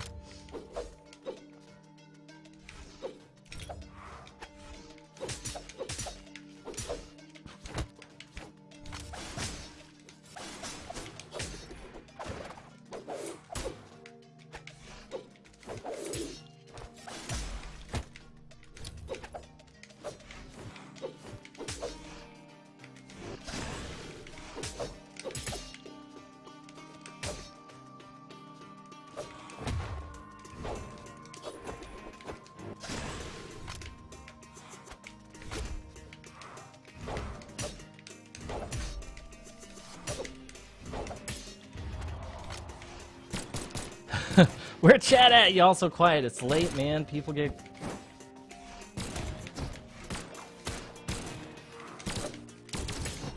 People get quiet when it's late. It's just how it is.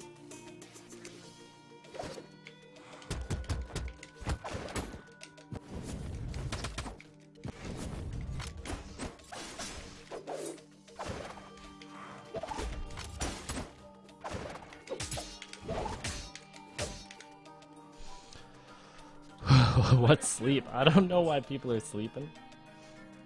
GG. Oh, man.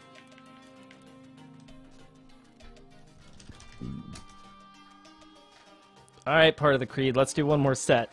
Then I'm going to sleep. And by sleep, I mean I'm going to go find a roguelike to play.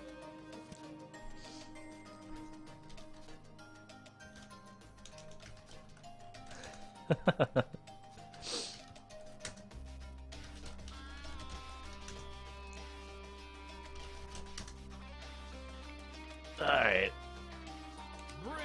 let's give Creed the Bryn treatment.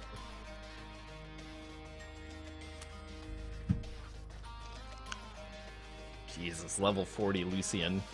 What is that nonsense? What is that? 3, 2, 1, brawl.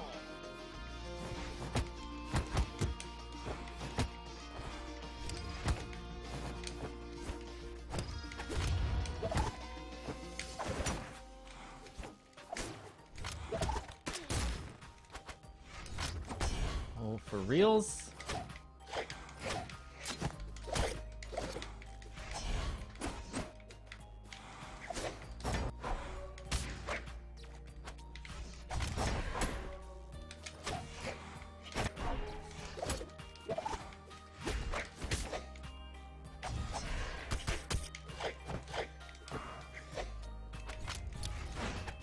Ugh.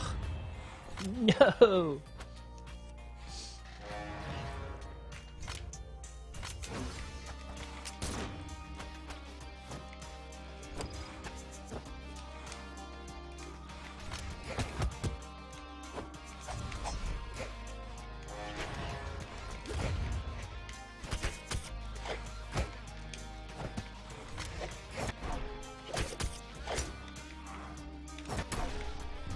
Whoa, that was interesting.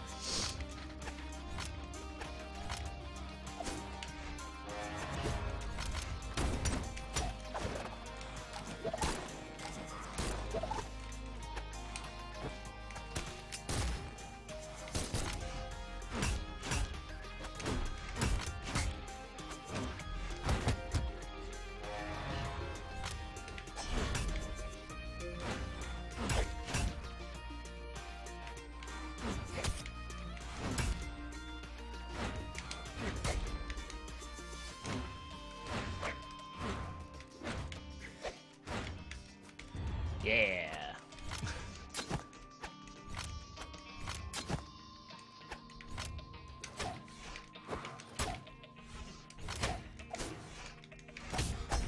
What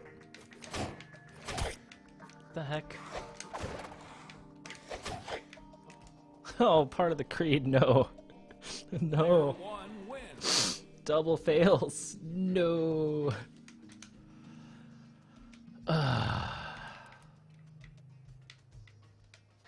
Man. Sir Roller.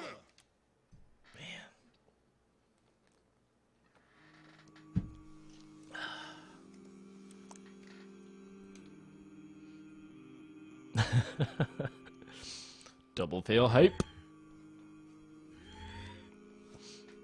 3, 2, 1, brawl.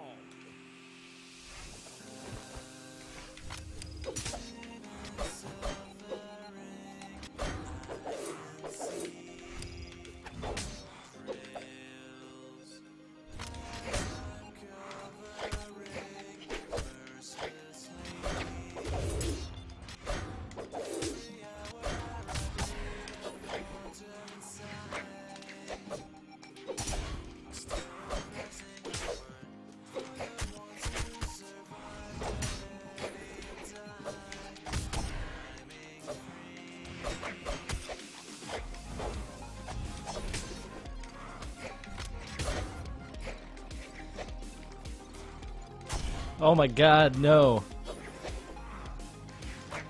Ow. No.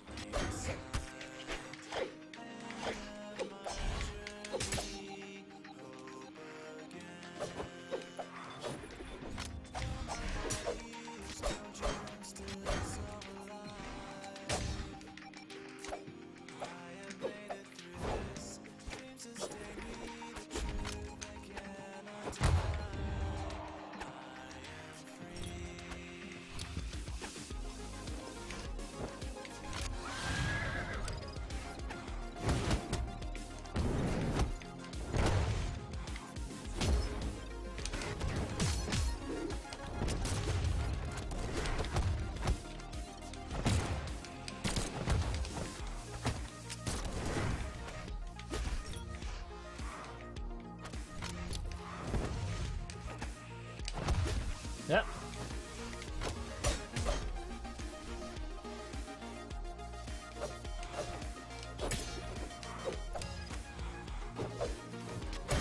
Woo!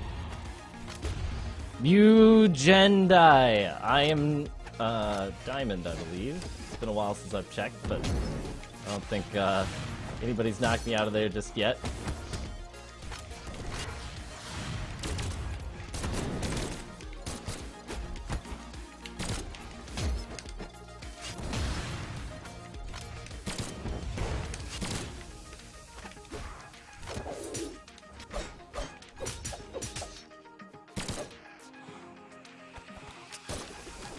Ah, crap.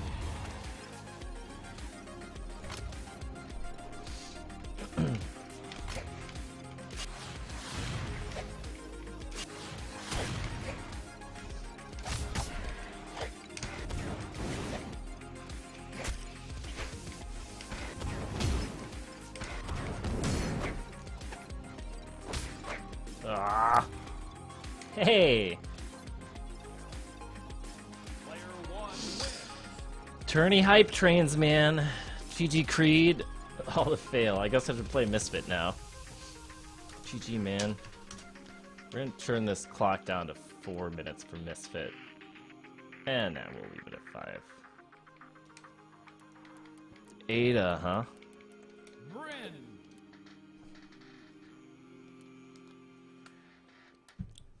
Misfit, my original 1v1 partner of old. Brings back all the feels. 3, 2, 1, brawl.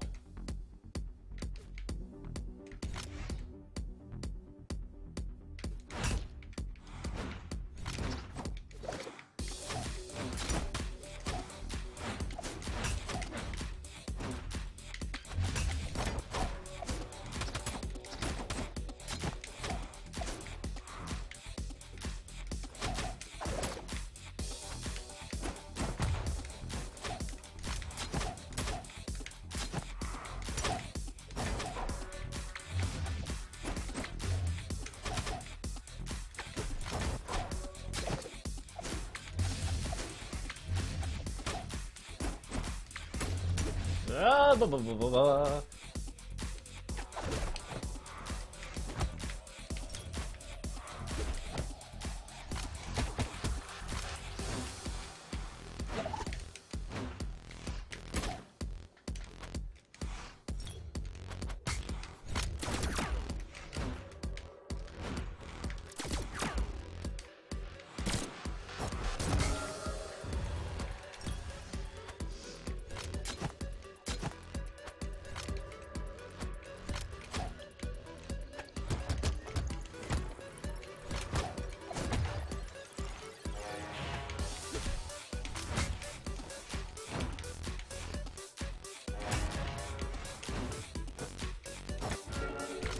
Yep, and I'm dead. I got to. Misfit's the guy that will run out an 8-minute clock.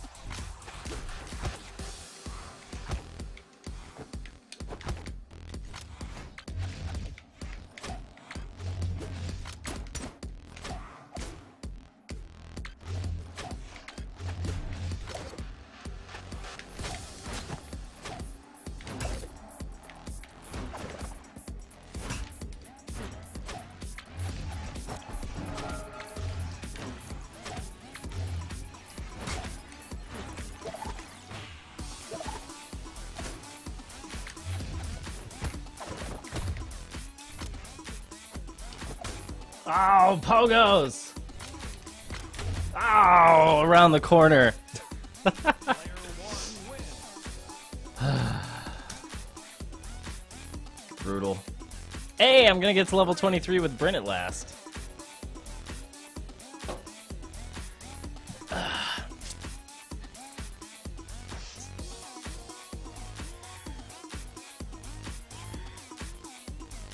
3, 2, 1, brawl.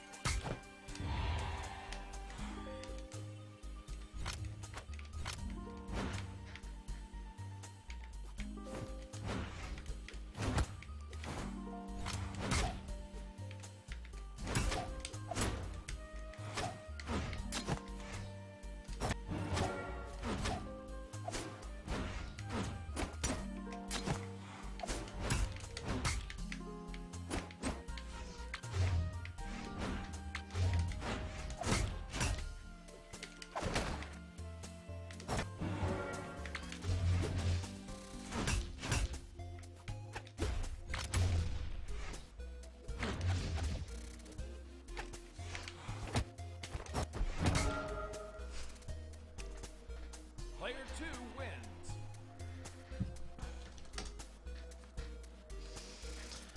What? What do you mean, what? Yeah, level 23. Bryn. Dude, that's what Bryn's all about. I was so disappointed nobody played Bryn today. I need to start playing tournaments just so I can rep Bryn, man. She's the best character ever.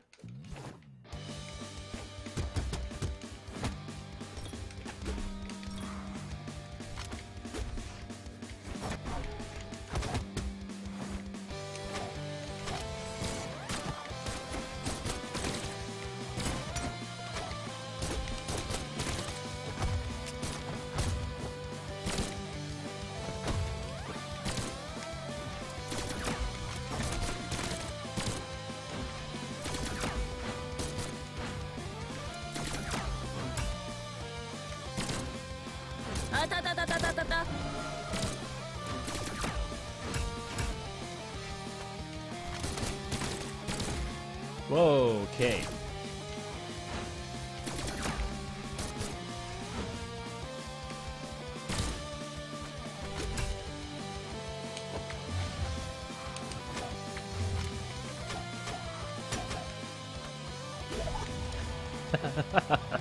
Mine and Sunday's tournament. No, Sunday is my wife's birthday. That's not gonna happen.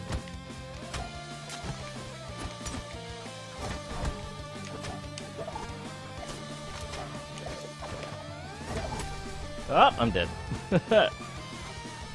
Yeah, this weekend, tomorrow night, I think I'm gonna be playing Diablo with the wife, perhaps.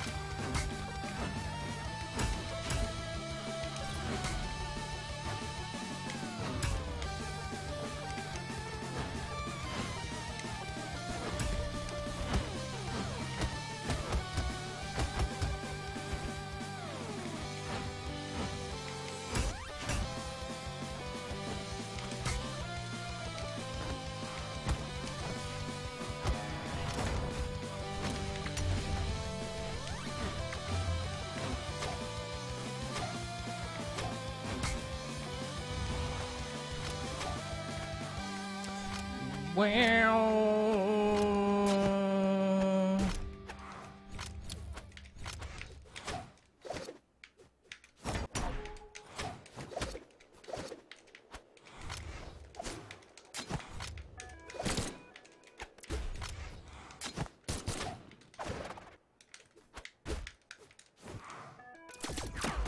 whoops. Whoops.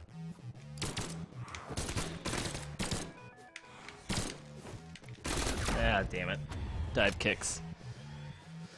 Thanks, part of the creed. I will let her know that you were thinking of her.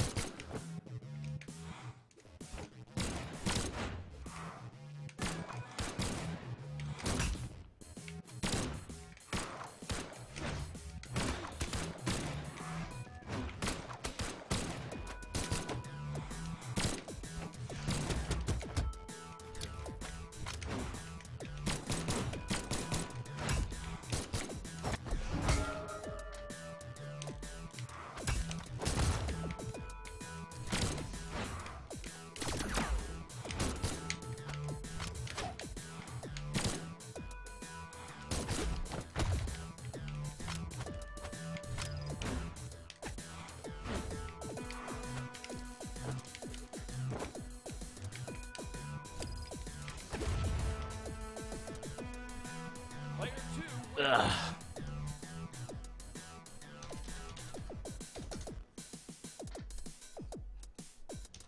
Alright guys, I'm gonna go have a cigarette. When I get back, I'll be picking out a roguelike. I guess, to finish out the night. I'll be back.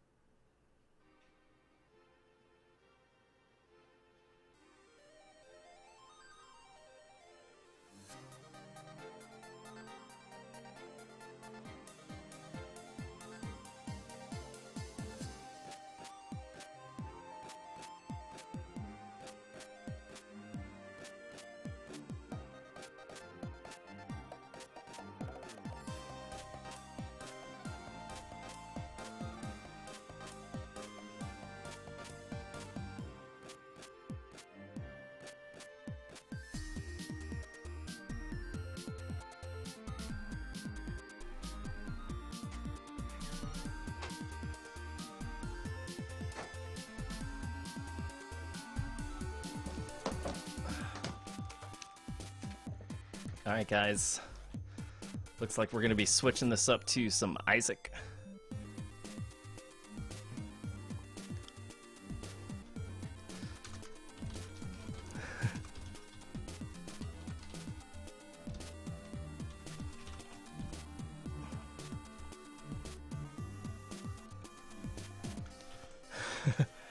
I don't know how hype chat is going to get. I think you might be the only one left part of the creed. But we'll go ahead and make this happen.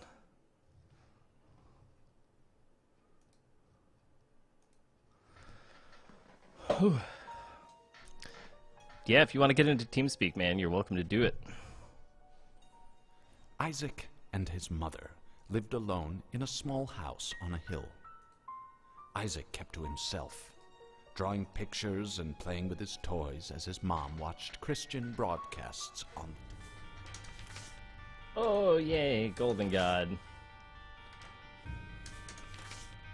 Got a lot of hard mode to do. Maximum hypoo! Exactly, TWK. Alright, let's see about getting old part of the creed in TeamSpeak here.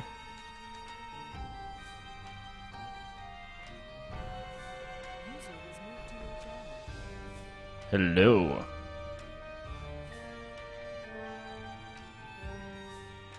Part of the creed, do you not have permissions?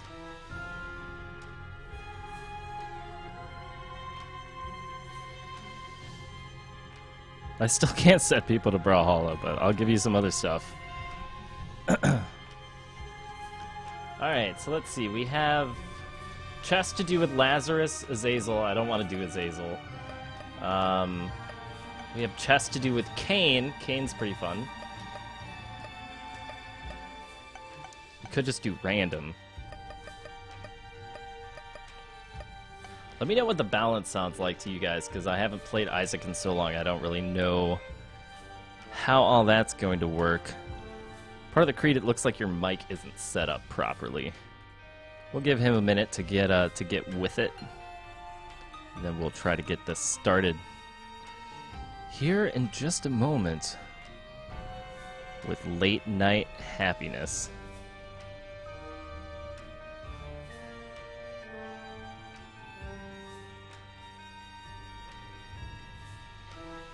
Apparently I've ended my PC runs on a -5 win streak. That does not bode well for us at all. But hey.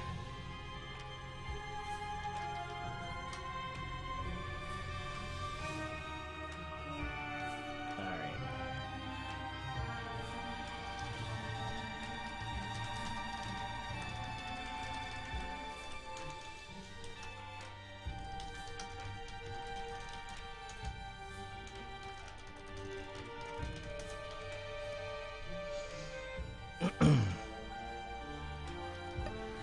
So,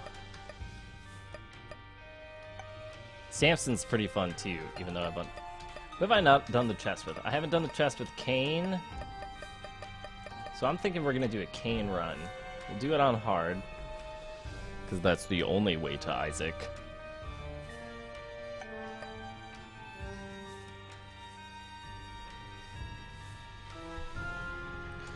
Wait for part of the creed to get set up.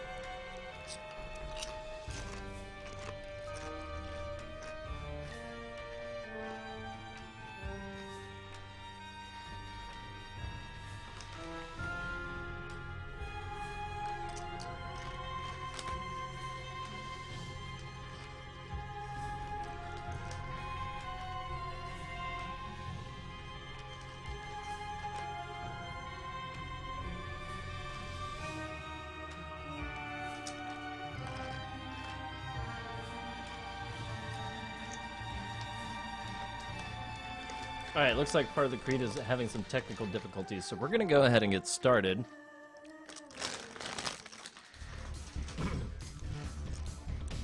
Our seed is YFXYSEVL. And we are playing Samson. Oh my god, this is so weird. I haven't played on PC in so long. Everything's so large compared to playing on my Vita. It's like I can see everything in clear, high pixel definition. We got a key early, that's freaking sweet. No, you're supposed to go in the corner. Go in the corner. There you go, get in the corner. Battery, cool. I can't remember what keys do what. And we get one of the most wordless spacebar items in the game, which does not bode well for the rest of this run. Starting off pretty bad. Unless there's like some sort of new way to control crack the sky in Rebirth that I just never found out about. Ooh, the world, shiny. I feel like we should save that for the next floor. And hopefully we get some bomb drops to actually... Oh, and hey, we took our first point of damage. Oh, and more points of damage. It's funny how accustomed I've gotten to playing this on Vita, that playing it on the PC now is like, huh? What? What is happening with this?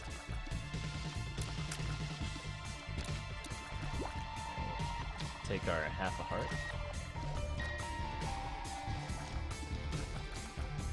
But yeah, I can't remember if Q is bomb or E is bomb. One of them is bomb, one of them is the other thing. We're gonna find out real quick. Alright, so Q is Terra card. And wow, holy crap!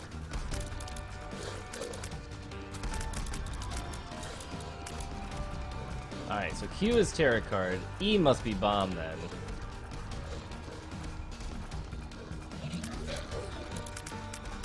Yeah, these guys do a whole hit point of damage. That's not cool, man.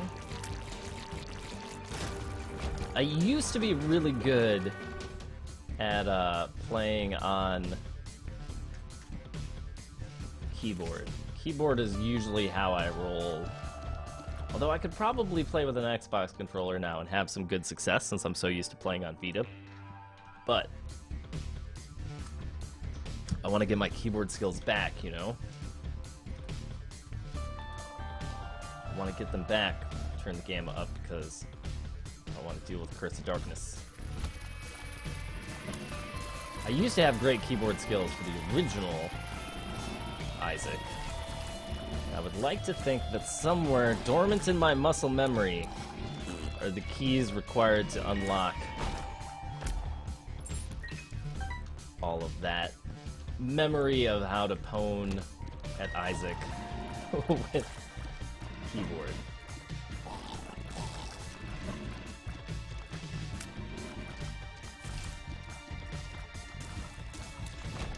Getting those dodges. I really want a bomb Super Wrath. What the heck? Why am I fighting Super Wrath right off the bat? That's not cool, man. Hard mode isn't supposed to be that hard. I'm really glad I got the speed upgrade now. Although, it still doesn't matter too much considering he's doing pretty much all of the work for himself. Could be worse. Like, when I saw him, I was like, what? Super greed? Alright, so we got some bombs off of this. We just need to keep our eyes out for tinted rocks. And then maybe we can convert this into a deal with the devil scenario. But I haven't seen any tinted rocks, which is bad.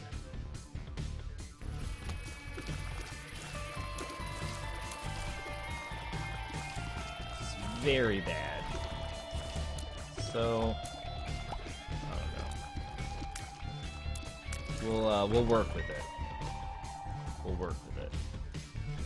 Got a large room. Shouldn't be too bad. The large rooms that really bug me early on in the basement are the ones with all the freaking spiders. Hello? Hey, I can hear you. There we go. Man, alright.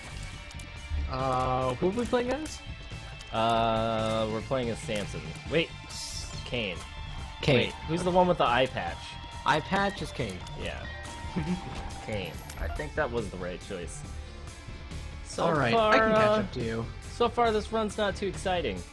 Yeah, Crack the Sky does still suck. You're gonna love the item we get on floor number 2. It's... I can always peek, can't I? Yeah, you can always peek. Yeah, there you go. We're starting off with very, very unexciting gross. nonsense. Yeah, yeah. But hey, I haven't gotten hit yet. Knock on wood. Is it worth buying bongo bombs? Bongo bombs. Nah. I mean, Humbling Bundle does pretty much the same thing, except for everything. I know, right? But this run, it's like, welcome back to PC, where we hate you. You know, I have a 4 or 5 game win streak going on my Vita right now, and I'm just like, Yeah. thanks PC for nothing. Thanks for nothing. And I know I'm gonna get hit during this boss fight because I am in no way, shape, or form like a really great Prepared. Isaac player. So It's been a while since I played Isaac. Last time I played, I think it was when Northern Lion had his win streak, and I was like, I'm just gonna play every seed he does and see if I can do it too. oh, it's Dingle. This actually isn't impossible to not get hit. This is doable. Knock on wood. Caster's curse.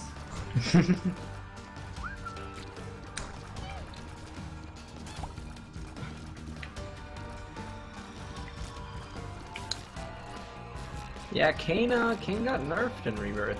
It's kind of sad.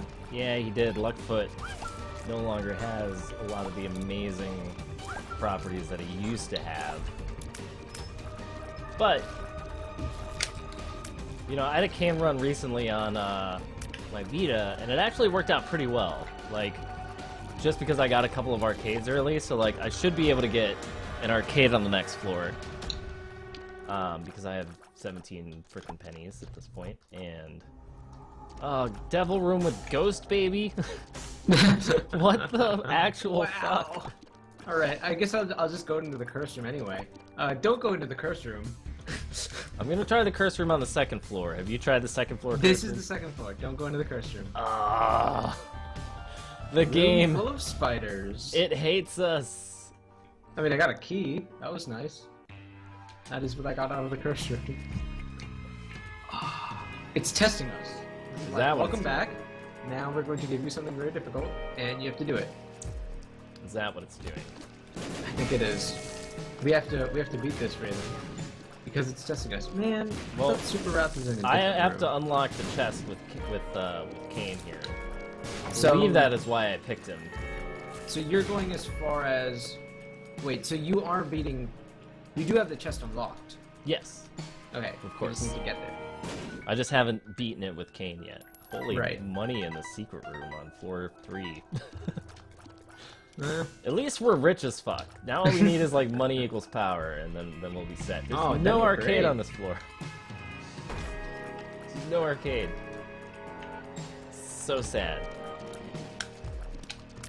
What, floor 2? On floor 3. Floor 3. I went in with Oh, no, you 17 can't- you pennies can't and I an didn't get an on arcade. floor 3. You can't? Nope. What do you mean you Only can't? on even numbered floors. What? That's a thing? Yeah. How did I not know that?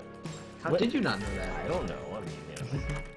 And you have to have at least 5 cents going into the floor. Yeah, the 5-cent thing I knew. Okay. But the even thing, that's new and incredibly valuable information. I don't know why I went into this room when I should be rushing the boss. I still haven't got hit on this floor yet. Ooh, a dime. Well, that's nice. Yeah, there's been lots of money on this. Actually, I'm gonna go to the item room first. Yeah. Ah, crap! It's a room full of spiders who make spiders. No spiders who make spiders. I assume you meant the shop Yes, the shop. when you said it. When I say item room, I mean shop. When I mean item room, I say treasure room. my names for things are all jacked up. It's a large part of the reason why if you go back and look at my old Binding of Isaac videos, they have like 6 views each. I feel you there. Yeah. What is this pill? Hematasis maybe? Oh, okay, yeah. Is it- Hematogenesis. Hematogenesis is good.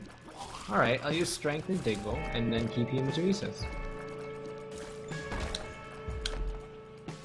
Ooh, I got the cartridge. How does this work, though? The cartridge? Yeah. What button do I press? Oh, wait, Isn't no. cartridge? It's the, yeah, it's the cartridge. Yeah, that's the trinket. Yeah, but how do I use it to jump on... Jump. Cartridge gives you random Pac-Man effect. What? That's the one that makes you jump. Oh, that's the I space don't bar know what item. you did, but I got Death's Touch and Guppy's Paw and the flying item in my deal with the devil. Well, I hate you because I had Ghost Baby, and I hate you because I had frickin' Ghost Baby. So What did you do? well, I didn't do. My I walked question. into it, and it was like, "Hey, what's up? I'm Ghost Baby," and apparently the Devil Room spawns are random, and you know, part of the creed. You have inspired me to never play games with you again. Have to have done something. Oh, I got a Spirit Heart. Fuck yeah! I mean, I have 3 Spirit Hearts now. What? Thank you very much. Yeah, from Guppy's Paw. Oh, bastard. You get a Couldn't Guppy take that item, special. I get frickin' Ghost Baby? What world is this? I'm the I streamer. really don't know I'm what supposed to this get the is. cool stuff. Did you go to the curse room on this floor? No, I haven't been in any curse room yet. You are going to want to do that. On floor 3? Yes. Okay, I will do that immediately after The one boss. to the right of the starting room, correct? Yes. Yeah. Okay, I will return to that juncture immediately In after. fact, you may even... I'm already in the boss room. It may even... Okay, never mind. I was going to say it may be beneficial to do it before the boss room. What's in there exactly? Is Death's Touch in there? I mean... Well, no, because I wouldn't suggest that, since you have a Spirit Heart. And then you'd go into the curse room and lose your Spirit Heart. And you want your Spirit Heart for the boss fight, right? Yeah, that's why I'm in here right now. Yeah. But it's Gertie, and it's the I don't shoot at you Gertie, it's the I spawn enemies only Gertie. So I should be That's okay. the best Gertie. I know, it's the Gertie where it's like, it's chill. You know, if I was smoking indoors today, this would be a great time to have a cigarette.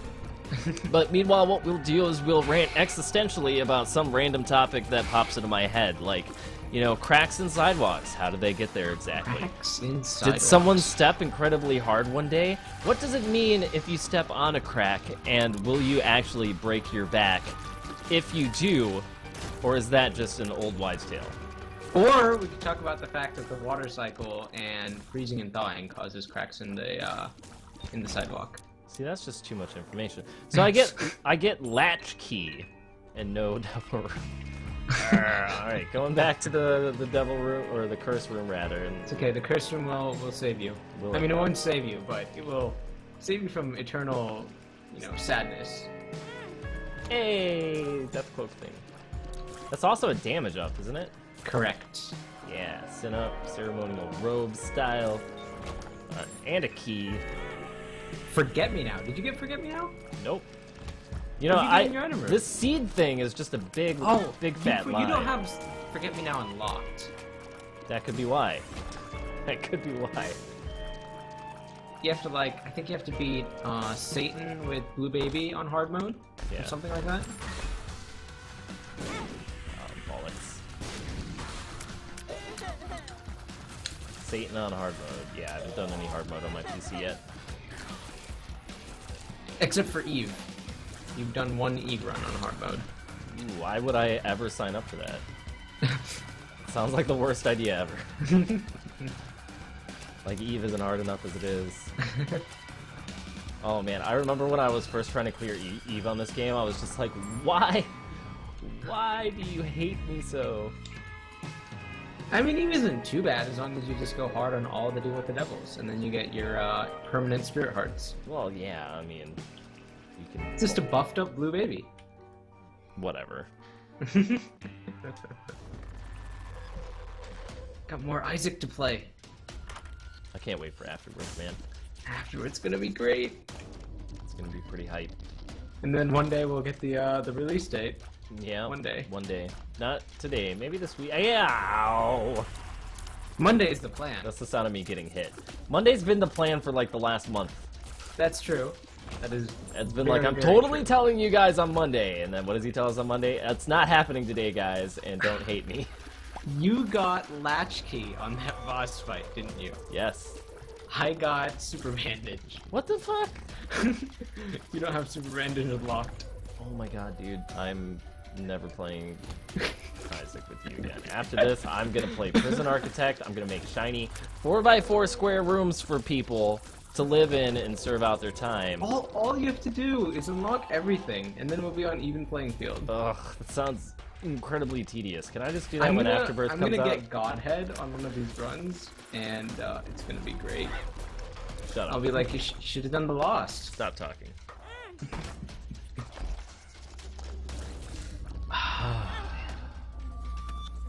Devil Room on Catacombs 2 is not fun. I mean, now that I've taken one duel with the devil, like, my deals with the devil are all going to be different. So. This is true, because now the whole item pool is warped. So, thank you, part of the Creed, for coming. Knew I should have just tried to do the melody runs. This is gonna be my last ever appearance on Raiden Stream. Yeah, because after Goodbye, this, I'm everyone. gonna freaking murder you. It's been great.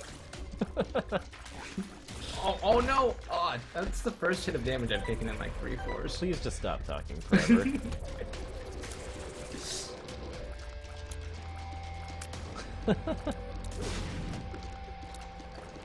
Alright. If I can get to the boss without taking damage, we can get another deal with the devil. Are you on Catacombs 2? Did you go to the treasure room? The item room? Yeah. Wait, yes? No, I haven't gotten there yet. Okay, go there. And I'm pretty... have you done the challenges yet? Only a few of them.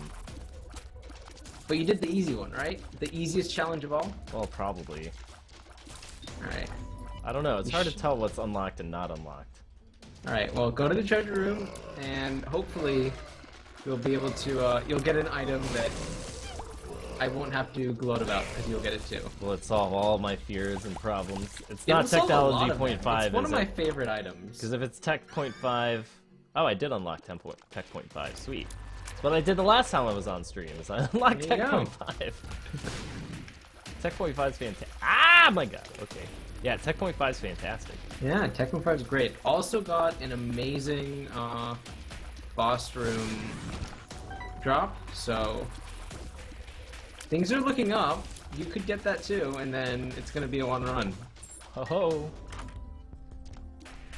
Did you gander at what's in the shop? I did not. I totally skipped the shop. Got a battery. Fuck it. Oh. And a treasure map. Cool. Alright, treasure map helps. I don't know about the battery. Oh crap, I freaking blew up the wrong thing. Q is for tarot cards. E is for bombs. Let's all remember this. Let's all remember this. Thank you, Crack the you Sky, have one for of those hitting nothing. lame shops. Huh? You have one of those lame shops. Lame shops? What are you Lame talking about? shops. Lame Shops with only one item in them. I just unlocked an angel room, and I don't know why.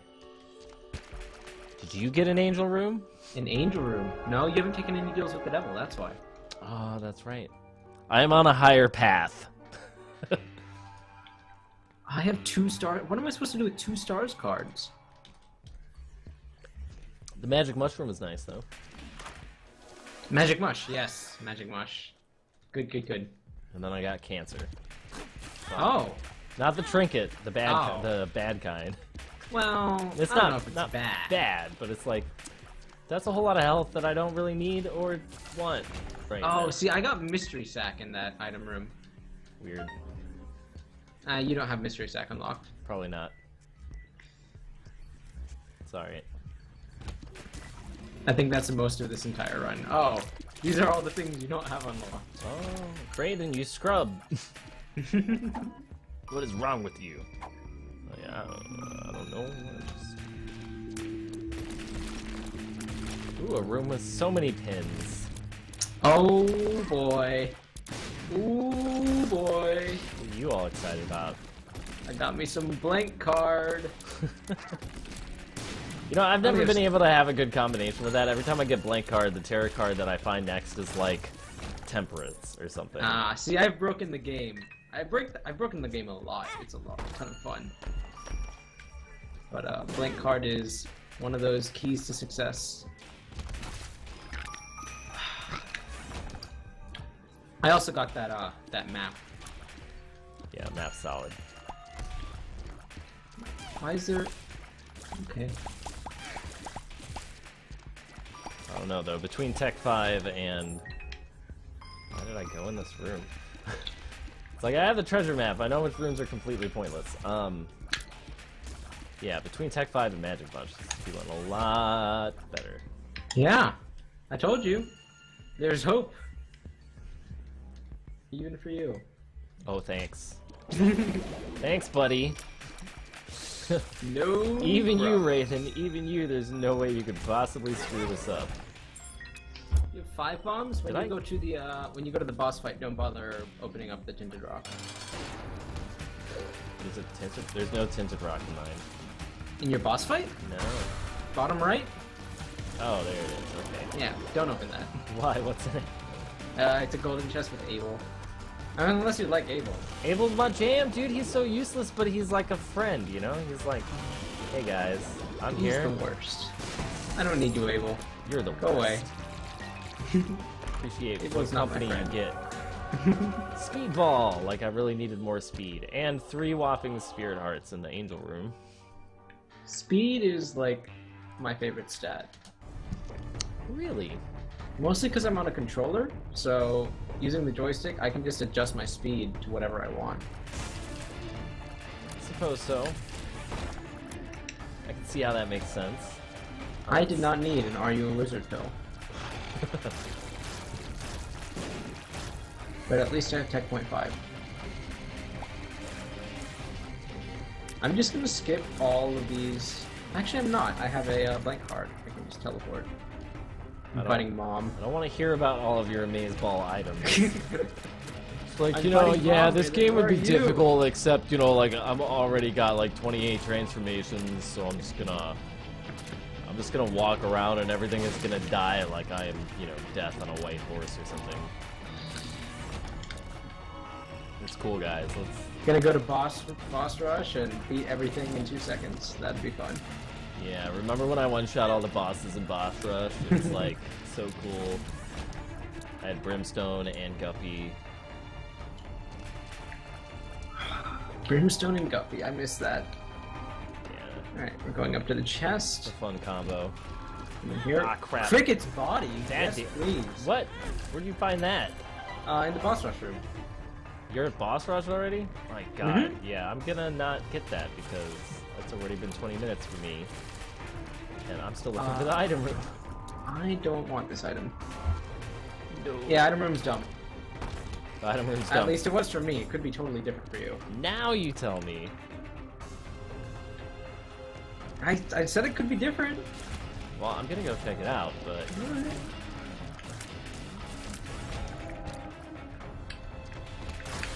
Oh no, Terracotta. Teratoma? Yes! I call it Terracotta because I'm thinking about Civ. You know, Terracotta Army, it's a wonder you can build. Ah, okay. Hey, Thunder Thighs. I should play Civ again at some point. Civ is pretty fun. It's one of those games I like to play like once a month, Yeah, you know? that sounds like a game I would play once a month, but I just never get around to it. I'm like, why would I play Civ when I can just stick in a couple of nuclear throne runs in here? Yeah. I don't know. I have always had like a big love for strategy games. Yeah. Alright, I picking feel up that a way. Polaroid and moving on along. I don't know if you ever played the mobile game version, Civ Revolution, Mm-mm. but I got tried it and really thought it was into that. terrible. Oh, really? Yeah, See, this it's was just- before I'd played any Civ game, so I got that, and I was like, I was spending hours and hours on that. But yeah, I mean, like if you've never played actual Civ, Yeah, that's true. I can see how that would be desirable. But comparing it to regular Civ, it's like, Disgraceful. yeah, kind of that. I feel like if they made a game now, it would probably be better, but they made it so early in the life of like mobile game development that it was like... Thank you, Crack the Sky, once again for being useless. I mean, Blank Card's being pretty useless too, but I'm not blaming you. You're okay, Blank Card.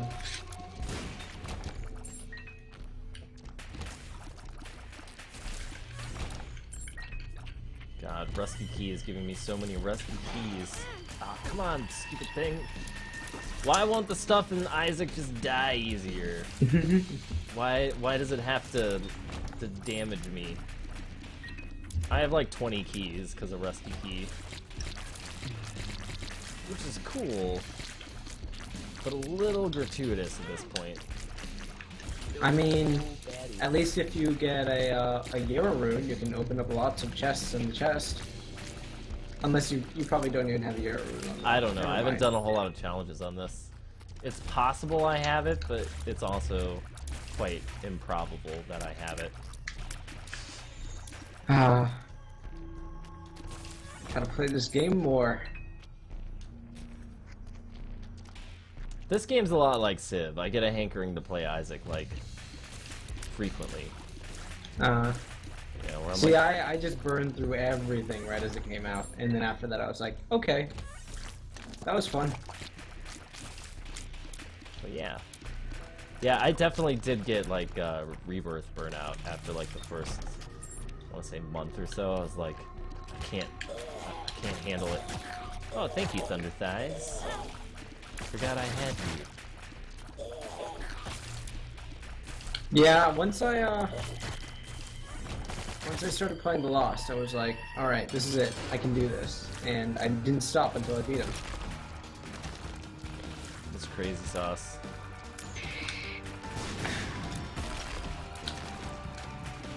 And then I cleared him, and I was like, that was pretty fast. I was very impressed with myself. And then Northern Line did it in 3 runs, and I was like, never mind. I'm no longer what are you impressed. for? Northern Line did it 3 runs. I still, that will never not be unbelievable to me. That's ridiculous. I can relate. At long last, finally, an arcade. Yay, yeah. I got that too. Let's put that luck to use, Kane. I mean, I totally skipped it and didn't use the arcade at all, but... This arcade totally I backfired. hated arcades in vanilla. I'm just gonna assume that in Womb 2, it's the one that's far away. Yes. Yes, it is. Would not waste my time with the other pads.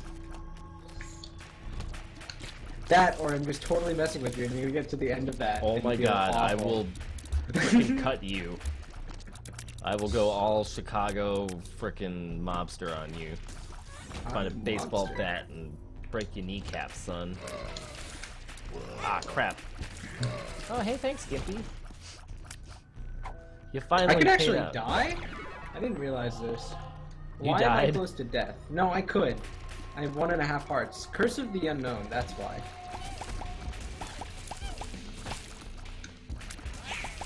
Curse of the Unknown is kind of an asshole. Yeah, I'll agree to that. Are you a wizard? The answer to that question is no and fuck you. I hear there's a rumor going around that there's going to be an Are You a Wizard challenge Oh, in really? Afterbirth. It's gonna be so much fun! Yes, that sounds delightful. Oh, Alright. worst frickin' room ever. Holy crap. Nothing but red poop and flies? What is this? With Are You a Wizard? This is like... I think I lost like 28 pieces of silver and health. Oh man. Oh man, I'm watching the damage! I'm watching it right now and it's so awful. It's bad. It's so painful. Raiden, please uninstall. Go back to fighting games where you only have to fight other people and not the minions of your nightmares. Oh, how do I handle this? I'm actually kind of worried now. Don't screw it up. I'm gonna keep going. Yeah, I'm gonna keep going. Curse of Darkness is not helping. Rusted Key, finally got that. What? I've had that since like floor 1. Yeah. Trinkets are interesting. Trinkets will always drop in the same order. Like, no matter what. But like, Okay. for me, I just never ended up in whatever room that you got the original recipe in. This boss fight is the worst. I just unlocked Glass Baby. Hey! Hey! Alright, up to the cathedral. Okay, so do I fight Isaac only being able to get hit twice? The question is, which way do I go? Up or down? Are you in Cathedral? Yes, I just got there. So, right. Which is down, I guess. Wait, let me see your map. Yeah, okay, it's the same. Oh my Yeah. god. I'm out of blue hearts. Okay, I'm just gonna use this D4 room now. And hope it doesn't screw me over. That did not screw me over. What does D4 do again? D4 rerolls all items on the floor. Oh, on the floor. Alright, I'm fighting Isaac. This is going to be painful. So, what does Hematasis do when you're at, like, no health? No health. Like, when you have find one no heart health. left or whatever, like... If you what have does one it do? heart left, it will take you down to half a heart. And then drop a bunch of red hearts on the floor. Did you go in the curse room? No, I do not have the health to spare that. I'm gonna go check it out. Alright. Make me regret my decision. Oh, 2 evil hearts. Oh man, I regret my decision. Alright, the good news is I didn't get hit by Isaac once. Wow, impressive. Oh, I lost my black heart to a Monstro 2. Stupid Monstro 2. He's so much harder in this version. What the fuck? Yeah? In They took vanilla, out the, Monstro 2 was like, yeah, whatever. the ability to totally, like, mess with him. Okay, so I got the soul in one of my chests, so I'm curious to see what you get instead. It's not gonna be the soul. That's for damn sure. So fight. So wait, does the 4 of... does the... Oh my god, I have. Wow, that's a lot of lasers. I kind of wish I had tech. Alright, I guess I'm gonna take this Book of Revelations unless I somehow stumble upon a better card. Oh my god, an entire room full of birdies. Fuck! So much damage. When will it ever stop? Walking backwards to pick up that full heart so I can keep my health high but my half heart interval happy. Oh yeah, your hematemesis pill is like a... You're gonna be great. You're gonna be fine. You're gonna win the run, unlock a bunch of stuff. I don't think that's actually the case. Why is that not the case? You have lots of health.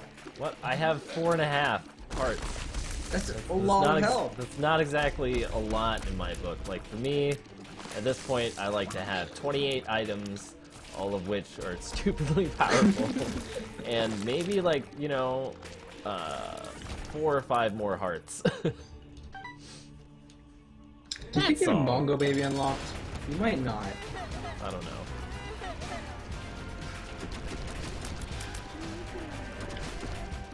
I think this is the first time I've ever felt Mongo Baby is really helpful. Ah, shit. Oh, I can't tell the difference between my... How did I only take half a heart of damage? What the flip, game? How am I at full hearts? See, I told you, you're set.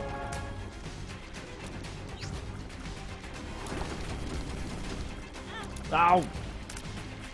I keep taking half a heart of damage and I don't know why. Oh, cancer. Oh, Cancer's saving you. is it? Yeah. That's interesting. So, You cancer... feel protected. Yeah. What am I doing here? Oh, I'm gonna fight Blue Baby. Do I need anything? Strength card. That would help.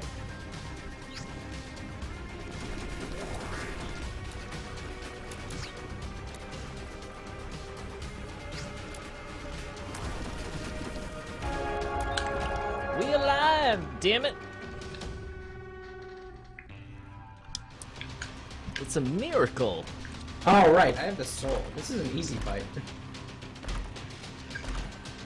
Alright, so I got Mongo Friend, Smart Fly, Robo Baby, and Book of Revelations. So Smart Fly is what you got instead of the soul.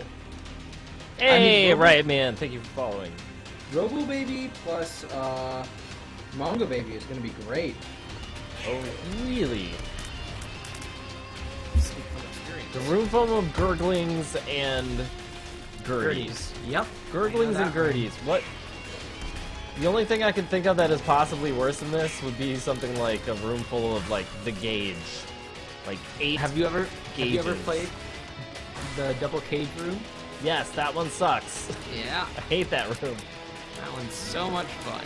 You pretty much just die. And then you go, oh, I'm surprised at how long it took for me to die in that scenario. I will say, it is easy with Pyromaniac. Really? Why? Yeah. Because the game treats the giant spikes as bombs. Huh. So you take no damage from them with Pyromaniac. Interesting. Remember one of the first times I played co-op with my friend, I was like, why would you switch low-key targets? We had this, like, big strategic argument about switching low-key targets. Yeah. I don't know. Sometimes I'm like, okay, I gotta focus on one. And other times I'm like, I don't know. Do whatever. You know, I'd like to think that that was an undodgeable situation, but it probably wasn't. Just not thinking about dodging as much as I'm thinking about how much I hate part of the creed. And, you know, that clouds my judgment, is what that does. Thank You could have dodged downward. I didn't even know I could do that. Like, walk around the blue spikes like that. That was, I felt, was quite risky. Oh, okay. You blow it up. Why would you blow up the temperance? Man, because I wanted it to give me hearts. I don't know. In retrospect, I probably should have saved it. But it's not like I'm gonna get hearts out of this. Blue Baby is gonna mess up my day. Do you still have that hematemesis? Nope. Oh. That's a problem. Yeah, I probably shouldn't have gotten rid of it. Please don't watch the baby. Get rid of it? What? I swapped it out for the world. The world? The world, because I didn't want to ask you for help. I wanted to treat it like, you know, I was doing this all by myself. Yeah, but hematemesis. I know. It's fine. It's just Blue Baby, man. He's not that big of a deal. Plus you take half-heart damages after your first hit, so you'll be fine. Yeah, everything should be okay. It's just Blue Baby. And I got Revenge Fly over here, like, fucking his shit up. You know, things are gonna be pretty real. And lots of lasers. Lots of freaking lasers, man. And Mongo Baby, he's over here. I don't even know what he does, really. Mongo Baby will copy the next familiar and do everything they do. Kane's Eye, bitches! What's up? Nice. Who's next? Really?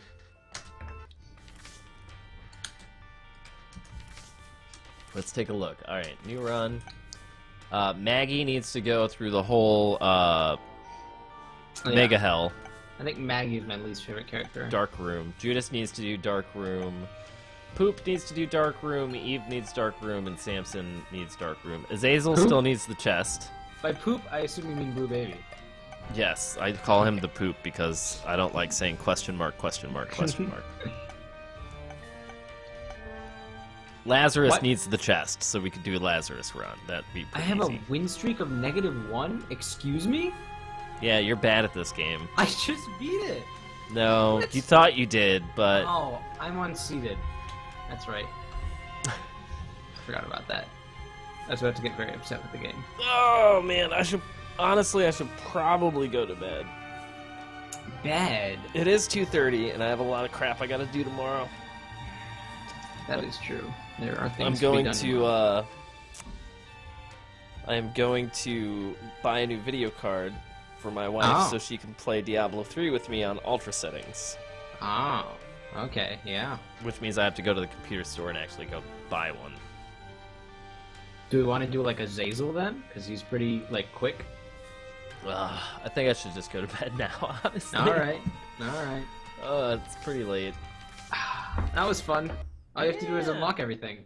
Well, that's not gonna happen. I'm saving that for Afterbirth, you know? That's what DLCs are for, to accidentally unlock original game content while going for new game stuff. That's true. That's true. Antivis Dodo needs a Brawlhalla key. Please take this before anyone else does. Quick run. Oh, I should get Brawlhalla keys now that I'm streaming. Just email Brawlhalla. Support at brawlhalla.com. They will hook you up. All right, sounds good. Just be like, I stream. If you could send me some keys. It pretty much will send anybody keys who asks for them. That's So, good to hear. yeah, it's pretty awesome. Oh, man. I don't want to go to bed, but I totally should. I mean, not wanting to. That probably means that I should. So I'm going to go do that. Thanks for the Isaac run, though. It was very nice being able to bitch at you. And I'm pretty psyched that I won despite being distracted Distracted by what?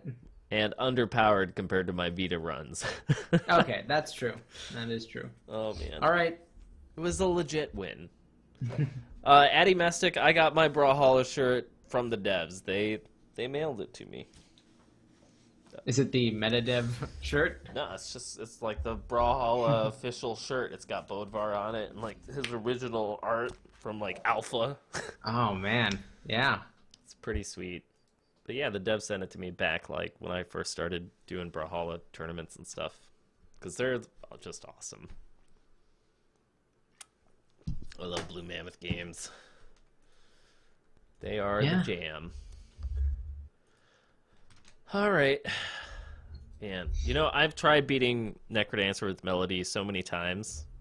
And I assume you get really far with them, because... I got to floor 4 multiple times.